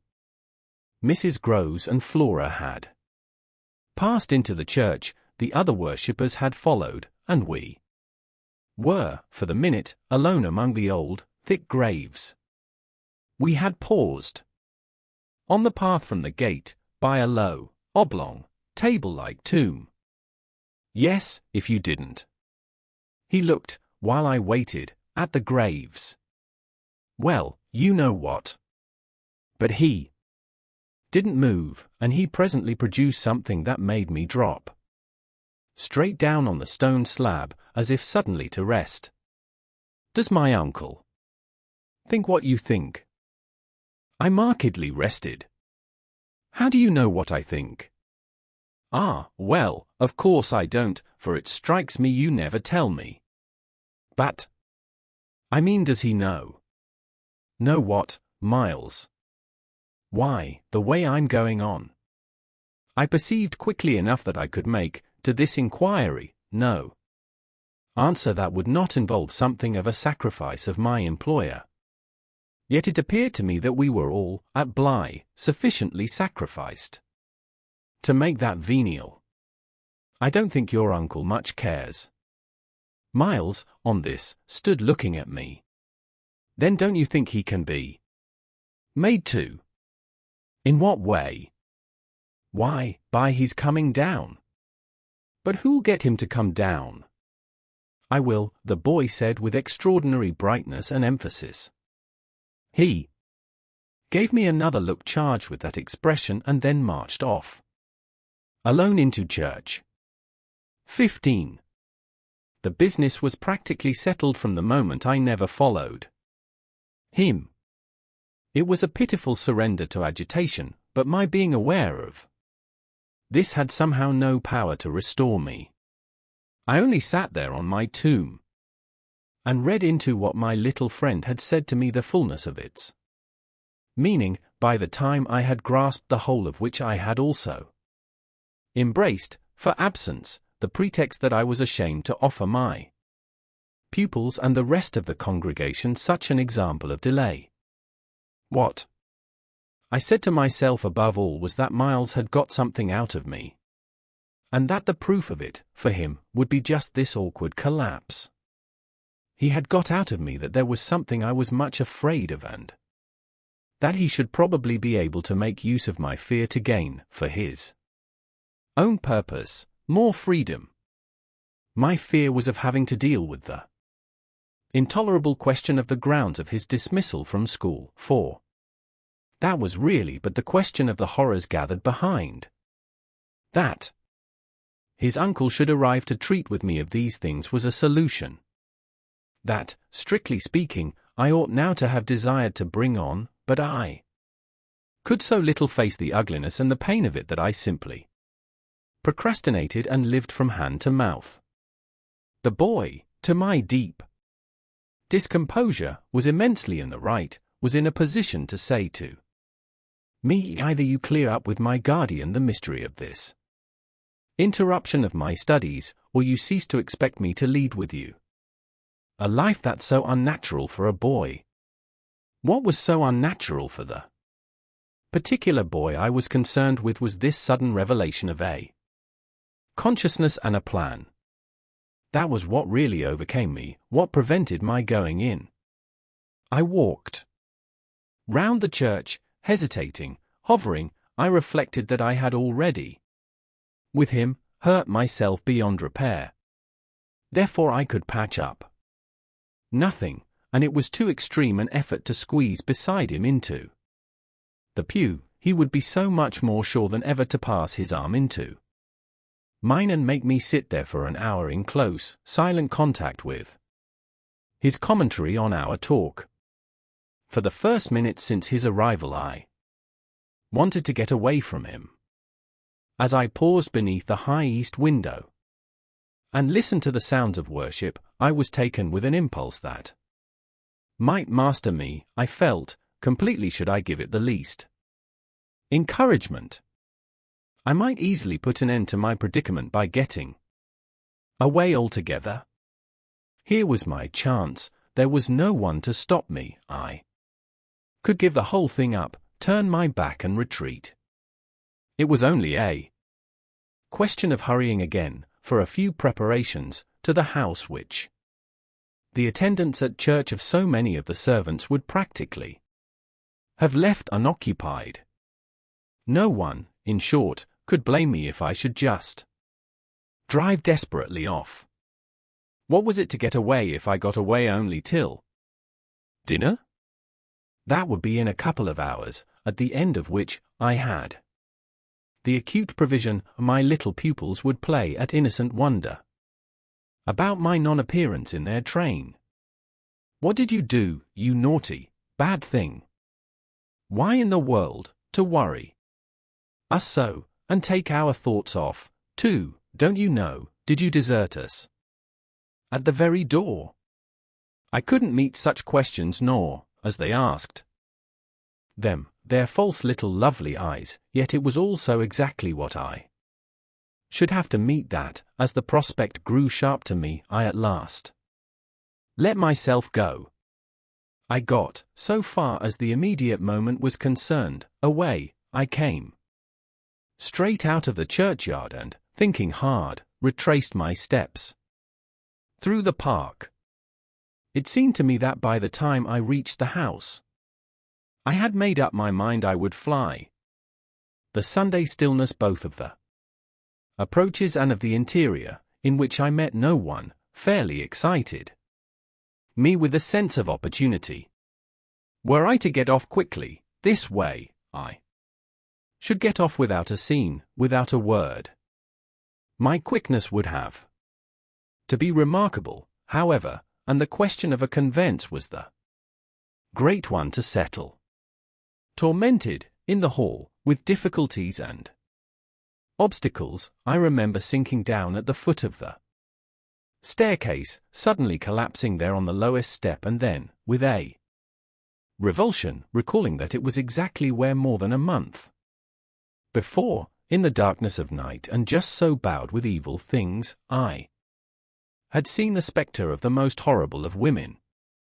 At this I was able to straighten myself. I went the rest of the way up. I made, in my bewilderment, for the schoolroom, where there were objects belonging to me that I should have to take.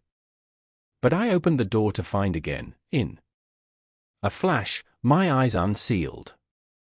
In the presence of what I saw I reeled straight back upon my resistance. Seated at my own table in clear noonday light, I saw a person whom, without my previous experience, I should have taken at the first blush for some housemaid who might have stayed at home to look after the place, and who, availing herself of rare relief from observation and of the schoolroom table and my pens, ink, and paper, had applied herself to the considerable effort of a letter to her sweetheart. There was an effort in the way that, while her arms rested on the table, her hands, with evident weariness, supported her head, but at the moment I took this in, I had already become aware that, in spite of my entrance, her attitude strangely persisted. Then it was, with the very act of its announcing itself, that her identity flared up in a change of posture. She rose, not as if she had heard me, but with an indescribable grand melancholy of indifference and detachment, and, within a dozen feet of me, stood there as my vile predecessor. Dissonant and tragic, she was all before me, but even as I fixed and, for memory, secured it, the awful image passed away. Dark as midnight in her black dress, her haggard beauty and her unutterable woe, she had looked at me long enough to appear to say that her right to sit at my table was as good as mine to sit at hers. While these instants lasted, indeed, I had the extraordinary chill of feeling that it was I who was the intruder. It was as a wild protest against it that, actually addressing her, "You terrible, miserable woman," I heard myself break into a sound that, by the open door, rang through the long passage and the empty house. She looked at me as if she heard me, but I had recovered myself and cleared the air. There was nothing in the room the next minute but the sunshine, and a sense that I must stay. 16. I had so perfectly expected that the return of my pupils would be marked by a demonstration that I was freshly upset at having to take into account that they were dumb about my absence. Instead of gaily denouncing and caressing me, they made no allusion to my having failed them, and I was left, for the time, on perceiving that she too said nothing, to study Mrs. Grose's odd face. I did this to such purpose that I made sure they had in some way bribed her to silence a silence that, however, I would engage to break down on the first private opportunity. This opportunity came before tea. I secured 5 minutes with her in the housekeeper's room, where, in the twilight, amid a smell of lately baked bread, but with the place all swept and garnished, I found her sitting in pained placidity before the fire. So I see her still, so I see her best, facing the flame from her straight chair in the dusky, shining room, a large clean image of the put away, of drawers closed and locked and rest without a remedy. Oh, yes, they asked me to say nothing, and to please them, so long as They were there, of course, I promised. But what had happened to you? I only went with you for the walk, I said. I had then to come back. To meet a friend. She showed her surprise. A friend, you? Oh, yes, I have a couple. I laughed. But did the children give you a reason? For not alluding to your leaving us? Yes, they said you would like it better. Do you like it better? My face had made her rueful. No, I like it worse. But after an instant I added, did they say why I should like it better? No, Master Miles only said, we must do nothing but what she likes. I wish indeed he would. And what did Flora say? Miss Flora was too sweet. She said, oh, of course, of course. And I said the same. I thought a moment. You were too sweet, too, I can hear you all. But nonetheless, between Miles and me, it's now all out. All out. My companion stared. But what, miss? Everything. It doesn't matter. I've made up my mind. I came home, my dear, I went on, for a talk with Miss Jessel. I had by this time formed the habit of having Mrs. Groves literally well in hand in advance of my sounding that note, so that even now, as she bravely blinked under the signal of my word, I could keep her comparatively firm. A talk? Do you mean she spoke? It came to that. I found her, on my return, in the schoolroom. And what did she say? I can hear the good woman still, and the candour of her stupefaction. That she suffers the torments. It was this, of a truth, that made her, as she filled out my picture, gape. Do you mean, she faltered, of the lost? Of the lost? Of the damned? And that's why, to share them, I faltered myself with the horror of it. But my companion, with less imagination, kept me up. To share them. She wants Flora. Mrs. Groves might, as I gave it to her, fairly have fallen away from me had I not been prepared. I still held her there, to show I was. As I've told you, however, it doesn't matter. Because you've made up your mind? But to what? To everything. And what do you call everything? Why, sending for their uncle. Oh, miss, in pity do, my friend broke out. Ah, but I will. I see it's the only way.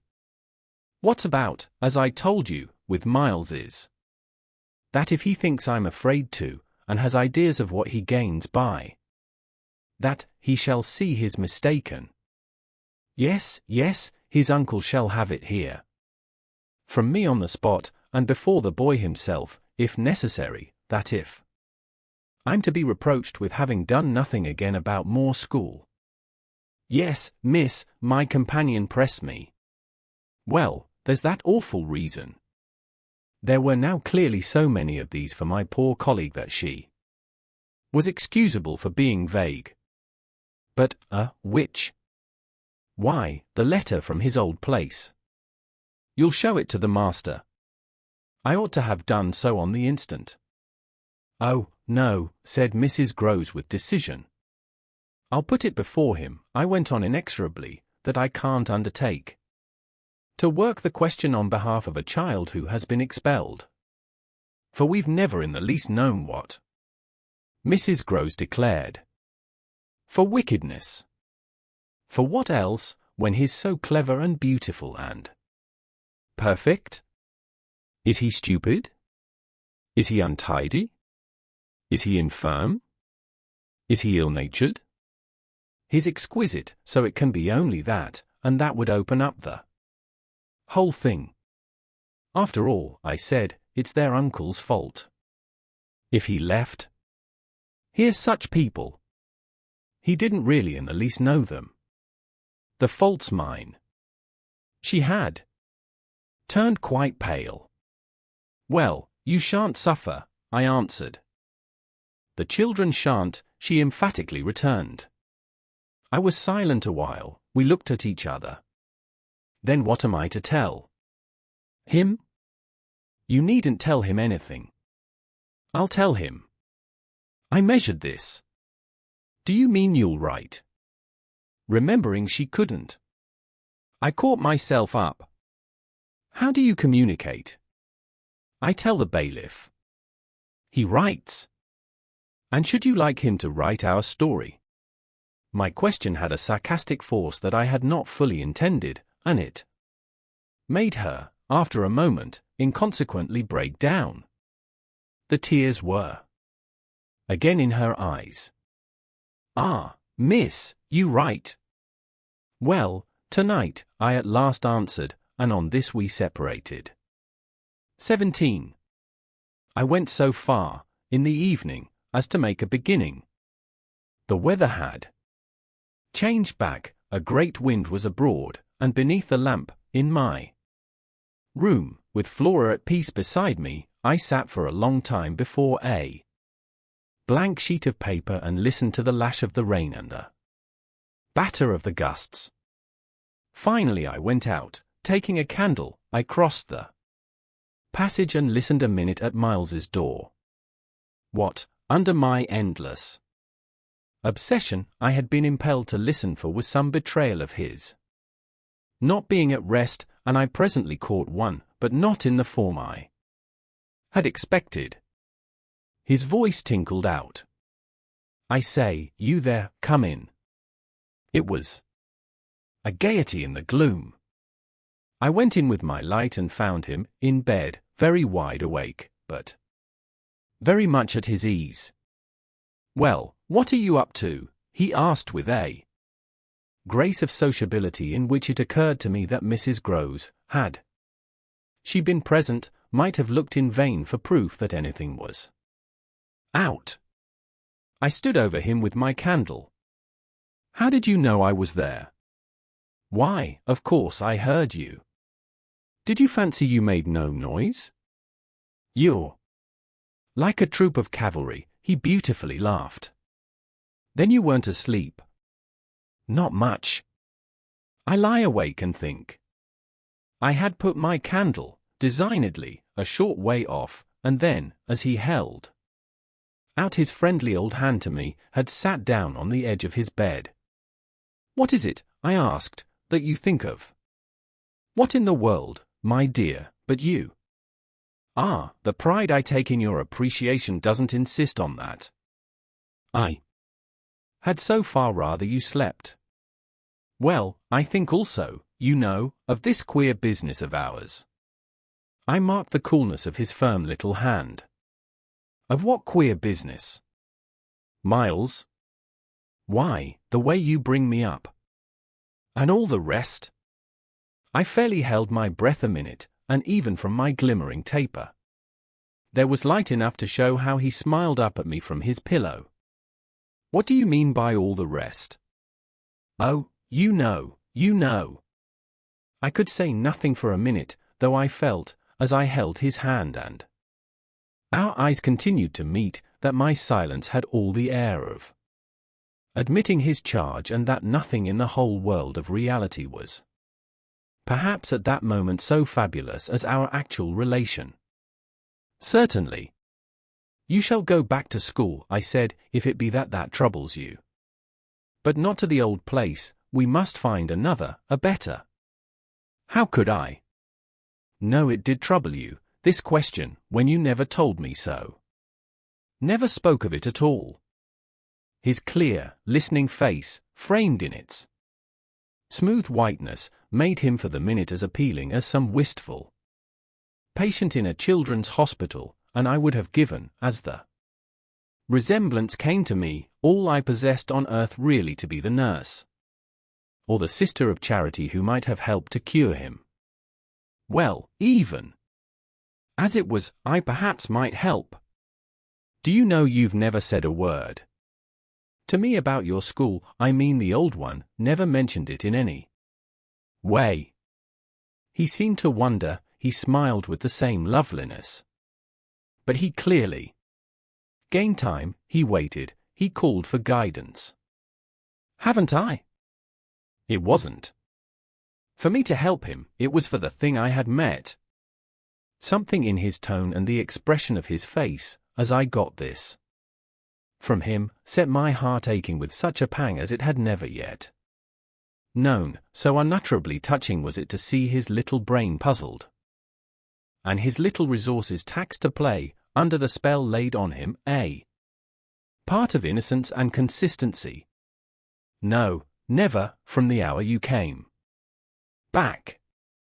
You've never mentioned to me one of your masters, one of your comrades, nor the least little thing that ever happened to you at school. Never, little Miles, no, never, have you given me an inkling of anything that may have happened there. Therefore you can fancy how much I'm in the dark. Until you came out, that way, this morning, you had, since the first hour I saw you, scarce even made a reference to anything in your previous life. You seemed so perfectly to accept the present. It was extraordinary how my absolute conviction of his secret precocity, or whatever I might call the poison of an influence that I dared but half to phrase, made him, in spite of the faint breath of his inward trouble, appear as accessible as an older person, imposed him almost as an intellectual equal. I thought you wanted to go on as you are. It struck me that at this he just faintly colored. He gave, at any rate, like a convalescent slightly fatigued, a languid shake of his head. I don't. I want to get away. You're tired of Bly? Oh, no, I like Bly. Well, then? Oh, you know what a boy wants. I felt that I didn't know so well as Miles, and I took temporary refuge. You want to go to your uncle? Again, at this, with his sweet ironic face, he made a movement on the pillow. Ah, you can't get off with that. I was silent a little, and it was I, now, I think, who changed color. My dear, I don't want to get off. You can't, even if you do. You can't. He lay beautifully staring. My uncle must come down, and you must completely settle things. If we do, I returned with some spirit, you may be sure it will be to take you quite away. Well, don't you understand that that's exactly what I'm working for?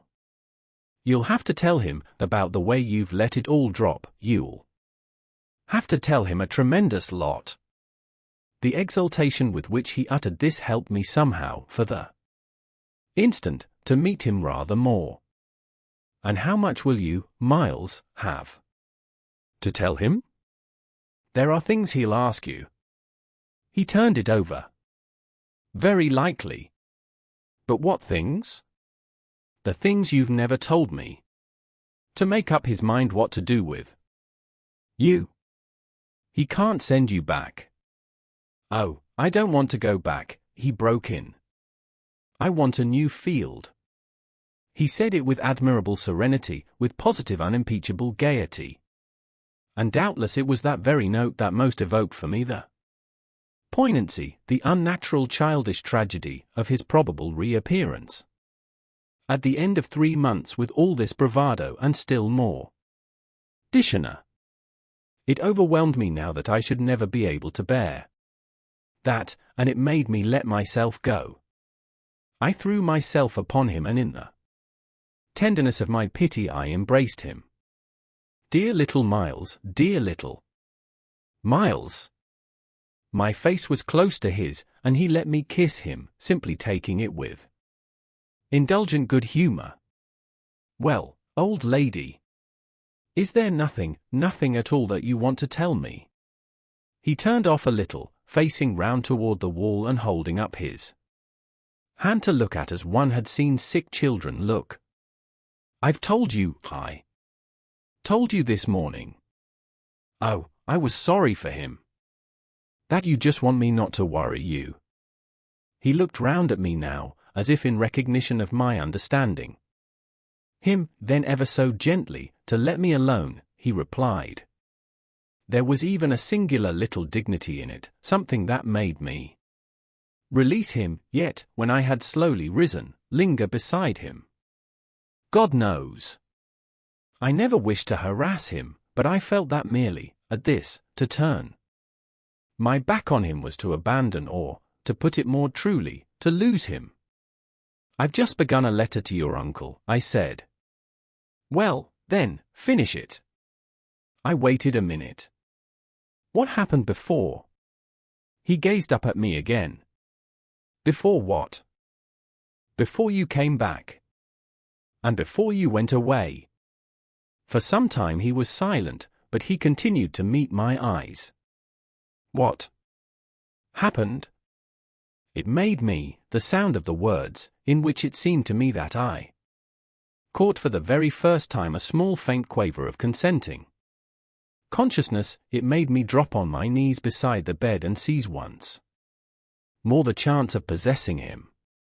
"Dear little Miles, dear little Miles, if you knew how I want to help you. It's only that, it's nothing but that, and I'd rather die than give you a pain or do you a wrong. I'd rather die than hurt a hair of you. Dear little Miles, oh, I brought it out now. Even if I should go too far, I just want you to help me to save you." But I knew in a moment after this that I had gone too far. The answer to my appeal was instantaneous, but it came in the form of an extraordinary blast and chill, a gust of frozen air, and a shake of the room as great as if, in the wild wind, the casement had crashed in. The boy gave a loud, high shriek, which, lost in the rest of the shock of sound, might have seemed, indistinctly, though I was so close to him, a note either of jubilation or of terror. I jumped to my feet again and was conscious of darkness. So for a moment we remained, while I stared about me and saw that the drawn curtains were unstirred, and the window tight. "Why, the candle's out!" I then cried. "It was I who blew it, dear," said Miles. 18. The next day, after lessons, Mrs. Groves found a moment to say to me quietly, "Have you written, miss?" "Yes, I've written." But I didn't add, for the hour, that my letter, sealed and directed, was still in my pocket. There would be time enough to send it before the messenger should go to the village. Meanwhile, there had been, on the part of my pupils, no more brilliant, more exemplary morning. It was exactly as if they had both had at heart to gloss over any recent little friction. They performed the dizziest feats of arithmetic, soaring quite out of my feeble range, and perpetrated, in higher spirits than ever, geographical and historical jokes. It was conspicuous, of course, in Miles in particular, that he appeared to wish to show how easily he could let me down. This child, to my memory, really lives in a setting of beauty and misery that no words can translate. There was a distinction all his own in every impulse he revealed. Never was a small natural creature, to the uninitiated eye, all frankness and freedom, a more ingenious, a more extraordinary little gentleman. I had perpetually to guard against the wonder of contemplation into which my initiated view betrayed me, had to check the irrelevant gaze and discouraged sigh in which I constantly both attacked and renounced the enigma of what such a little gentleman could have done that deserved a penalty. Say that, by the dark prodigy I knew, the imagination of all evil had been opened up to him, all The justice within me ached for the proof that it could ever have flowered into an act. He had never, at any rate, been such a little gentleman as when, after our early dinner on this dreadful day, he came round to me and asked if I shouldn't like him, for half an hour, to play to me.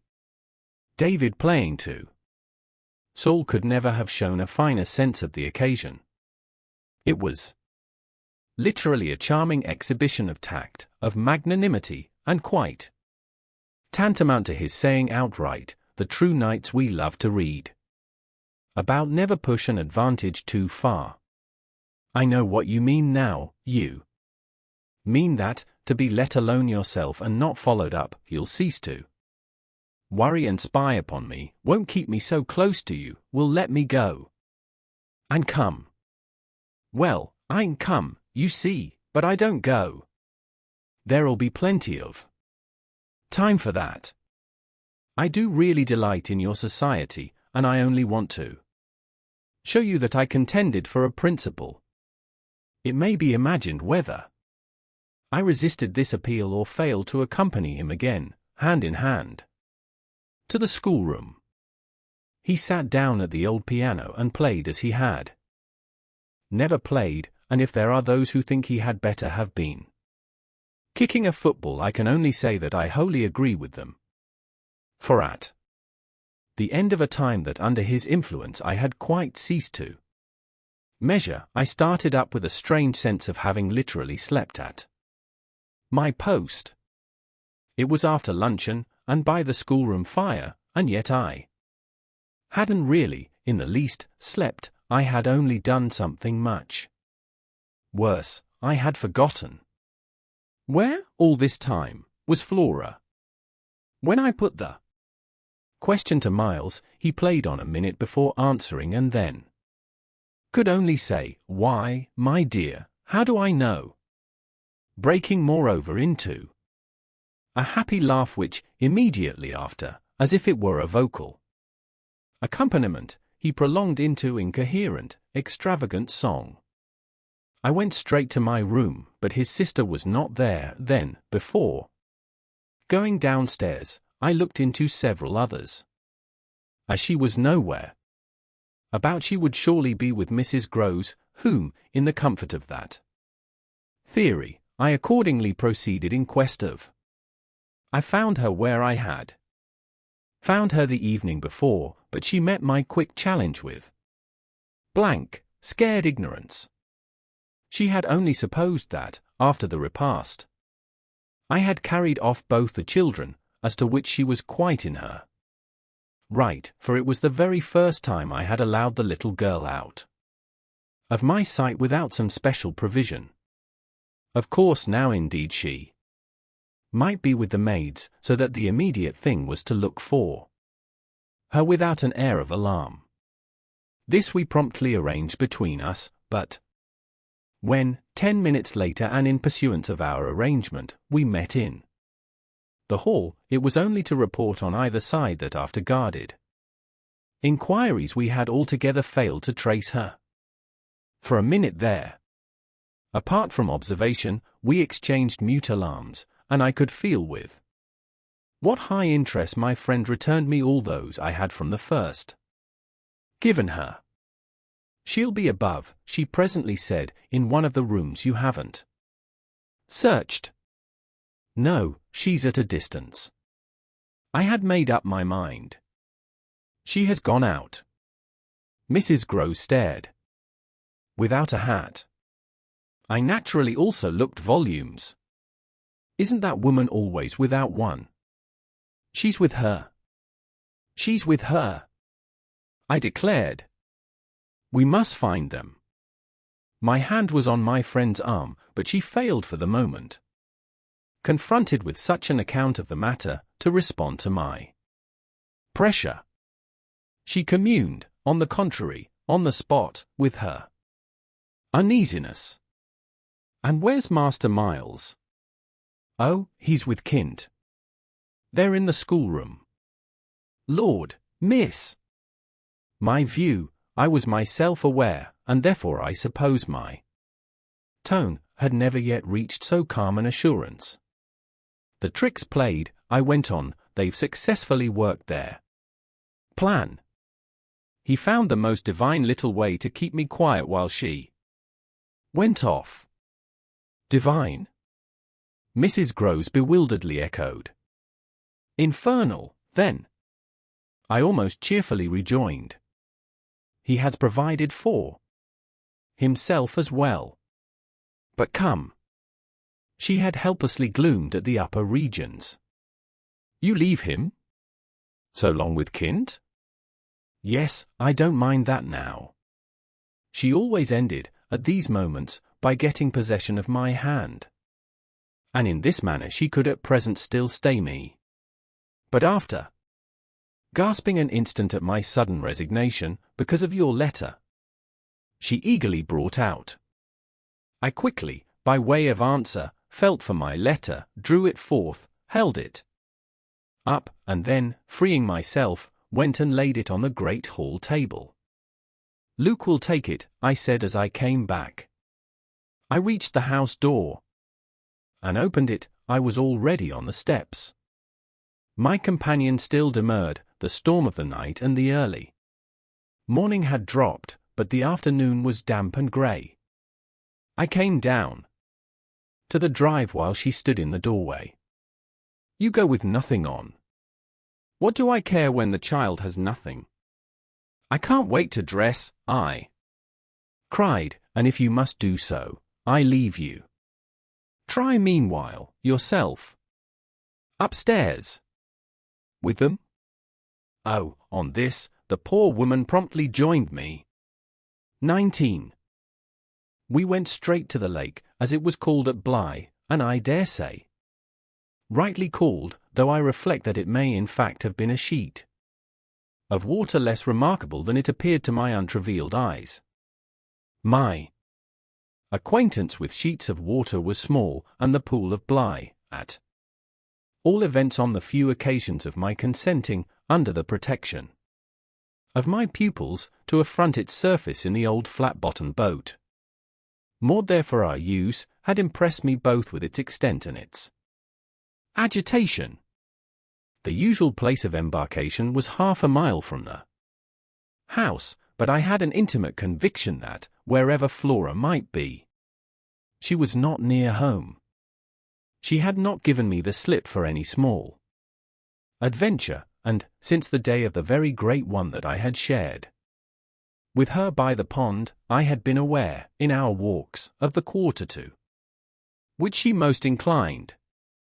This was why I had now given to Mrs. Groves's steps so marked a direction that made her, when she perceived it, oppose a resistance that showed me she was freshly mystified.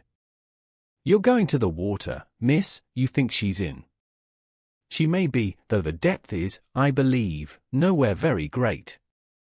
But what I judge most likely is that she's on the spot from which, the other day, we saw together what I told you.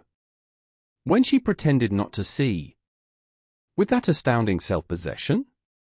I've always been sure she wanted to go back alone. And now her brother has managed it for her. Mrs. Groves still stood where she had stopped. You suppose they really talk of them? I could meet this with a confidence. They say things that, if we heard them, would simply appall us. And if she is there? Yes? Then Miss Jessel is. Beyond a doubt. You shall see. Oh, thank you, my friend cried, planted so firm that, taking it in, I went straight on without her. By the time I reached the pool, however, she was close behind me, and I knew that, whatever, to her apprehension, might befall me, the exposure of my society struck her as her least danger. She exhaled a moan of relief as we at last came in sight of the greater part of the water without a sight of the child. There was no trace of Flora on that nearer side of the bank where my observation of her had been most startling, and none on the opposite edge, where, save for a margin of some 20 yards, a thick copse came down to the water. The pond, oblong in shape, had a width so scant compared to its length that, with its ends out of view, it might have been taken for a scant river. We looked at the empty expanse, and then I felt the suggestion of my friend's eyes. I knew what she meant, and I replied with a negative headshake. No, no, wait. She has taken the boat. My companion stared at the vacant mooring place and then again across the lake. Then where is it? Our not seeing it is the strongest of proofs. She has used it to go over, and then has managed to hide it. All alone, that child. She's not alone, and at such times she's not a child, she's an old woman. I scanned all the visible shore while Mrs. Groves took again into the queer element. I offered her one of her plunges of submission. Then I pointed out that the boat might perfectly be in a small refuge formed by one of the recesses of the pool, an indentation masked, for the hither side, by a projection of the bank and by a clump of trees growing close to the water. But if the boat's there, where on earth she, my colleague, anxiously asked. That's exactly what we must learn. And I started to walk further. By going all the way round. Certainly, far as it is. It will take us but 10 minutes, but it's far enough to have made the child prefer not to walk. She went straight over.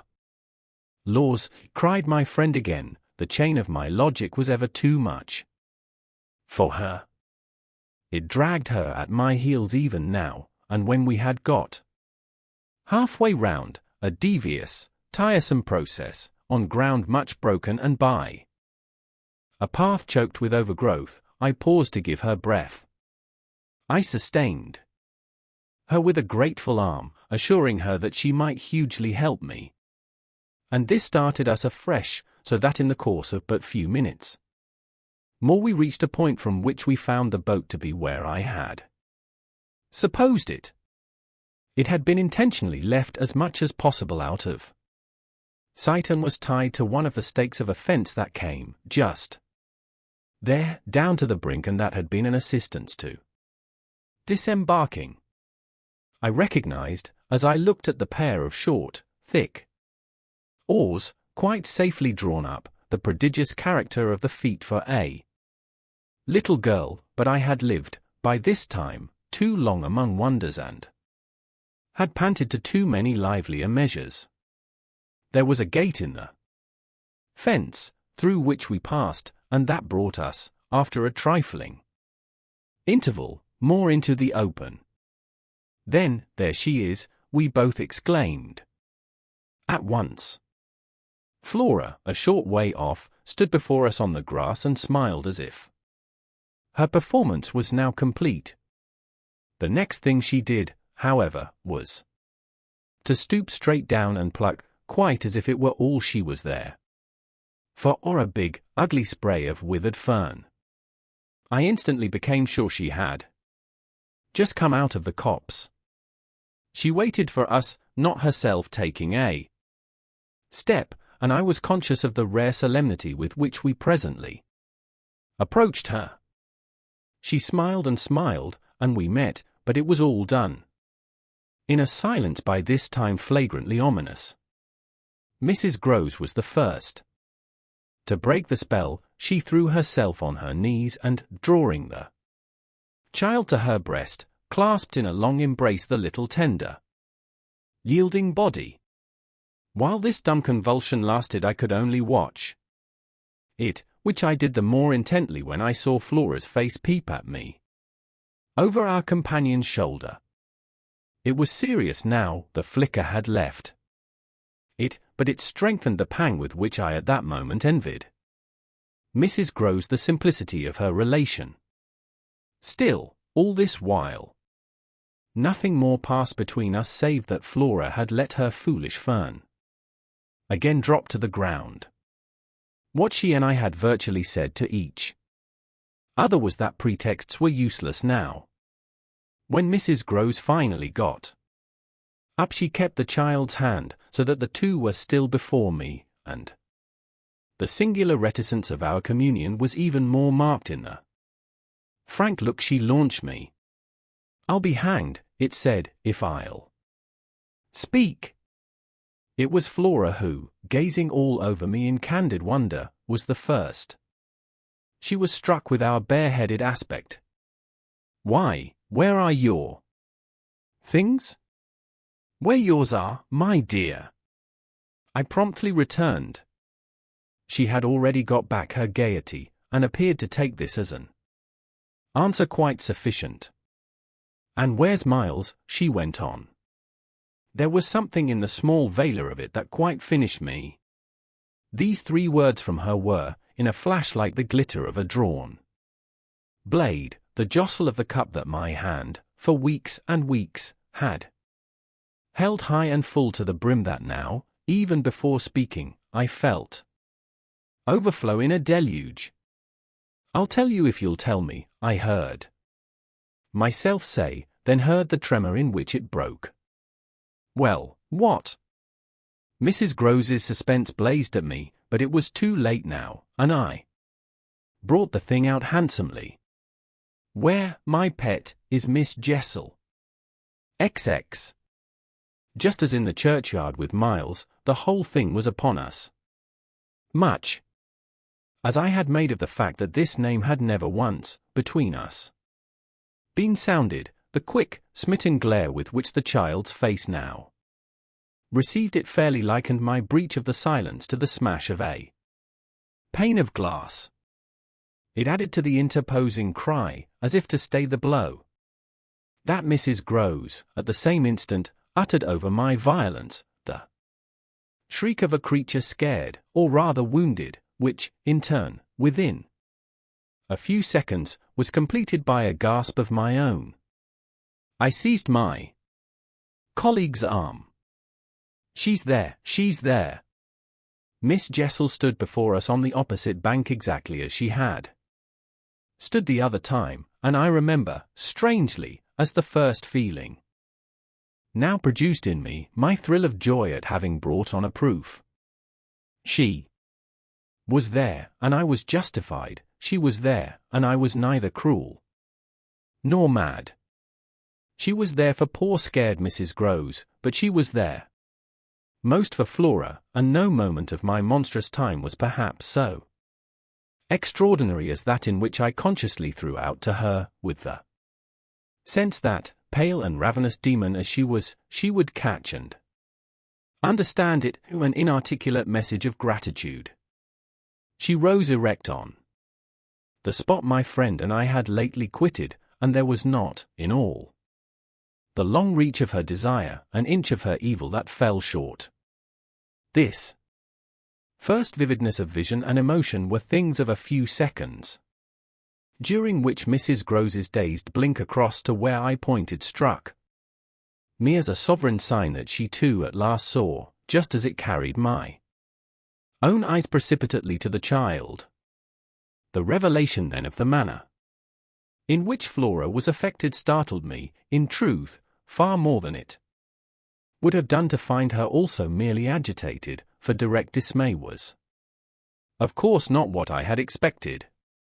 Prepared and on her guard as our pursuit had actually made her, she would repress every betrayal, and I was therefore shaken, on the spot, by my first glimpse of the particular one for which I had not allowed to see her, without a convulsion of her small pink face, not even feigned to glance in the direction of the prodigy I announced, but only, instead of that, turn at me an expression of hard, still gravity, an expression absolutely new and unprecedented, and that appeared to read and accuse and judge me. This was a stroke that somehow converted the little girl herself into the very presence that could make me quail. I quailed even though my certitude that she thoroughly saw was never greater than at that Instant, and in the immediate need to defend myself I called it passionately to witness. She's there, you little unhappy thing, there. There, and you see her as well as you see me. I had said shortly before to Mrs. Groves that she was not at these times a child, but an old woman, and that description of her could not have been more strikingly confirmed than in the way in which, for all answer to this, she simply showed me, without a concession, an admission of her eyes, a countenance of deeper and deeper, of indeed suddenly quite fixed reprobation. I was by this time, if I can put the whole thing at altogether, more appalled at what I may properly call her manner than at anything else, though it was simultaneously with this that I became aware of having Mrs. Groves also, and very formidably, to reckon with. My elder companion, the next moment, at any rate, blotted out everything but her own flushed face and her loud, shocked protest, a burst of high disapproval. What a dreadful turn, to be sure, miss. Where on earth do you see anything? I could only grasp her more quickly yet, for even while she spoke the hideous plain present stood undimmed and undaunted. It had already lasted a minute, and it lasted while I continued, seizing my colleague, quite thrusting her at it and presenting her to it, to insist with my pointing hand. You don't see her exactly as we see, you mean to say? You don't now? She's as big as a blazing fire. Only look, dearest woman, look. She looked, even as I did, and gave me, with her deep groan of negation, repulsion, compassion, the mixture with her pity of her relief at her exemption, a sense, touching to me even then, that she would have backed me up if she could. I might well have needed that. For with this hard blow of the proof that her eyes were hopelessly sealed, I felt my own situation horribly crumble. I saw, my livid predecessor press, from her position, on my defeat, and I was conscious, more than all, of what I should have from this instant to deal with in the astounding little attitude of Flora. Into this attitude Mrs. Groves immediately and violently entered, breaking, even while there pierced through my sense of ruin a prodigious private triumph, into breathless reassurance. She isn't there, little lady, and nobody's there, and you never see nothing, my sweet. How can poor Miss Jessel, when poor Miss Jessel's dead and buried? We know, don't we, love? And she appealed, blundering in, to the child. It's all a mere mistake and a worry and a joke, and we'll go home as fast as we can. Our companion, on this, had responded with a strange, quick primness of propriety, and they were again, with Mrs. Groves on her feet, united, as it were, in pained opposition to me. Flora continued to fix me with her small mask of reprobation, and even at that minute I prayed God to forgive me for seeming to see that, as she stood there holding tight to our friend's dress, her incomparable childish beauty had suddenly failed, had quite vanished. I've said it already, she was hideously hard, she had turned common and almost ugly. I don't know what you mean. I see nobody. I see nothing. I never have. I think you're cruel. I don't like you. Then, after this deliverance, which might have been that of a vulgarly pert little girl in the street, she hugged Mrs. Groves more closely and buried in her skirts the dreadful little face. In this position she produced an almost furious wail. Take me away, oh, take me away from her. From me, I panted. From you, she cried.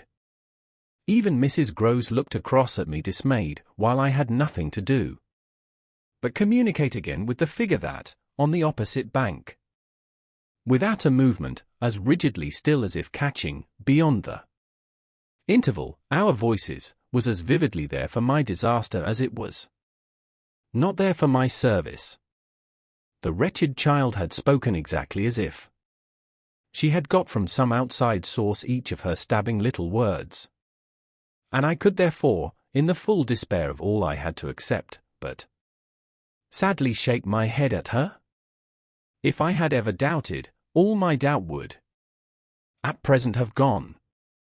I've been living with the miserable truth, and now it has only too much closed round me. Of course I've lost you, I've interfered, and you've seen, under her dictation, with which I faced over the pool again, our infernal witness, the easy and perfect way to meet it. I've done my best, but I've lost you. Goodbye. For Mrs. Groves, I had an imperative, an almost frantic go, before which, in infinite distress, but mutely possessed of the little girl and clearly convinced, in spite of her blindness, that something awful had occurred, and some collapse engulfed us, she retreated, by the way we had come, as fast as she could move. Of what first happened when I was left alone I had no subsequent memory.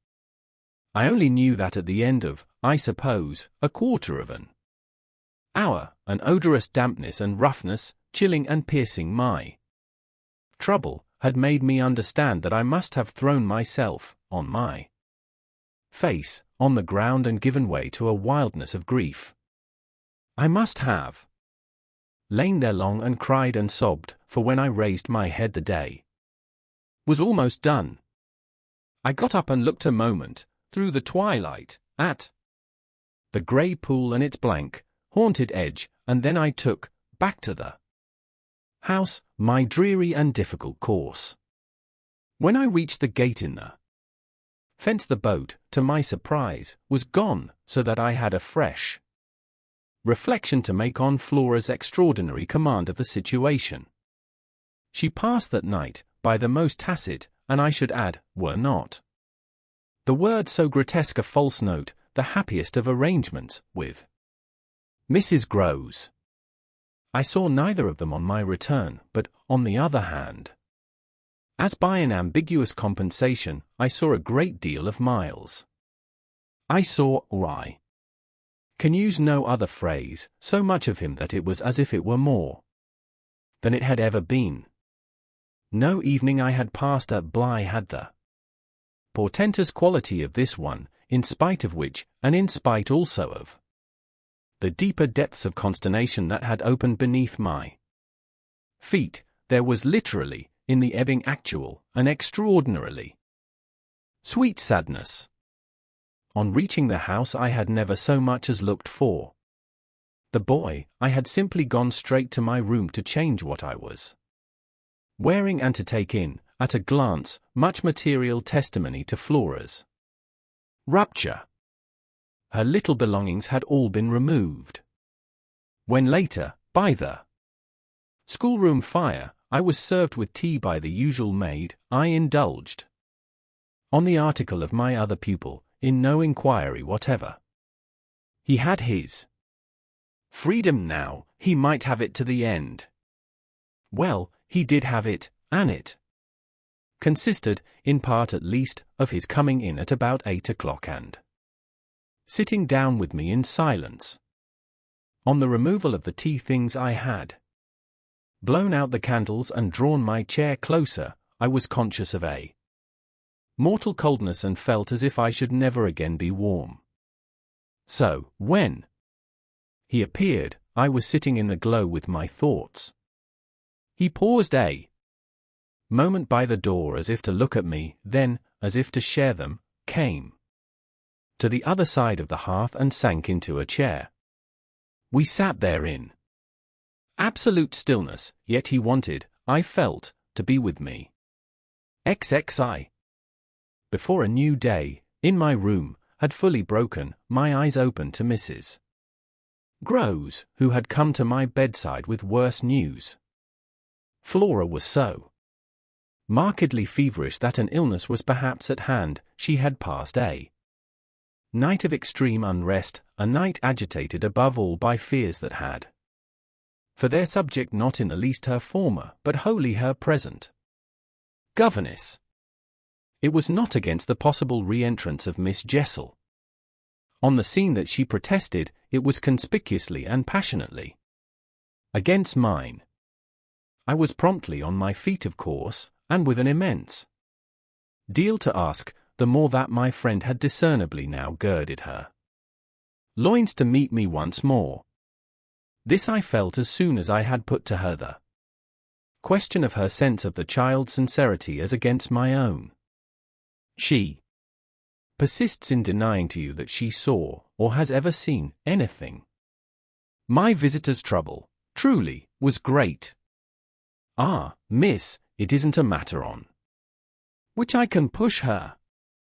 Yet it isn't either, I must say, as if I much needed to.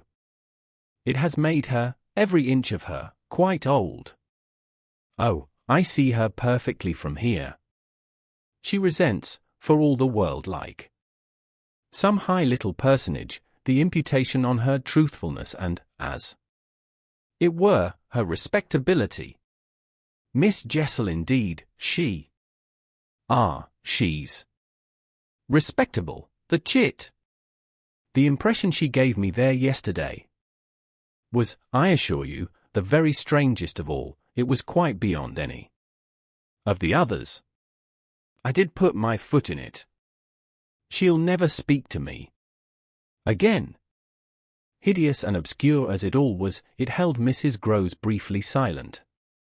Then she granted my point with a frankness which, I made sure, had more behind it. I think indeed, miss, she never will. She do have a grand manner about it. And that manner, I summed it up, is practically what's the matter with her now. Oh, that manner, I could see in my visitor's face, and not a little else besides. She asks me every 3 minutes if I think you're coming in.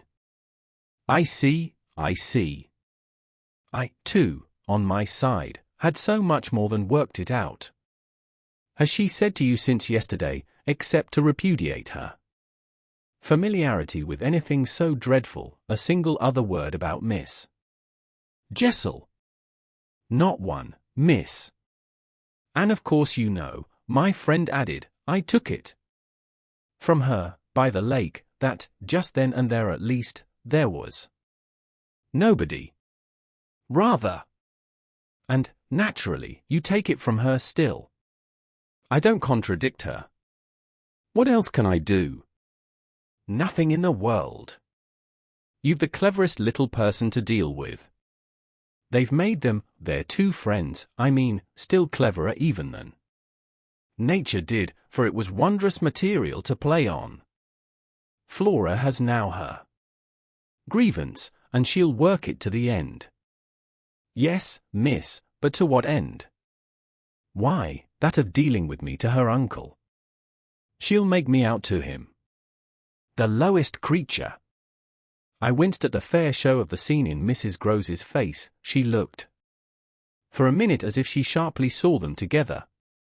And him who thinks so well of you. He has an odd way, it comes over me now, I laughed, of proving it. But that doesn't matter. What Flora wants, of course, is to get rid of me. My companion bravely concurred. Never again to so much as look at you. So that what you've come to me now for, I asked, is to speed me on my way.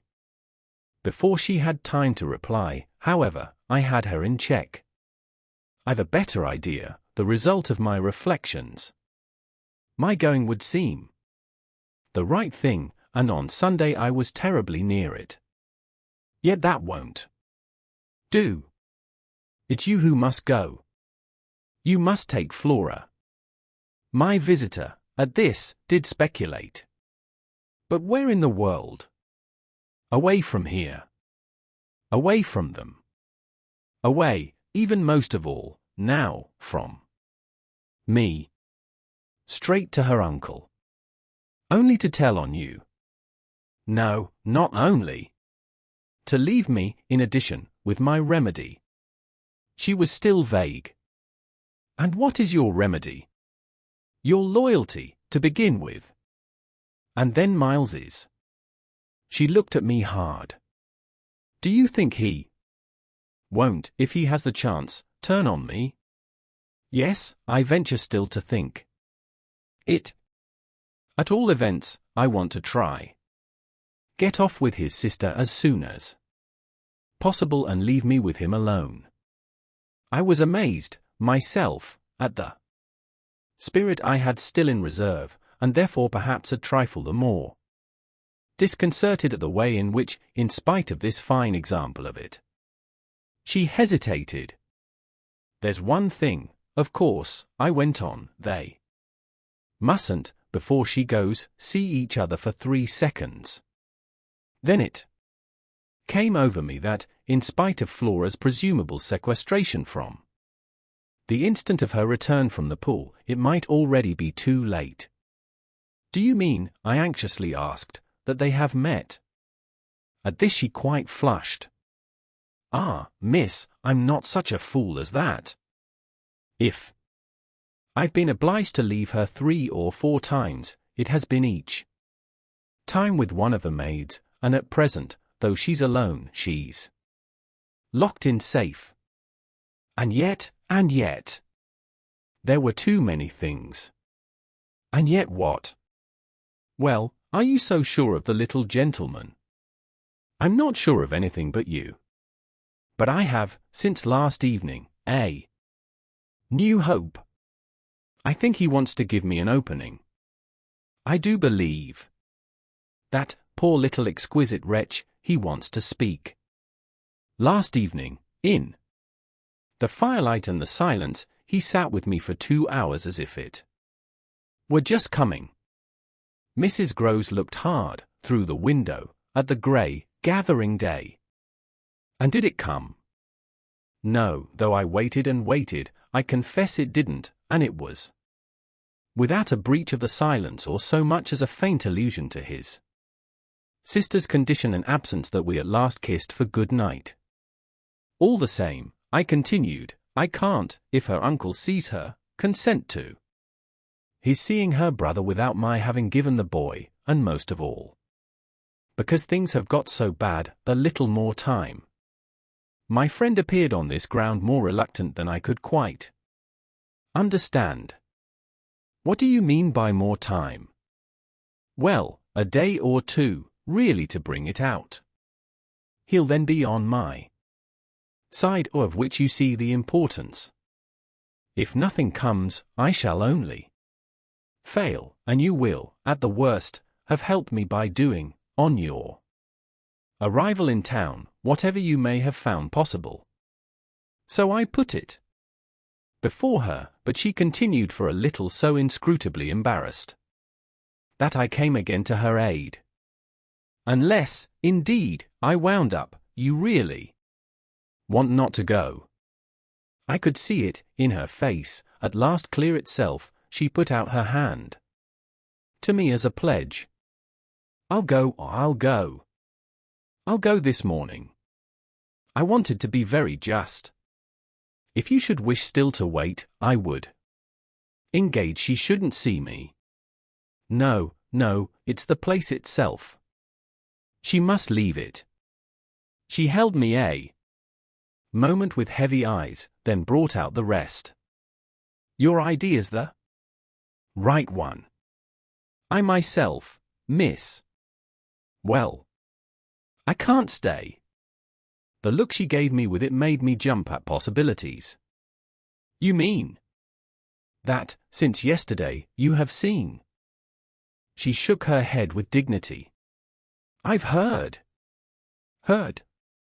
From that child, horrors. There, she sighed with tragic relief. On my "Honor, miss," she says things. But at this evocation she broke down. She dropped, with a sudden sob, upon my sofa and, as I had seen her do before, gave way to all the grief of it. It was quite in another manner that I, for my part, let myself go. Oh, thank God! She sprang up again at this, drying her eyes with a groan. Thank God! It so justifies me. It does that, miss. I couldn't have desired more emphasis, but I just hesitated. She's so horrible. I saw my colleague scarce knew how to put it. Really shocking. And about me. About you, miss, since you must have it. It's beyond everything, for a young lady, and I can't think wherever she must have picked up the appalling language she applied to me. I can, then. I broke in, with a laugh that was doubtless significant enough. It only, in truth, left my friend still more grave. Well, perhaps I ought to also, since I've heard some of it before. Yet I can't bear it.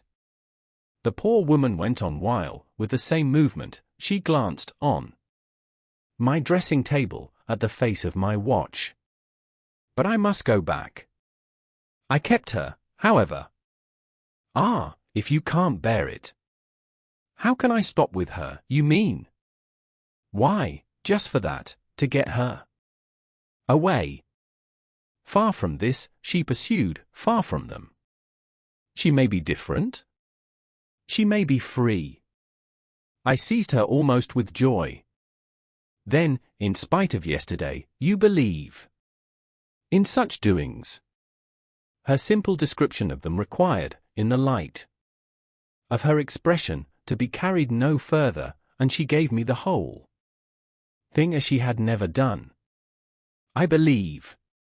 Yes, it was a joy, and we were still shoulder to shoulder, if I might continue sure of that I should care but little what else happened. My support in the presence of disaster would be the same as it had been in my early need of confidence, and if my friend would answer for my honesty, I would answer for all the rest. On the point of taking leave of her, none the less, I was to some extent embarrassed. There's one thing, of course, it occurs to me, to remember. My letter, giving the alarm, will have reached town before you.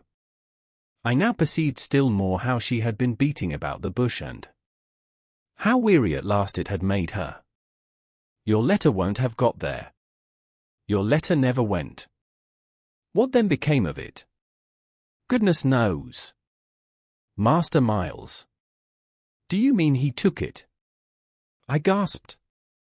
She hung fire, but she overcame her reluctance. I mean that I saw yesterday, when I came back with Miss Flora, that it wasn't where you had put it. Later in the evening I had the chance to question Luke, and he declared that he had neither noticed nor touched it. We could only exchange, on this, one of our deeper mutual soundings, and it was Mrs. Groves who first brought up the plum with an almost elated "You see. Yes, I see that if Miles took it instead he probably will have read it and destroyed it. And don't you see anything else?" I faced her a moment with a sad smile. "It strikes me that by this time your eyes are open even wider than mine." They proved to be so indeed, but she could still blush, almost, to show it. I make out now what he must have done at school. And she gave, in her simple sharpness, an almost droll disillusioned nod. He stole. I turned it over, I tried to be more judicial. Well, perhaps. She looked as if she found me unexpectedly calm. He stole letters. She couldn't know my reasons for a calmness after all pretty shallow. So I showed them off as I might. I hope then it was to more purpose. Then in this case, The note, at any rate, that I put on the table yesterday, I pursued, will have given him so scant an advantage, for it contained only the bare demand for an interview, that he is already much ashamed of having gone so far for so little, and that what he had on his mind last evening was precisely the need of confession. I seemed to myself, for the instant, to have mastered it, to see it all. Leave us, I was already at the door, hurrying her off. I'll get it out of him. He'll meet me, he'll confess. If he confesses, he's saved. And if he's saved, then you are. The dear woman kissed me on this, and I took her. Farewell. I'll save you without him, she cried as she went. XXI. Yet it was when she had got off, and I missed her on the spot, that the great pinch really came. If I had counted on what it would give me to find myself alone with Miles, I speedily perceived, at least, that it would give me a measure. No hour of my stay in fact was so assailed with apprehensions as that of my coming down to learn that the carriage containing Mrs. Groves and my younger pupil had already rolled out of the gates. Now I was, I said to myself, face to face with the elements, and for much of the rest of the day, while I fought my weakness, I could consider that I had been supremely rash. It was a tighter place still than I had yet turned round in, all the more that for the first time, I could see in the aspect of others a confused reflection of the crisis. What had happened naturally caused them all to stare. There was too little of the explained, throw out whatever we might, in the suddenness of my colleague's act. The maids and the men looked blank, the effect of which on my nerves was an aggravation until I saw the necessity of making it a positive aid. It was precisely, in short, by just clutching the helm that I avoided total wreck, and I dare say that, to bear up at all, I became, that morning, very grand and very dry. I welcomed the consciousness that I was charged with much to do, and I caused it to be known as well that, left thus to myself, I was quite remarkably firm. I wandered with that manner, for the next hour or two, all over the place and looked, I have no doubt, as if I were ready for any onset. So, for the benefit of whom it might concern, I paraded with a sick heart. The person it appeared least to concern proved to be, till dinner, little Miles himself. My perambulations had given me, meanwhile, no glimpse of him, but they had tended to make more public the change taking place in our relation as a consequence of his having at the piano, the day before, kept me, in Flora's interest, so beguiled and befooled. The stamp of publicity had of course been fully given by her confinement and departure, and the change itself was now ushered in by our non-observance of the regular custom of the schoolroom. He had already disappeared when, on my way down, I pushed open his door, and I learned below that he had breakfasted in the presence of a couple of the maids, with Mrs. Groves and his sister. He had then gone out, as he said, for a stroll, than which nothing, I reflected, could better have expressed his frank view of the abrupt transformation of my office.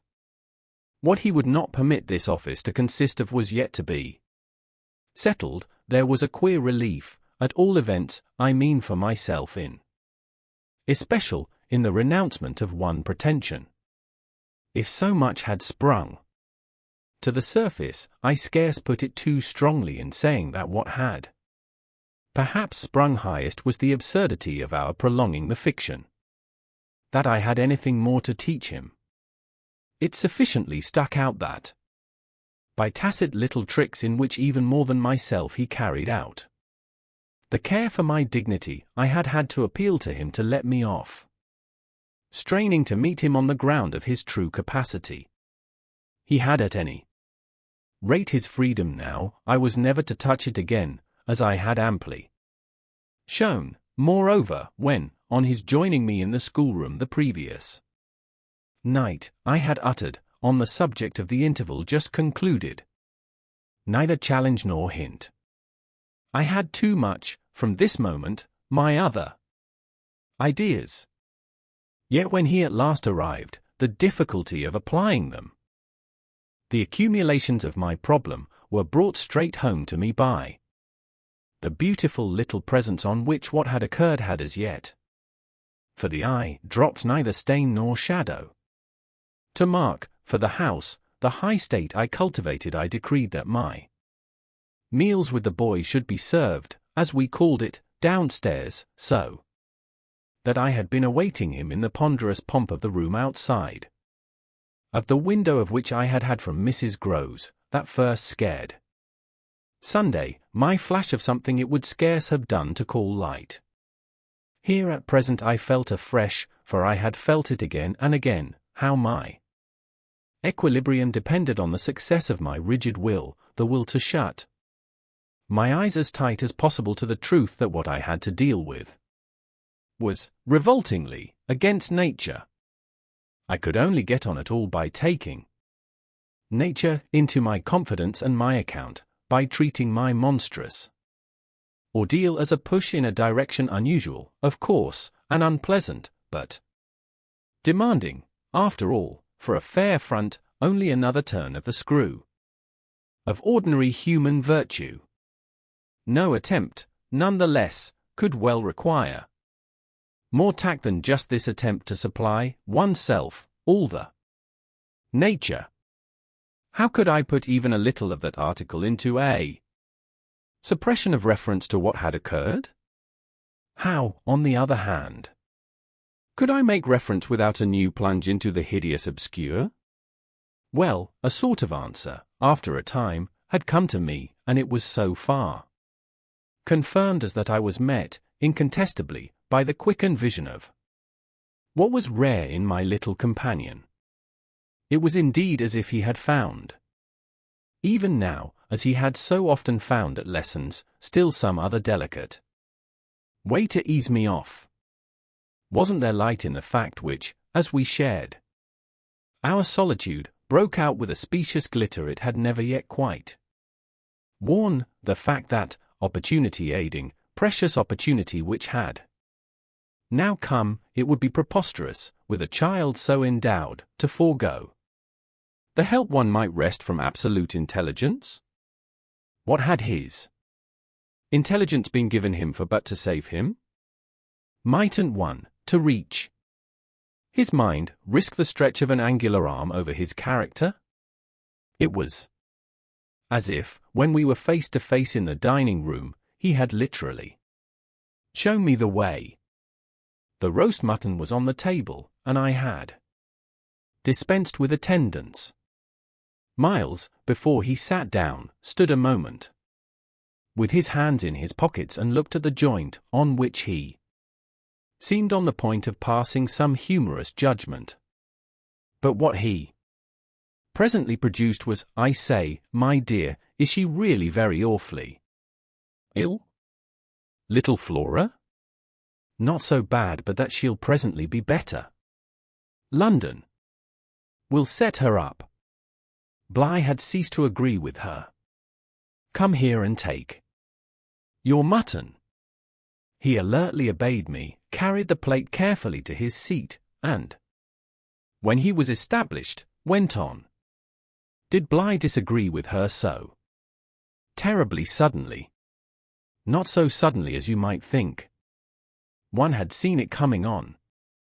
Then why didn't you get her off before? Before what? Before she became too ill to travel. I found myself prompt. She's not too ill to travel, she only might have become so if she had stayed.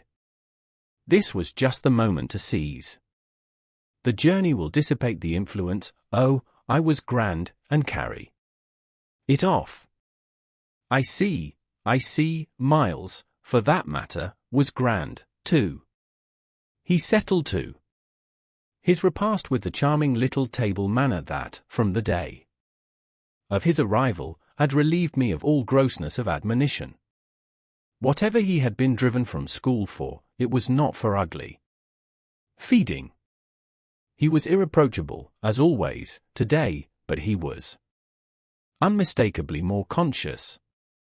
He was discernibly trying to take for granted more things than he found, without assistance, quite easy, and he dropped into peaceful silence while he felt his situation.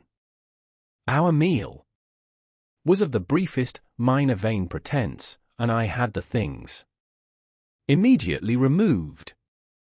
While this was done, Miles stood again with his hands in his little pockets and his back to me, stood and looked out of the wide window through which, that other day, I had seen what pulled me up. We continued silent while the maid was with us, as silent, it whimsically occurred to me, as some young couple who, on their wedding journey, at the inn, feel shy in the presence of the waiter. He turned round only when the waiter had left us. Well, so we're alone. 23. Oh, more or less. I fancy my smile was pale. Not absolutely. We shouldn't like that, I went on. No, I suppose we shouldn't. Of course we have the others. We have the others, we have indeed the others, I concurred. Yet even though we have them, he returned, still with his hands in his pockets and planted there in front of me, they don't much count. Do they? I made the best of it, but I felt WAN. It depends on what you call much. Yes, with all accommodation, everything depends. On this, however, he faced to the window again and presently reached it with his vague, restless, cogitating step. He remained there a while, with his forehead against the glass, in contemplation of the stupid shrubs I knew and the dull things of November. I had always my hypocrisy of work, behind which, now, I gained the sofa, steadying myself with it there as I had repeatedly done at those moments of torment that I have described as the moments of my knowing the children to be given to something from which I was barred. I sufficiently obeyed my habit of being prepared for the worst. But an extraordinary impression dropped on me as I extracted a meaning from the boy's embarrassed back, none other than the impression that I was not barred now. This inference grew in a few minutes to sharp intensity and seemed bound up with the direct perception that it was positively he who was.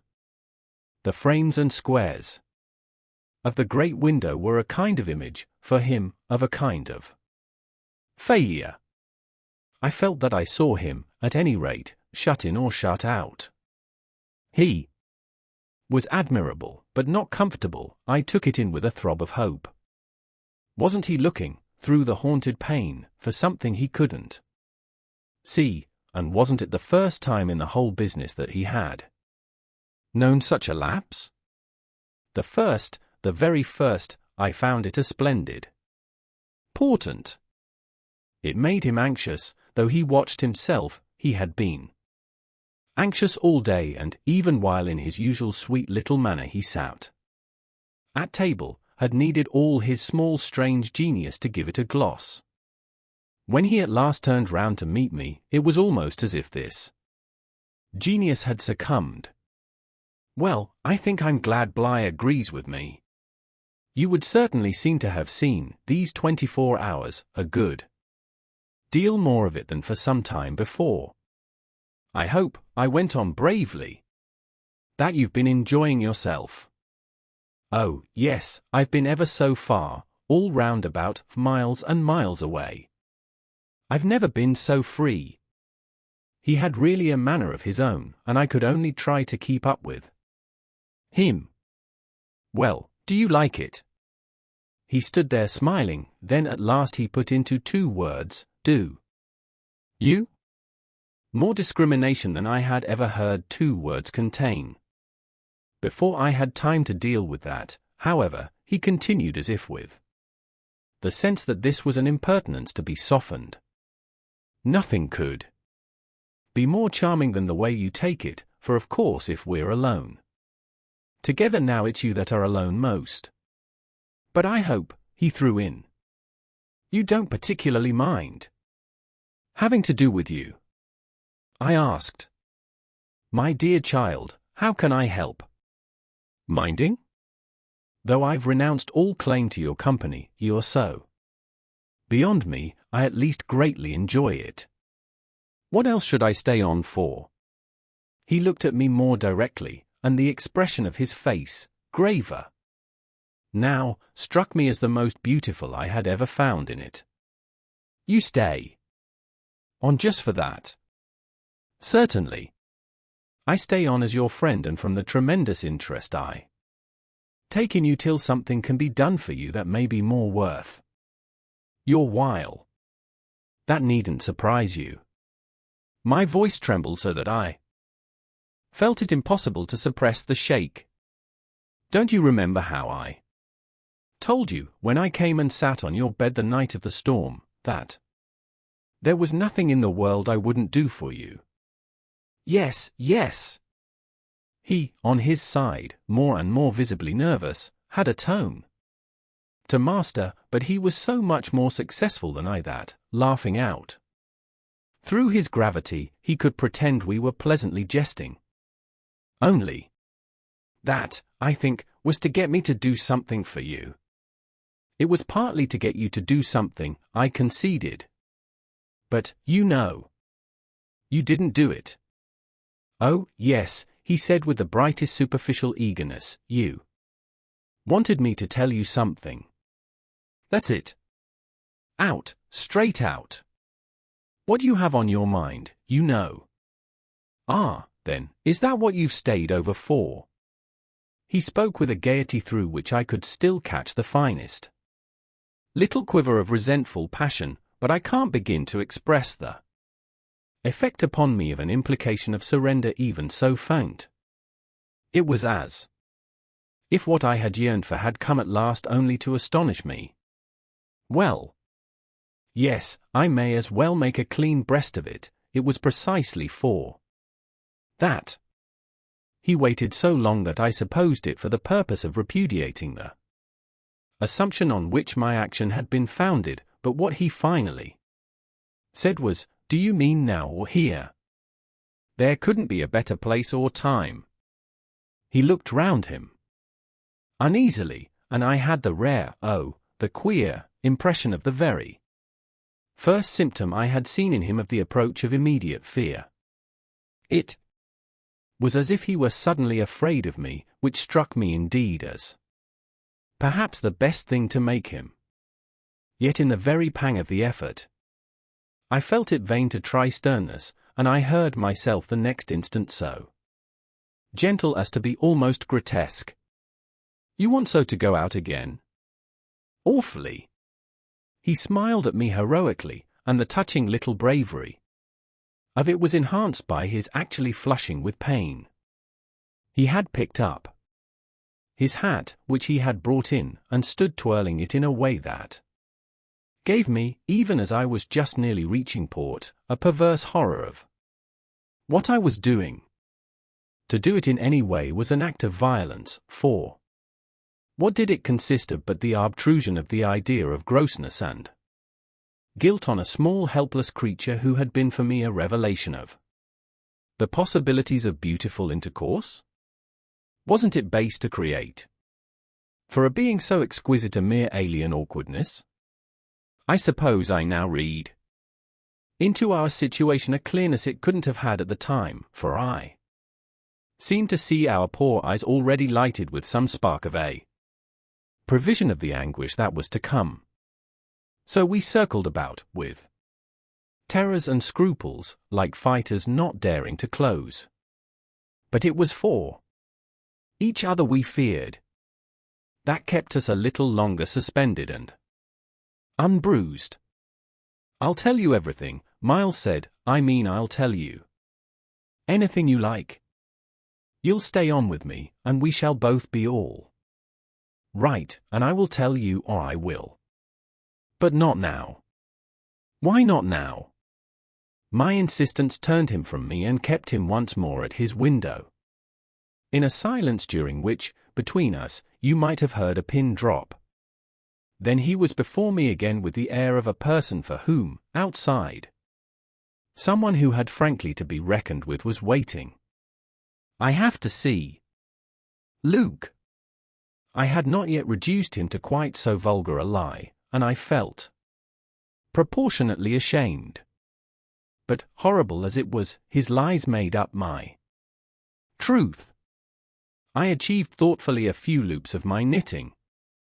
"Well, then, go to Luke, and I'll wait for what you promise. Only, in return for that, satisfy, before you leave me, one very much smaller request." He looked as if he felt he had succeeded enough to be able still a little to bargain. "Very much smaller?" "Yes, a mere fraction of the whole."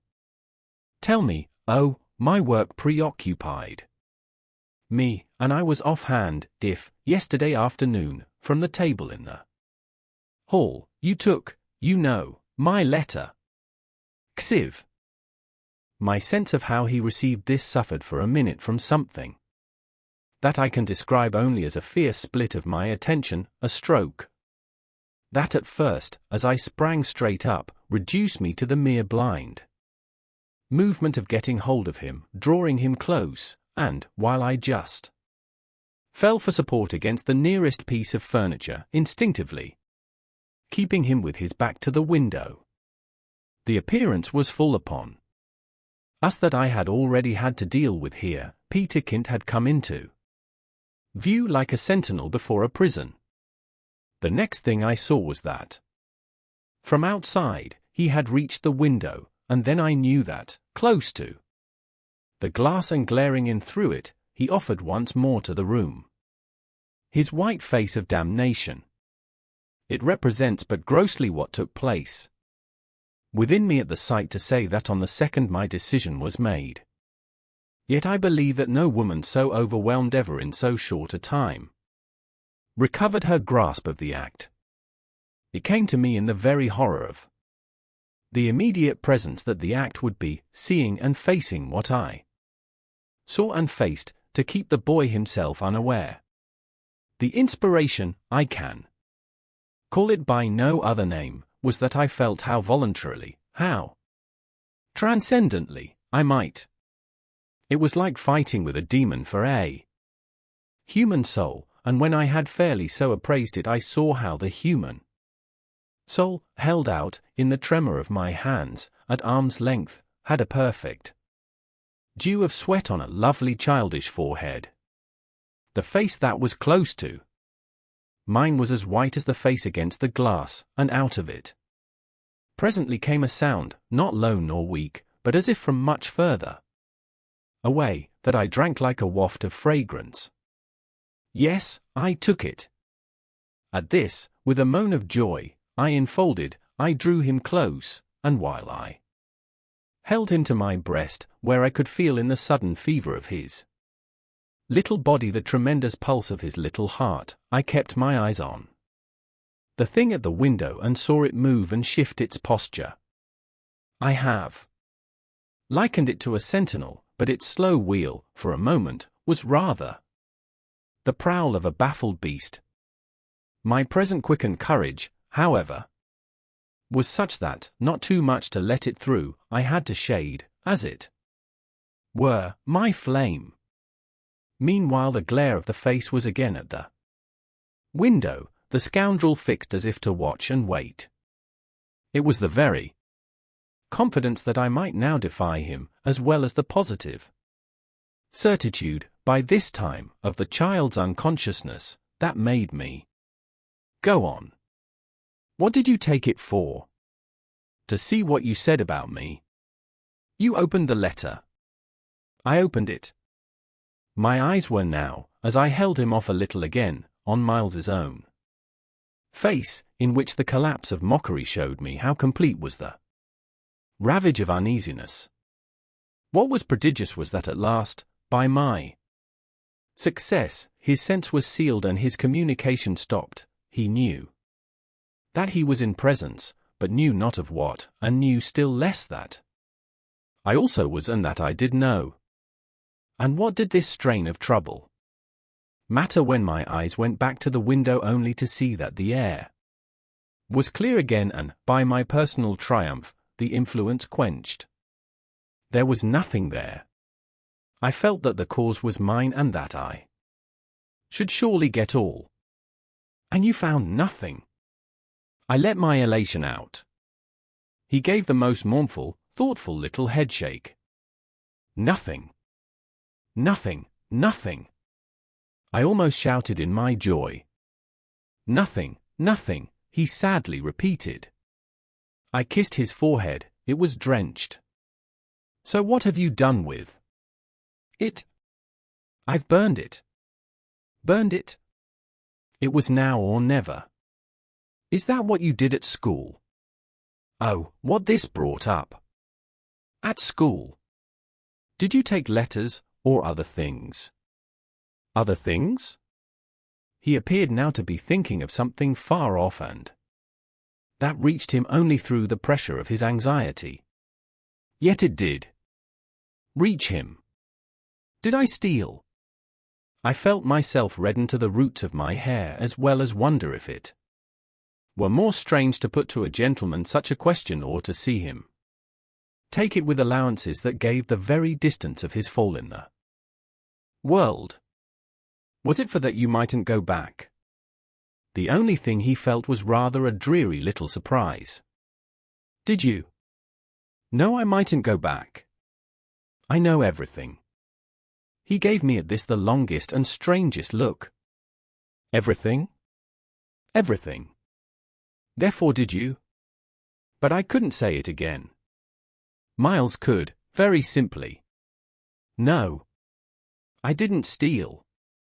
My face must have shown him I believed him utterly, yet my hands, but it was for pure tenderness, shook him as if to ask him why, if it was all for nothing, he had condemned me to months of torment. What then did you do? He looked in vague pain all round the top of the room and drew his breath 2 or 3 times over, as if with difficulty. He might have been standing at the bottom of the sea and raising his eyes to some faint green twilight. Well, I said things. Only that. They thought it was enough to turn you out for. Never, truly, had a person turned out shown so little to explain it. As this little person. He appeared to weigh my question, but in a manner quite detached and almost helpless. Well, I suppose I oughtn't. But to whom did you say them? He evidently tried to remember, but it dropped, he had lost it. I don't know. He almost smiled at me in the desolation of his surrender, which was indeed practically, by this time, so complete that I ought to have left it there. But I was infatuated, I was blind with victory, though even then the very effect that was to have brought him so much nearer was already that of added separation. Was it to everyone? I asked.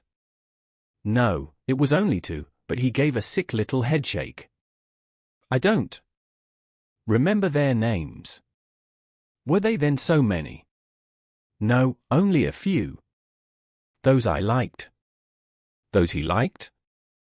I seemed to float not into clearness, but into a darker obscure, and within a minute there had come to me out of my very pity the appalling alarm of his being perhaps innocent. It was for the instant confounding and bottomless, for if he were innocent, what then on earth was I? Paralyzed, while it lasted, by the mere brush of the question, I let him go a little, so that, with a deep-drawn sigh. He turned away from me again, which, as he faced toward the clear window, I suffered, feeling that I had nothing now there to keep him from. "And did they repeat what you said?" I went on after a moment. He was soon at some distance from me, still breathing hard and again, with the air, though now without anger for it, of being confined against his will. Once more, as he had done before, he looked up at the dim day as if, of what had hitherto sustained him, nothing was left but an unspeakable anxiety. "Oh, yes," he nevertheless replied, "they must have repeated them to those they liked," he added. There was, somehow, less of it than I had expected, but I turned it over. "And these things came round to the masters?" "Oh, yes," he answered very simply. "But I didn't know they'd tell." "The masters?" "They didn't, they've never told. That's why I ask you." He turned to me again, his little beautiful fevered face. "Yes, it was too bad. Too bad. What I suppose I sometimes said. To write home. I can't name the exquisite pathos of the contradiction given to such a speech by such a speaker. I only know that the next instant I heard myself throw off with homely force, stuff and nonsense. But the next after that I must have sounded stern enough. What were these things? My sternness was all for his judge, his executioner, yet it made him avert himself again, and that movement made me, with a single bound and an irrepressible cry, spring straight upon him. For there again, against the glass, as if to blight his confession and stay his answer, was the hideous author of our woe, the white face of damnation. I felt a sick swim at the drop of my victory and all the return of my battle, so that the wildness of my veritable leap only served as a great betrayal. I saw him, from the midst of my act, meet it with a divination, and on the perception that even now he only guessed, and that the window was still to his own eyes free, I let the impulse flame up to convert the climax of his dismay into the very proof of his liberation. "No more! No more! No more!" I shrieked, as I tried to press him against me, to my visitant. "Is she here?" Miles panted as he caught with his sealed eyes the direction of my words. Then as his strange she staggered me and, with a gasp, I echoed it, "Miss Jessel, Miss Jessel," he with a sudden fury gave me back. I seized, stupefied, his supposition, some sequel to what we had done to Flora, but this made me only want to show him that it was better still than that. "It's not Miss Jessel. But it's at the window, straight before us.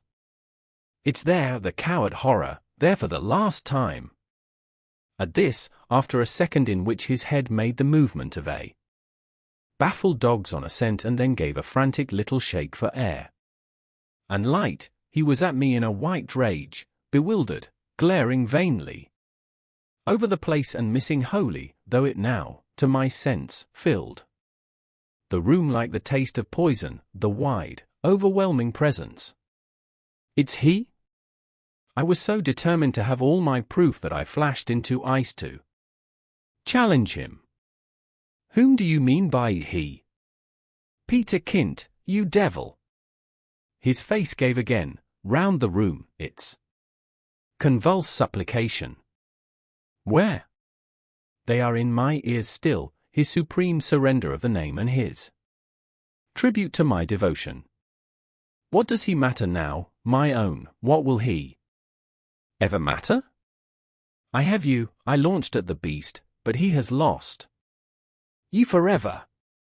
Then, for the demonstration of my work, there, I said to Miles, But he had already jerked straight round, stared, glared again, and seen but the quiet day.